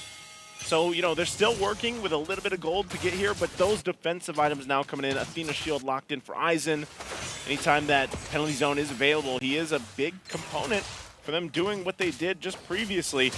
So with this, you're going to see T2K take a little bit of a cautious route now for this Lord. Even with the lead they had earlier, they've tasted a... mid lane? Apex able to use the flicker to get away. Zaman's forced for a flicker. Flicker's got a little bit of a longer cooldown, so good trade for IHC. Going to be able to also claim position over the pit. Okay, next Lord going to be started up. ZXOra will take it. Also, again, look at this Fredrin taking this damage. It's just the second Lord of the game. Can't just hold it there like they used to, so they kind of have to juggle it around. That's what we see a lot of teams doing. They can make a play around this, goes in, swoops in, but it's just going to be reset. They might just want to go for a fight and actually get a numbers advantage. Psych, Apex is going to be the target, but quite tanky as well in this Carmilla. So right now, also for IHC, they've got their 3 Purifies available, so they could also use those to play around this. But right now, given this whole instance, it looks like IHC and T2K don't want to commit to the Lord. They're going to just kind of feel this area out. You know, wait a second, conceal play.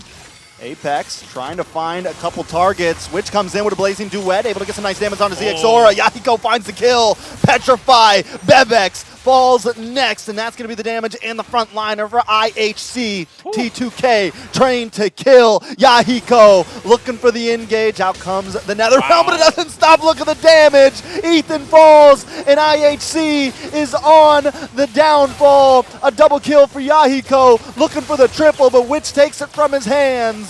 T2K are going to be able to take this game. Forbid knows it. But wait, they still need minions. Forbid on the field. I've seen something similar to this. Can Forbid pull it off? Yahiko look for the angle. All going to do is focus base before Forbid push to the wall, and that is it. T2K shows up.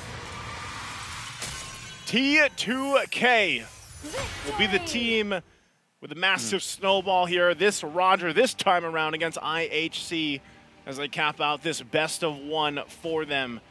And man, was it a snowball to say the least with the Roger pick. This is something that I think we're going to continue to see teams utilize really on the compositions that they pick up. Warcry Emblem looks like it's a nice, good addition to a lot of these team strategies when they want to pick some more of these hyper carry assassins, if you will, in the jungle. And, you know, it looked like there was a moment as we look at the highlights here where IHC was like, all right, we can fight back. But then all of a sudden, it was an idea, it was a call. Let's conceal, let's force Apex up and collapse down on the hopes of IHC, and that's exactly what T2K did. It's good that they did it too, because they still had the upper hand, and I feel like if they would have hesitated and stalled out, that gives more of a chance for IHC to turn things around. Again, great initiation and great overlapping here from IHC on this defense, but this is where they go in, great play, they force them all apart, and the Sky Piercer is just taking out ZXOra here and collapsing down. I mean, what did Yahiko end? 18-1. 18-1. Insanity. And 21 kills in the game here. So what a massive performance, you know, for this team. Of course, T2K going out with a bang, of course, ahead of them. And we'll see, once again, exactly what happens here. But we're going to take a quick break, so sit tight. We'll be back after this.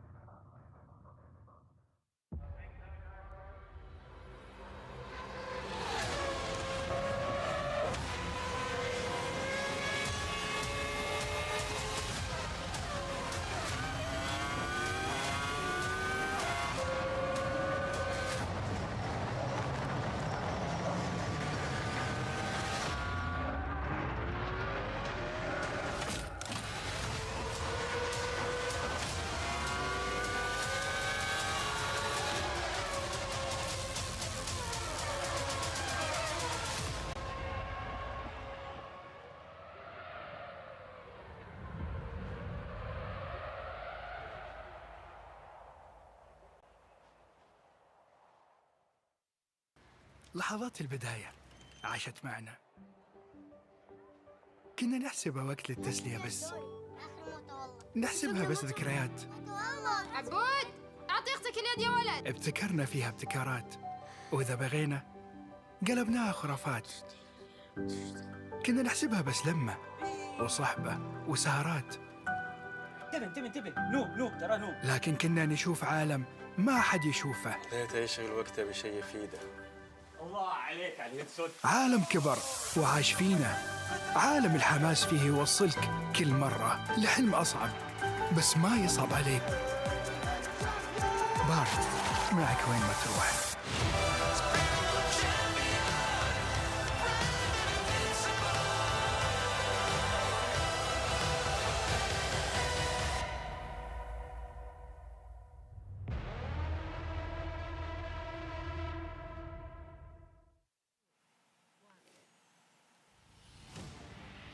And all right, welcome back again to the caster desk here. I'm Nice and that's Trex.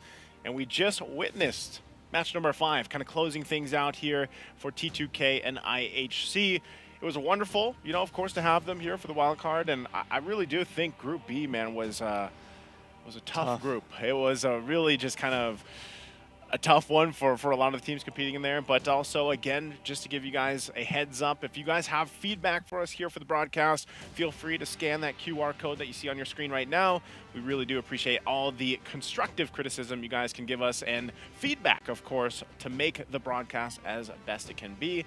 And again, looking at how things kind of went for this match number 5 for both these teams here, Yahiko, look at the KDA, man. 20 KDA. 95% of the kills, because he ended, what, 18-1, I think it was, and 18-1 and like 3 or something. Yeah, out of 21 kills, you know, it's just insane performance here for Yahiko as he kind of closed things out for them. Even that Sky Piercer, you know, we asked her in the previous game, IHC didn't pick up the Sky Piercer on the Roger. They went for the Thunderbelt instead. Yeah, they went for the That was like the opt-out. This one, I mean, you saw how many times the Sky Piercer proc too. Even with the change to the 4%, man, it's still a really good item for some of these picks. I mean, look at this. Look at the gold that he had too, you know? So for IHC, I think with the lineup here that they had, there was that very brief moment of a possible comeback in that game where they had a winning fight for them, and that was kind of what we talked about in the draft tracks, where it's like, you know, they have to be able to land. First off, the penalty zone is hopefully what Eisen's able to do, and then you follow up through with the Zaman Force and you fight into that. And for IHC, it just happened a little bit too late. Yeah, I mean, it was kind of tough, right? It was tough watching them. And T2K played such an amazing game. IHC, I would have loved to see this go like a full best of 3 and see how the teams adapt in terms of draft and everything. But Roger continues to just show to be such a dominant pick for any team that picks it up. T2K though, but here's the thing too, is everyone on the team played great. Another big thing to point out with T2K, the drafting. You know, such a well-paired draft. You mentioned it from the moment you saw the Odette, and you know, the AoE paired up with the Carmilla, the Blazing Duet. You know, that kind of brings everyone down, and then the Roger just reaps the benefits, right? Quite literally. Just overall, an amazing game from both teams. But T2K, man, putting themselves on the map. You know, just like I remember last year being excited to see Lil Gun come back. They come back as IHC. Yeah. Now I'm excited to see Train to Kill come back because I think they're a team we got to keep our eyes on. You know, shout out to them. But up next, Brute Force and Homeboys. Brute Force and Homeboys is going to be next. And, you know, like we said, this is more so at this point as we get for that last match of Group E. It's, you know, just going out with a bang. And so Brute Force definitely, I feel like in a way, kind of struggled through this. But the competition in Group B, even I was in the same boat, Trex. Like, Train to Kill was not a team that I was keeping my eyes on too much, but now it's like similar to before, where it's like now I can't wait to see their future and how they improve. So again, we are going to take a short break here before we get prepped and ready for the match between Brute Force and Homeboys. So sit back, we'll be back after this.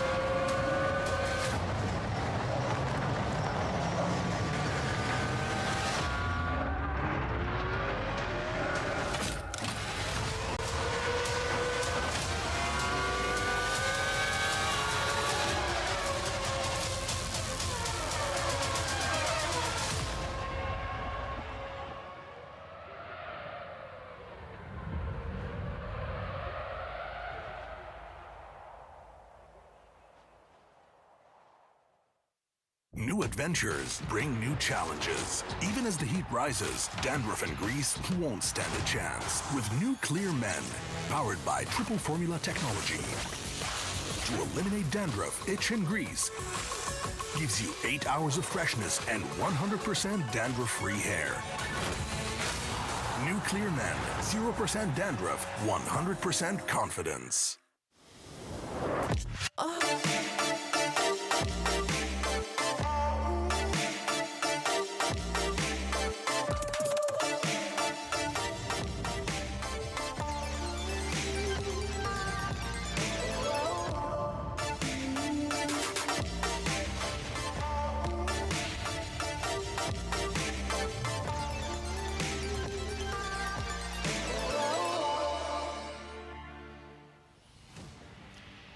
All right, jumping into the next matchup here, Homeboys and Brute Force, the last match for Group B to round out our next contender. Of course, it is Homeboys that's going to be going on tomorrow, but this is all about Brute Force. If they can go out with a bang here and get a win, it would be great for them, of course, for a lot of teams that were supporting them. And, you know, it was unfortunate that things didn't go the way that, you know, that they wanted to, but Homeboys has been I feel like if there was a team here for Group B, Homeboys has hit that expectation, I would say, you know, for a lot of people. Well, what do you think, Mr. Wagner? I think Homeboys came in this with the expectation already, you know, so I think they've definitely matched it. I think a lot of other teams exceeded expectations. Yeah.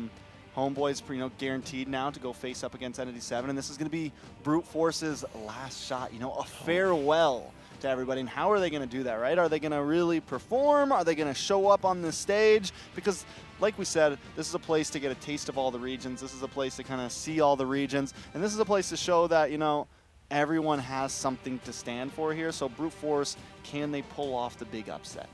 Definitely. We're going to look at Homeboys lineup first here. We have Sapat, Chibi, Udil, Nets, and we got a switch as well. Zorn's going to be sitting this one out, and they've got Mal coming in. Now, for those that might not be familiar with Mal, you know, he's a longtime veteran of actually from Malaysia. Now, season 13, I believe he didn't get to play, you know, much, but he's a veteran. He's been around forever, and they're going to be utilizing him in this lineup to see how things work. But Brute Force, let's go ahead and introduce them one more time. Brute Force with Marbin in the EXP lane, Mashiro in the jungle, Kojik in the mid lane, Black March, and man, I love that name, in the gold lane, and Fanger in the You love roam. Black March? Yeah, Black March is just a cool name. It is a cool name. It's a really cool name. I thought you were going to explain why you thought it was a cool name. I don't know. I just think it's a cool name. I've actually learned that I think it's a name from an anime or something. Because when I said I liked it, somebody asked me if I liked a certain anime, and I was like, oh no, I just thought the name looked cool. But now it makes sense why it's cool, because you know it's from an anime, and anime is cool. Anime is cool. You know, if you're not watching, what are you doing? You know what I mean? You know what else is cool? This matchup, because for these two teams, Homeboys, I feel like this is their time to. I don't know if this means that we see another iteration of Homeboys eventually. Like, let's say they get in the matchup against Entity 7 tomorrow, and they're bringing, you know, Zorn is going to kind of sit out for this one. Mal comes in. If this is a test also for a different dynamic, because tomorrow the matchup is going to be, obviously, it's not a best of one. This is the final best of one, though, for our Group B. But tomorrow, obviously, they're going to be in a full series, you know, and part of the dynamic, I feel like right now with some of these teams, if they do, you know, swap some players in and out here, that's actually an advantage. At least for me, I think, you know, you've seen teams have 10-player deep lineups. Like, talk about being able to switch things up. But I think with this, Zorn, again, a lot of people, you know, they have a lot to say about Zorn. He's a very fun guy. He's a fun guy. He's a fun guy. He's known for certain things, of course, the game too. But I think for Mal, this is going to be a good chance for other people to see also how does this change what Homeboy's game plan has been up to this point, and does this actually still look like, you know, the iteration of Homeboys that people are used to seeing? And going against a team like Brute Force, like we said, it's their time to kind of go out with a bang here as they close out their last game for this wildcard group. Most definitely. I mean, I think it's you know, either you're letting Zorn get some rest, you're letting also one of your bench players play and see maybe if this is a card you want to pull later on, right? Yeah, it's kind of like a niche pick almost. Yeah, it could be a niche pick. They could try some things here. This is a good, I mean, overall, this is a great opportunity for Homeboys to kind of, you know, test some waters here. maybe in terms of the players they put in, and also in terms of draft. You know, I'm trying to think here with Homeboys specifically, if between what we saw yesterday, because we did the second half yesterday for Group A, and now we're doing, you know, Group B here, I would say for both the play styles of, you know, the teams that will eventually be going at it, even Brute Force, like they have a very distinctive play style. Against Homeboys, that is a lineup that I feel like has the most easier way to fit into this meta that's shaping here. I want to see Brute Force step up to that, like tempo-wise, because I feel like Brute Force in that region as a whole is a little bit slower when it comes to just fighting. I know they like to fight, but in some of the fights here, will it be a close match? I think is a good question. Will it be the closest match? Will it be the closest match? Because we've had a lot of, I don't know, man. I don't know what's happened, but with the change of the patch, our average game time has to be under, what, maybe 18 minutes? Has to be under, maybe under 16. Some of the games are some of the games have been very quick. I feel like it's either been quick, because we also, me and you at least, yesterday we had like 3 20-plus minute games. Yeah. Almost all or at least 2 of them were 22 minutes. They're either 11 today minutes. We've had a couple long ones. Or they're like 20-plus minutes. There's like no in between. I'm surprised, because with the way the meta was going, with all these high damage junglers, I thought almost every game was going to be like 15 and under. Yeah. And we've actually had some very close games, some games that have gone back and forth. Will this one be a close one? We'll have to see. If Brute Force brings their A game, I think Brute Force, what they need to win here is they need to, you know, not pick the Fredrin jungle. They need to get on the damage train. They need to get on the big damn train, man. That's right. You know, and pull up, man. Just pull up. Oh man, the Florida's coming out in tricks. The Florida's coming out in tricks. But you know what? For Brute Force, because they're the first pick, they have the blue side here. They could do that, you know, and not opt for. Honestly, at this point, Trex, I think you just leave it all out on the table. If you want to pick something that you've been wanting to pick all tournament, you might as well bring it to the table now in this last match for you and just go out having fun as well. And if they can get a win against Homeboys, who has already secured that slot for tomorrow, then great for Brute Force, because, you know, still at the end of the day, this is all about them also just bringing that pride to their region as well. I got a question. Yes, sir. If Brute Force wins this game, and Homeboys exit the group 2-1, does that make Entity 7 the favorite, since they went 3-0 in their group? Are you asking me specifically, I'm sir? asking, yeah, sure. All right. Well, who else would I be asking? I know Leo's here, but he's got yeah, to be Leo's quiet. in the back. He's only doing sound effects. Yeah, Leo definitely showed up for the Roger picks, but you know, for me, I would say yes, they're favored. No, actually, I don't know, man. Because I think Homeboys is just the favorite overall. The favorite of a lot of the part of the world right now watching. I think what I will say is this, to kind of answer my own question a bit. I think the way Entity 7 performed yesterday, because we were talking about this a little bit, is I think they could actually be a challenge for Homeboys. I think they came out of groups so cleanly. Yes, definitely. And now, depending on how this game goes, depending on how Homeboys continue to play, you know, it will maybe be a decider. Mal's in, so it does kind of change things up. Don't know if they'll use him tomorrow for sure. So, but still. What if it's both 3-3, 3-0 or 3-0? You still Homeboy's the favorite, yeah. Homeboy's the favorite. Well, Roger's the favorite right now. Roger is the favorite. Roger is the favorite time and time again. And like I said, I think eventually we see teams just banning this out, Trex. Like I think eventually group stage needs to be. We will see teams just kind of ban out the Hopefully Roger not. possibly. Yeah. So I guess I would really like to see teams like what is the best answer in countering the Roger, because I feel like the answer is kind of more so, you know, like most assassins, most snowballing assassin jungles is to just stop him in his tracks. Don't let him snowball. And some of that might be being able to be aggressive. I was just about to say Ruby.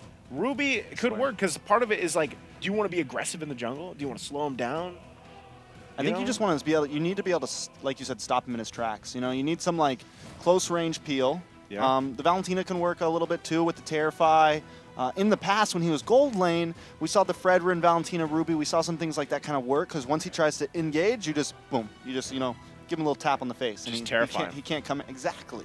Unless he's able to get the outplay with the Lycan Pounce, which some high mechanical players are able to kind of dance around and pull that off. But I think the Ruby's a great answer. Same reason why it's a decent answer like the Cho. Anyone that wants to get up close and personal, the Ruby just locks you up real fast. You know why Ruby's a great answer? Why?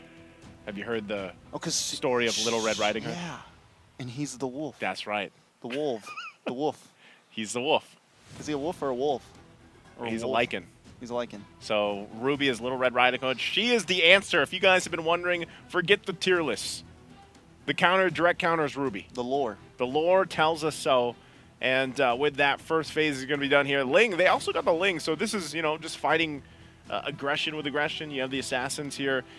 Brute Force, they got the Minotaur, they got the Novaria, they get some good vision that they can lay down. They got some good setup themselves. I think it's pretty much even. Like, if you look at what is provided at a base level, you have a Roger and a Ling, good snowball potential. Assassins in the jungle. You have a Novaria and a Lui Yi, provides vision and pretty good burst damage early on to late game. Novaria, I would say late game picks up on that. Diversion can be utilized quite a bit, but also gives some vision. Minotaur and a Ruby, both give a lot of CC potential, crowd control for this lineup. So how do you want to round this out with the XP laners also? You can see them being banned out. Yuzhong taken out.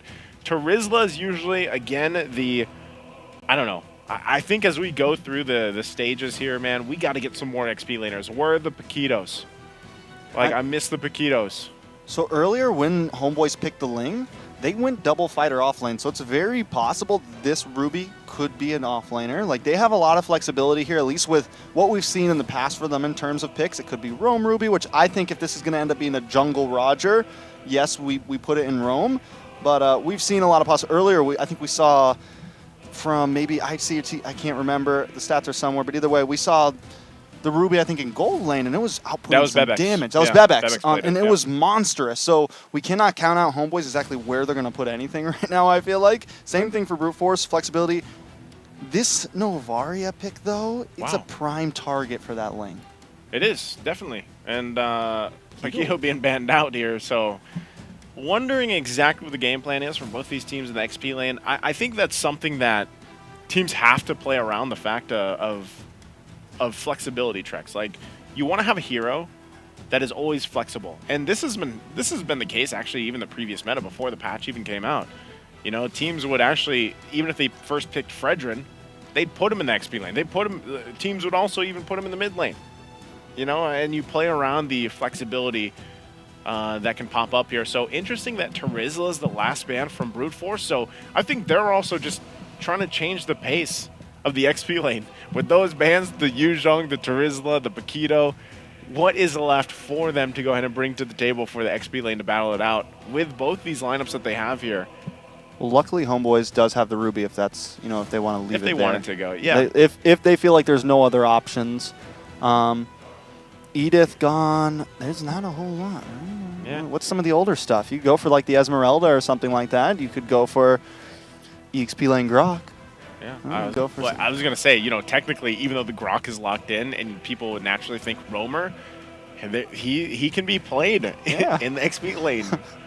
Homeboys' whole draft right now is just, literally. This is what I feel like a lot of people like about Homeboys, is their flexibility in compositions. And again, talking about the switch with Zorn and Mal coming through, you get to see how this kind of changes maybe that game plan, and this could be part of it, because there could still be some flexing happening. For Brute Force, they're going to go with the Arlott and then the Fredrin. Multiple times now, and the Fredrin's been that last pick for some of these teams. So Brute Force, their game plan is obviously utilizing that crowd control that they can get set off with either the Minotaur or the Arlott, kind of extend some of the fights as well, but they get a lot of vision with a Novaria pick, which, for them, that's actually a good start. It's a really good composition. It's really well rounded out. Even more so if, like we've seen in the past from the matches here, the Roger gets a snowball going early on. Novaria is going to be crucial in the late game if they can get there. Again, we haven't seen too many games get to that late game, But right now, this last pick for Homeboys. Daps are in. What are they going for here? Yep, the Dabs are in. They've got it locked in, but let's see what it is. Around the line above. Oh, okay, Carry. So Carry is going to be the gold lane pick. EXP lane Ruby and Roam Grok, most likely. Yeah. I like it. Like and then, so we get the Ling who can do whatever he wants. We have the rest of the team that can kind of stick with this Lui Yi, hit the diversions, kind of a little bit tighter. And also with the Carry and the Ruby, it's hard for Roger to really get in there. It's hard to find pickoffs, I would say, because those 3 or those 4 with the Grok are going to stay pretty tight, right? They're going to be able to stay tight, stay close to the Ruby, who can really peel for the team whenever Roger wants to try to engage.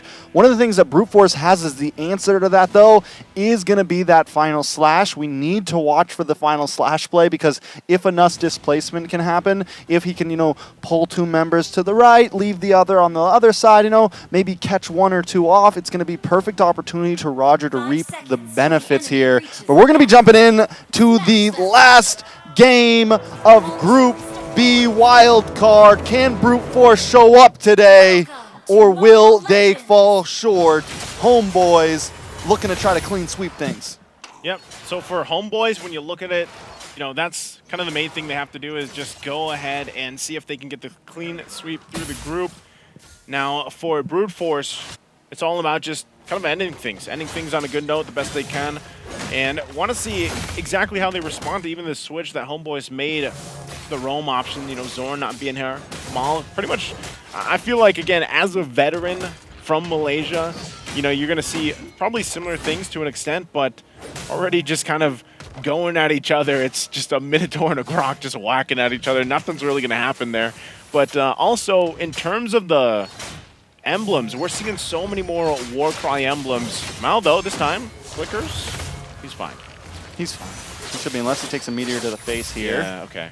He's able to get out of there. But going back to the point, I like the Warcry emblem. I don't know. Do you agree? Because for a while, it was like focusing mark for the most part. That was just that percentage that you could get. And for a lot of junglers that look for the snowball, I think Warcry is perfect. Yeah, I think it's a nice way to bring assassins back in. I think a lot of us have been wondering what's the possible way, because they're always just getting kind of brutalized by these utility roamers. But I think now, instead of exactly overkilling Assassin's power level completely, you give him a good emblem, right? You give the Roger a good emblem, you give the Ling a good emblem, to where they still have to sacrifice another emblem, right? Like maybe they sacrifice movement speed, maybe they sacrifice this or that, depending, right? So they get this Warcry, and that just gives them just enough damage to really pack a punch, to really be able to, go all out here. So Chibi with the Warcry, let's see how he can pull up here. We do have the concussive blast on Mashiro. Yeah.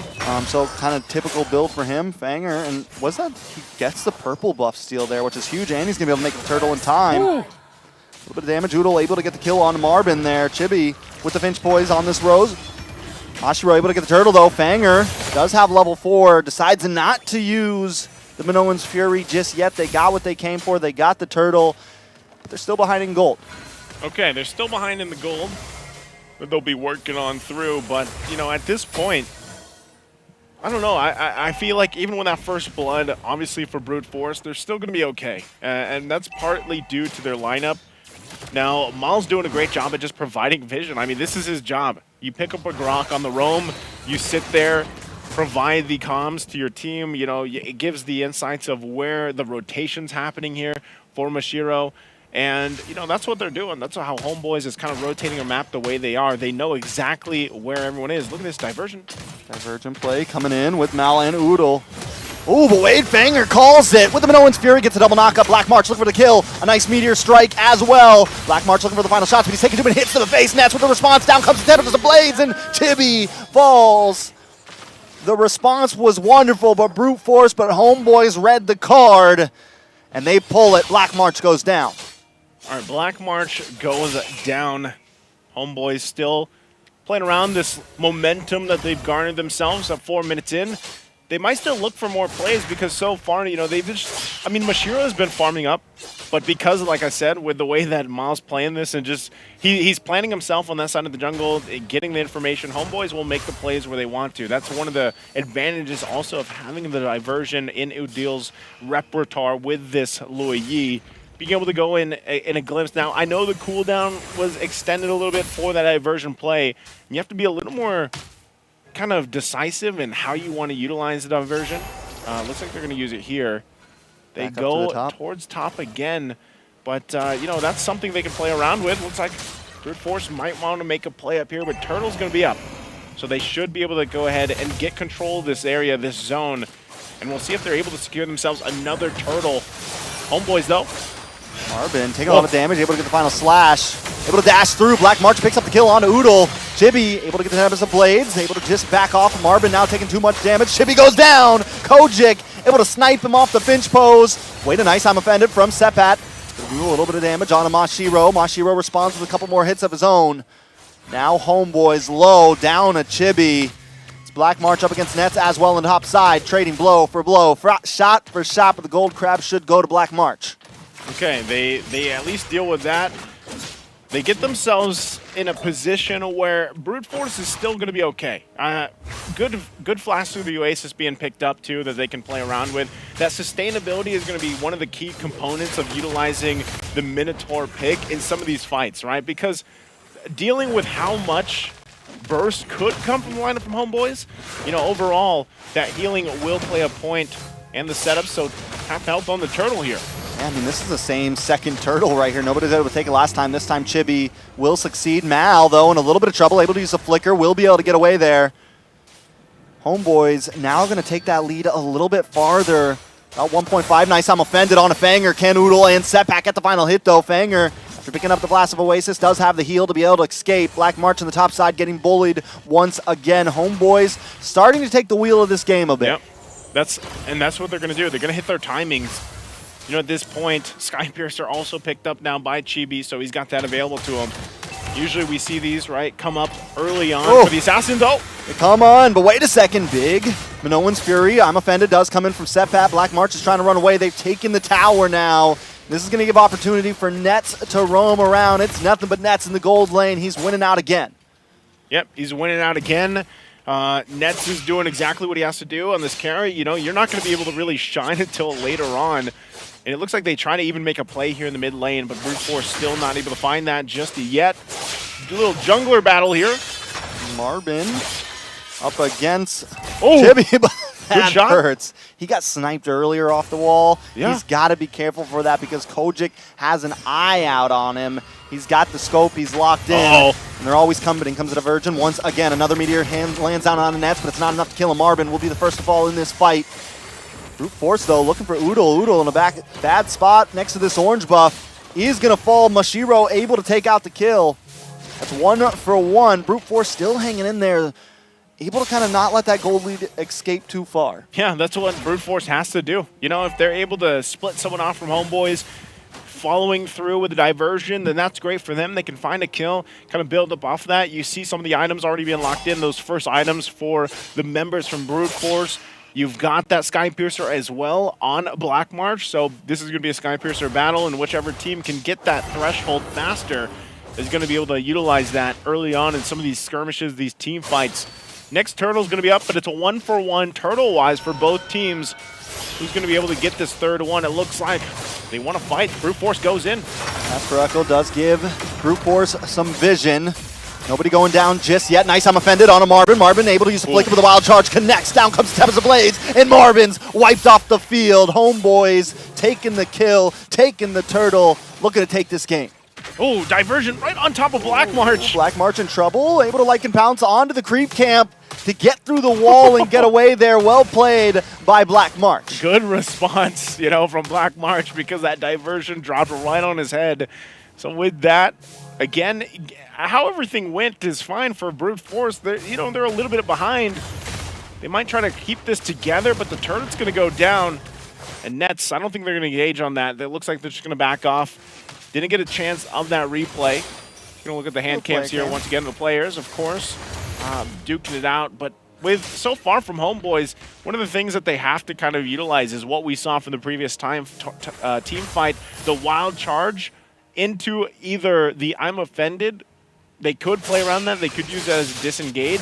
And I think all this is going back to the point. Oh, Marbon. Chibi versus Marvin, man. It is non-stop. An attempt as a Blade's going to slam down, get the knock up, and take the kill.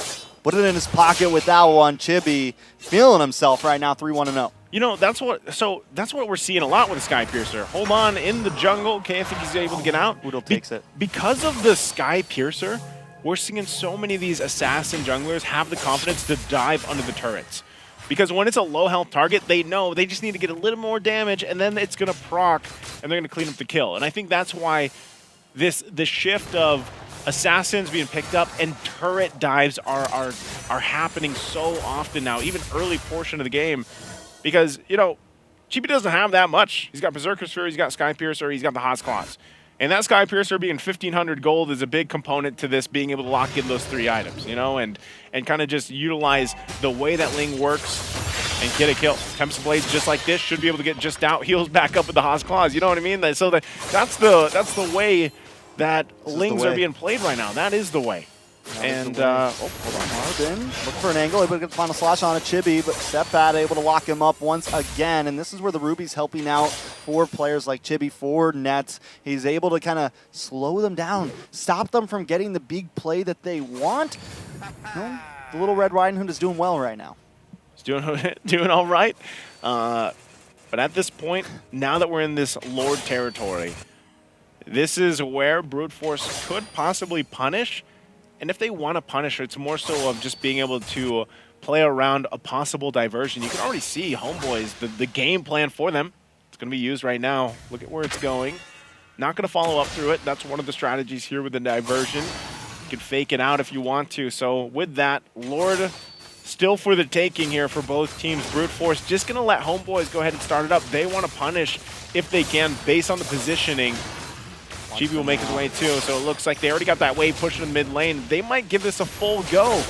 Echo going to be dropped. After Echo does come down, Seppat taking a little bit of damage, Minoan Sphere connects. Seppat's first of all, Mal, now a little bit of trouble, able to get that wild charge, and Nets finds Kojik. Banger will be the next, a killing spree, a double for Chibi. It's all for the price of Seppat. It's a 3-for-1, and Lord is going to be the next target for Homeboys. Brute Force in shambles. Worth for Homeboys. I mean, that's exactly what they want to do. If that's Seppat's life, that's fine. They get 3 kills plus the objective. And so Homeboys looking very good, utilizing this pick. Black March so close. Oh, he's going to get out? No, he's not. Oh my god, a lot of damage. Black March in trouble, maybe looking for the 1v1, but no, Chibi still gets the kill. So now it's much more than just a good trade. It is a great trade for Homeboys as the Lord encroaches on a Brute Force's base. Yeah, so they're going to have to deal with this. I mean, again, it's going to be a bit for Black March to be back up. By that time, Homeboy is going to be knocking on the door on the home of Brute Force. So they'll go ahead and clear out the lanes the best they can. But at this point for Homeboys, with the lead they have in this lineup, they should possibly get these shields. I don't know if they'll actually be able to get a turret just yet, even though they're ahead, almost 10,000 gold, unless it's a forced initiative. Seppat doesn't have the flicker available, though. Echo's going to be dropped down. The turret's going to be worked on, so actually, they actually fight. Inhibitor right there. Marvin does get the final slash on the Seppat, able to flicker away. Black March trying to clear the wave, but the Lord still coming in. Homeboys maybe looking for a quick finish here. They don't have a wave down the mid, so it's going to be hard to try to transfer anything over to the middle inhibitor. Homeboy's going to play a safe back off. Look at the bottom tower. Minions take it on their lonesome. Homeboys with a huge win off the first Lord. Okay, I take that back. I didn't know if they'd be able to get multiple turrets. I actually expected Brute Force, even with the lineup they have, they might have just, you know, swept in the minions with the final slash and then cleared things out, but they end up losing 2 turrets and maybe 3. They're looking for a third here for sure. Chibi on the top side by himself, but he's going to buy space for the rest of the team to take that mid tower. They send, Brute Force uses 3 of their members to go after Chibi, and Homeboys are like, that's fine, you can try to get him, you're not going to be able to, but we're going to take your tower. You're going to take the tower, and you're seeing this too. You know, the Wishing Lantern was picked up by Udil, has that available, gets that extra. It's very easy with a Lua Yi to pop off that proc. It's about, I think it's 800 damage. You get a 10% current HP damage that procs with that Wishing Lantern. So great pickups here already for Homeboys, but that's expected because they're massively ahead. You know, 11,000 gold ahead, they're going to be able to do that. So for Brute Force, it's on the defensive. You know, how do you deal with this amount of damage being thrown at you? And you need some of those defensive items, and you have to hope that you can withstand that, because magic damage is going to really wreck them. As we get a nice close-up look from Homeboys. This is for Zorn. Feeling good. Yep, that's for Zorn. They got the whole formation going on, because really at this point, even with the lead they have, you kind of just, I think they're just going to go ahead and wait for this Lord.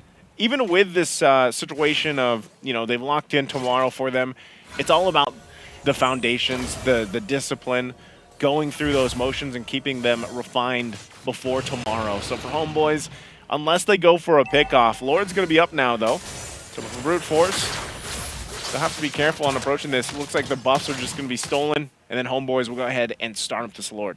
Yeah, so we got minion waves coming on bot and top. Brute Force got to do something about it, while at the same time trying to worry about this Lord. And at this point, with an 11,000 gold lead for Homeboys, they can't even contest it. They've lost all the towers, and watch for the diversion play on the boss side. They're going to try to collapse onto Mashiro. Marvin taking a lot of damage, gets the final slash on the nets, but he still falls Setback, able to get the kill. And look at Chibi on the chase, finds Kojic. Tempest of Blades to crash down on top.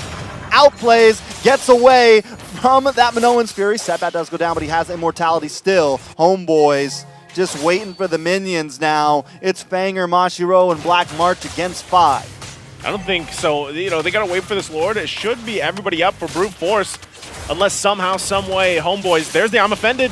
Not going to connect. Gonna be okay though. It's 4 members around the boss side. Lord still coming. Can Brute Force defend once again? Mashiro down about 20%. Black March getting shredded by the Speedy Light Wheel, but that is it. The base goes down.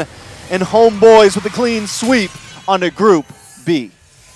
Homeboys will do it just like we saw in Group A. Group B will also be a sweep throughout the series. Homeboys securing their match against Entity 7 tomorrow in the final match for the wild card teams here, of course. And, you know, Nets looks like he's like, yeah, it's another day, another game for them. And I think even with Mal coming in, man, like this looked like Homeboys. You know, it just maybe a little bit less on some of the recalls here, but they paid tribute in the mid lane earlier on. But overall, looking at their team fights here and seeing them in the highlights, you know, this was Homeboys that is very true to their playstyle and the picks even that they have here. And they just utilized Chibi, especially on this link. Yeah, Mal played a great game. And, you know, speaking of it, the way he kind of invaded early on, kept tabs, it was very, you know, it's very Homeboys. And I think, honestly, if anything was to happen, like if they wanted, I could see Mal possibly, you know, getting subbed in at some point. Played a great game. So if, you know, Zorn needs a nap or something, they can always throw Mal in. Got to hydrate, you know, Yeah, stay hydrated. It's hot out there. It is hot. It's like 40, Wants a 45 degrees. Oh, wait, sorry. You don't work in Celsius. Yeah, I don't. You work in Fahrenheit. Well, technically, I'm working in Celsius here right Yeah, you now are. because That's it's hot, true. and That's I'm true. working. That's true. Well, But there no, it is. I don't know. Yeah. Once again, Homeboys, as we get another look at them, had a heck of a game, had a heck of a run through the Group B, honestly. And it makes, I don't know, I'm going to go back to your question, Trex. You know, you asked, is it if it's a sweep, Entity 7, or is it going to be Homeboys tomorrow? Maybe you don't answer that. I hold no opinion on this. I was going to say, maybe you save that for your content. They're both going to do great. No, there only can be one winner, Trex. Yeah, but they're both, who do you got? Don't ask me. You know, but you guys we can ask you guys for your feedback, of course, for the broadcast by scanning that QR right there on your screen. Let us know your guys' thoughts, you know, and we thank you guys too, because I know we've had some stuff we've had to work through, and as we get through these days of the wild card, I would say things are smoother. Hey, we didn't get hell-curted today. We didn't get hell-curted. That is a plus. We're on the up and up right now. That's right. Hey, you know what? Again, though, for this matchup, it was great to see Brute Force as well. It's a team that I feel like if you look at their history and where they, you know, some of these players as well, the way they played, there's definitely some improvements there, but it just feel like there's a big, what's happening for these teams on this new patch, I would say, is teams like Homeboys, teams like those regions that love these scaling up assassins, these snowball lineups, are really shining here. And I think that's even going to be the case once we get to the group stage. And for Brute Force, I know, like I said, they like to fight. This is what we heard even in, you know, some of the interviews from them and those parts of the world. They like to fight, but unfortunately they lack some of the ability to go against the momentum set here from these teams like Homeboys. As you see, you know, Chibi had a great KDA, had a great time on this Ling pick. And I think too, you know, Warcry emblem is going to be a hot-picked emblem throughout MSC. I would love to see teams bring the Temporal Rain, man. I want to see Temporal Rain utilized and successful. You know, I was actually, so that was something I brought up. I was like, are there assassins using it? Because you get the recall, but so many assassins already have small recalls. Yeah. I remember Mirko saying it. He was like, they all already have Small such great cooldowns? recalls. Yeah, great cooldowns. So I was they like, don't need recalls? I know. They have great cooldowns, so they don't need, like, they don't need it. Yeah, you know? yeah. So we'll see. Might work well on some tanks or some roams Yeah. that have the longers, something, you know, or some support roams that want to get those ultimates as fast as possible. We'll see. What people have been doing in this time frame is cooking. Like, they've been cooking up strategies, and I think, you know, that's what we're seeing here. And I think by the time, like I said, that we do get maybe even tomorrow in our final matchup for Wild Card, you see something new that we haven't seen from day 1 to now day 2. And I think there's a lot of room. There's still a lot of room for like testing the boundaries of this patch, because I don't know, we don't have the counter just yet, but by the time we get to MSC, I don't know how many unique heroes we're going to get through, man. Because usually in these tournaments, you know, you get to see a lot of teams kind of push those boundaries, but I feel like we are in that area right now with the current meta. We're in the oven right now. We're what? We're in the oven right now. We are in the oven.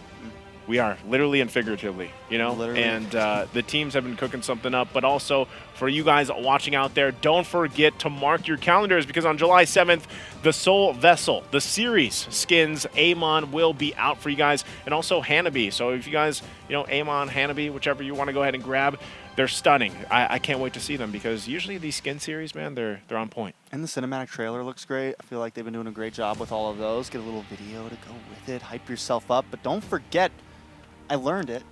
Juicing. Juicing. Well, juicing, or I mean, Juicing? Juicing.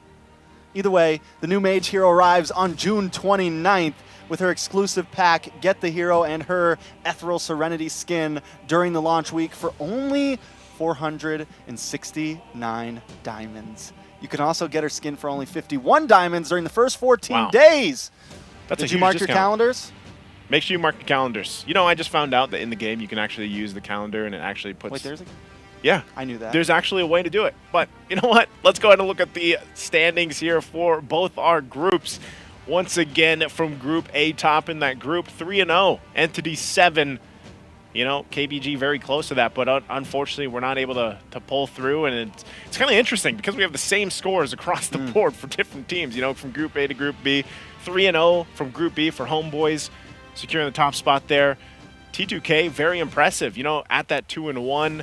And, you know, even for IHC, it's like, man, I thought IHC would actually be able to do better here. Brute Force not able to get a win, of course, throughout their group. So a lot can be said, and a lot of experience obviously gained for these teams as well. And I think that's what they pair up again. Now, for tomorrow, this is what it all leads down to, ladies and gentlemen. This is E7, Entity 7 versus Homeboys in the last match to go ahead and qualify for that next stage of the group stage. And if you guys are wondering, it is going to be a best of 5, so we'll finally get to see two teams kind of go the distance, and I think that will be the opportunity to really show where the meta sits and how bans are going to evolve, how picks are going to evolve. Those questions that we've been wondering as we've moved through How many Rogers this. get picked up? How many Rogers get picked up? How many Lings? How many Lings get banned? Or picked up. Or picked up. You know, there's a lot left. I would say, guys, it's been 2 days now of best of ones. Best of ones. And so now that we go to a point where we finally have this match where it's a best of 5. Best of 5. And this is our first glimpse, mind you, of a full series First through ones. this new patch for MSC. Wild cards, of course, but this is going to be interesting, I think, because of just how do the teams change their game plans from game to game. Are we going to see similar bans through in and throughout? You know, a lot of them, and even with this last match, this was probably one of the most successful games I've seen from a Lua Yi being utilized here. Because Lua Yi has kind of like, since her, you know, like minor nerf, she's struggled a little bit for teams. And I feel like this usage that we got to see from Homeboys, it's still strong, man. It's still, like, diversion is pretty strong. It's just not as often that you see the diversions. 60 seconds, yeah. So it's, I think it's 60 seconds all around. So as long as you use every one to the T, you got to be efficient. You got to be efficient. One thing I can say is on this best of 5 tomorrow, if there's one thing about it, you got to expect. What do you expect? The unexpected. The unexpected. Well, you can also expect that it's going to be brutal. And legendary. Yeah, You definitely. know, these people keep asking me, is that me? Are you? It's not me. Are you? You know, the voice. Yeah, it's not me. It's me. Yes, it's definitely Trex, but... Because I'm nice. That's right. You know, tomorrow you get to actually watch that best of 5. Yeah, plug. No, I'm just kidding. You get to watch that best of 5. Is there anything you're expecting for tomorrow? Like, if you well, you're the hot take guy. So what's the hot take for tomorrow, Trex? I think the game could be closer than maybe we expect. I think the way that Entity 7 performed was very well. Yeah. And I was a doubter. I thought Entity 7 wasn't going to do as well as they did. I'll say it too. I was too. Listen, I talked to those casters out there. Everybody was. Everybody was. Except for Mirko. He put them as second. So at least I'll give props to Mirko. He did put them as second in group. Give him another video. Give Mirko another interview video and let him talk about it. So I'm sorry. Yeah. You know. But yeah, I mean, I think after the way they performed, I think it could be a close game. I hope it's a close game. I hope 3-2? the unexpected happens. So what is the unexpected? Is it 3-2? You don't have to say the team, but 3-2 would be the unexpected for either team, I think. I think most people think that it's I mean, who knows? I don't know. That's what I'm saying. Like, after the 2 days, do people like, if you originally, before we got to the wild cards, I would say if people put E7 versus Homeboys, they would say Homeboys would sweep E7. Has your guys' minds changed in the chat?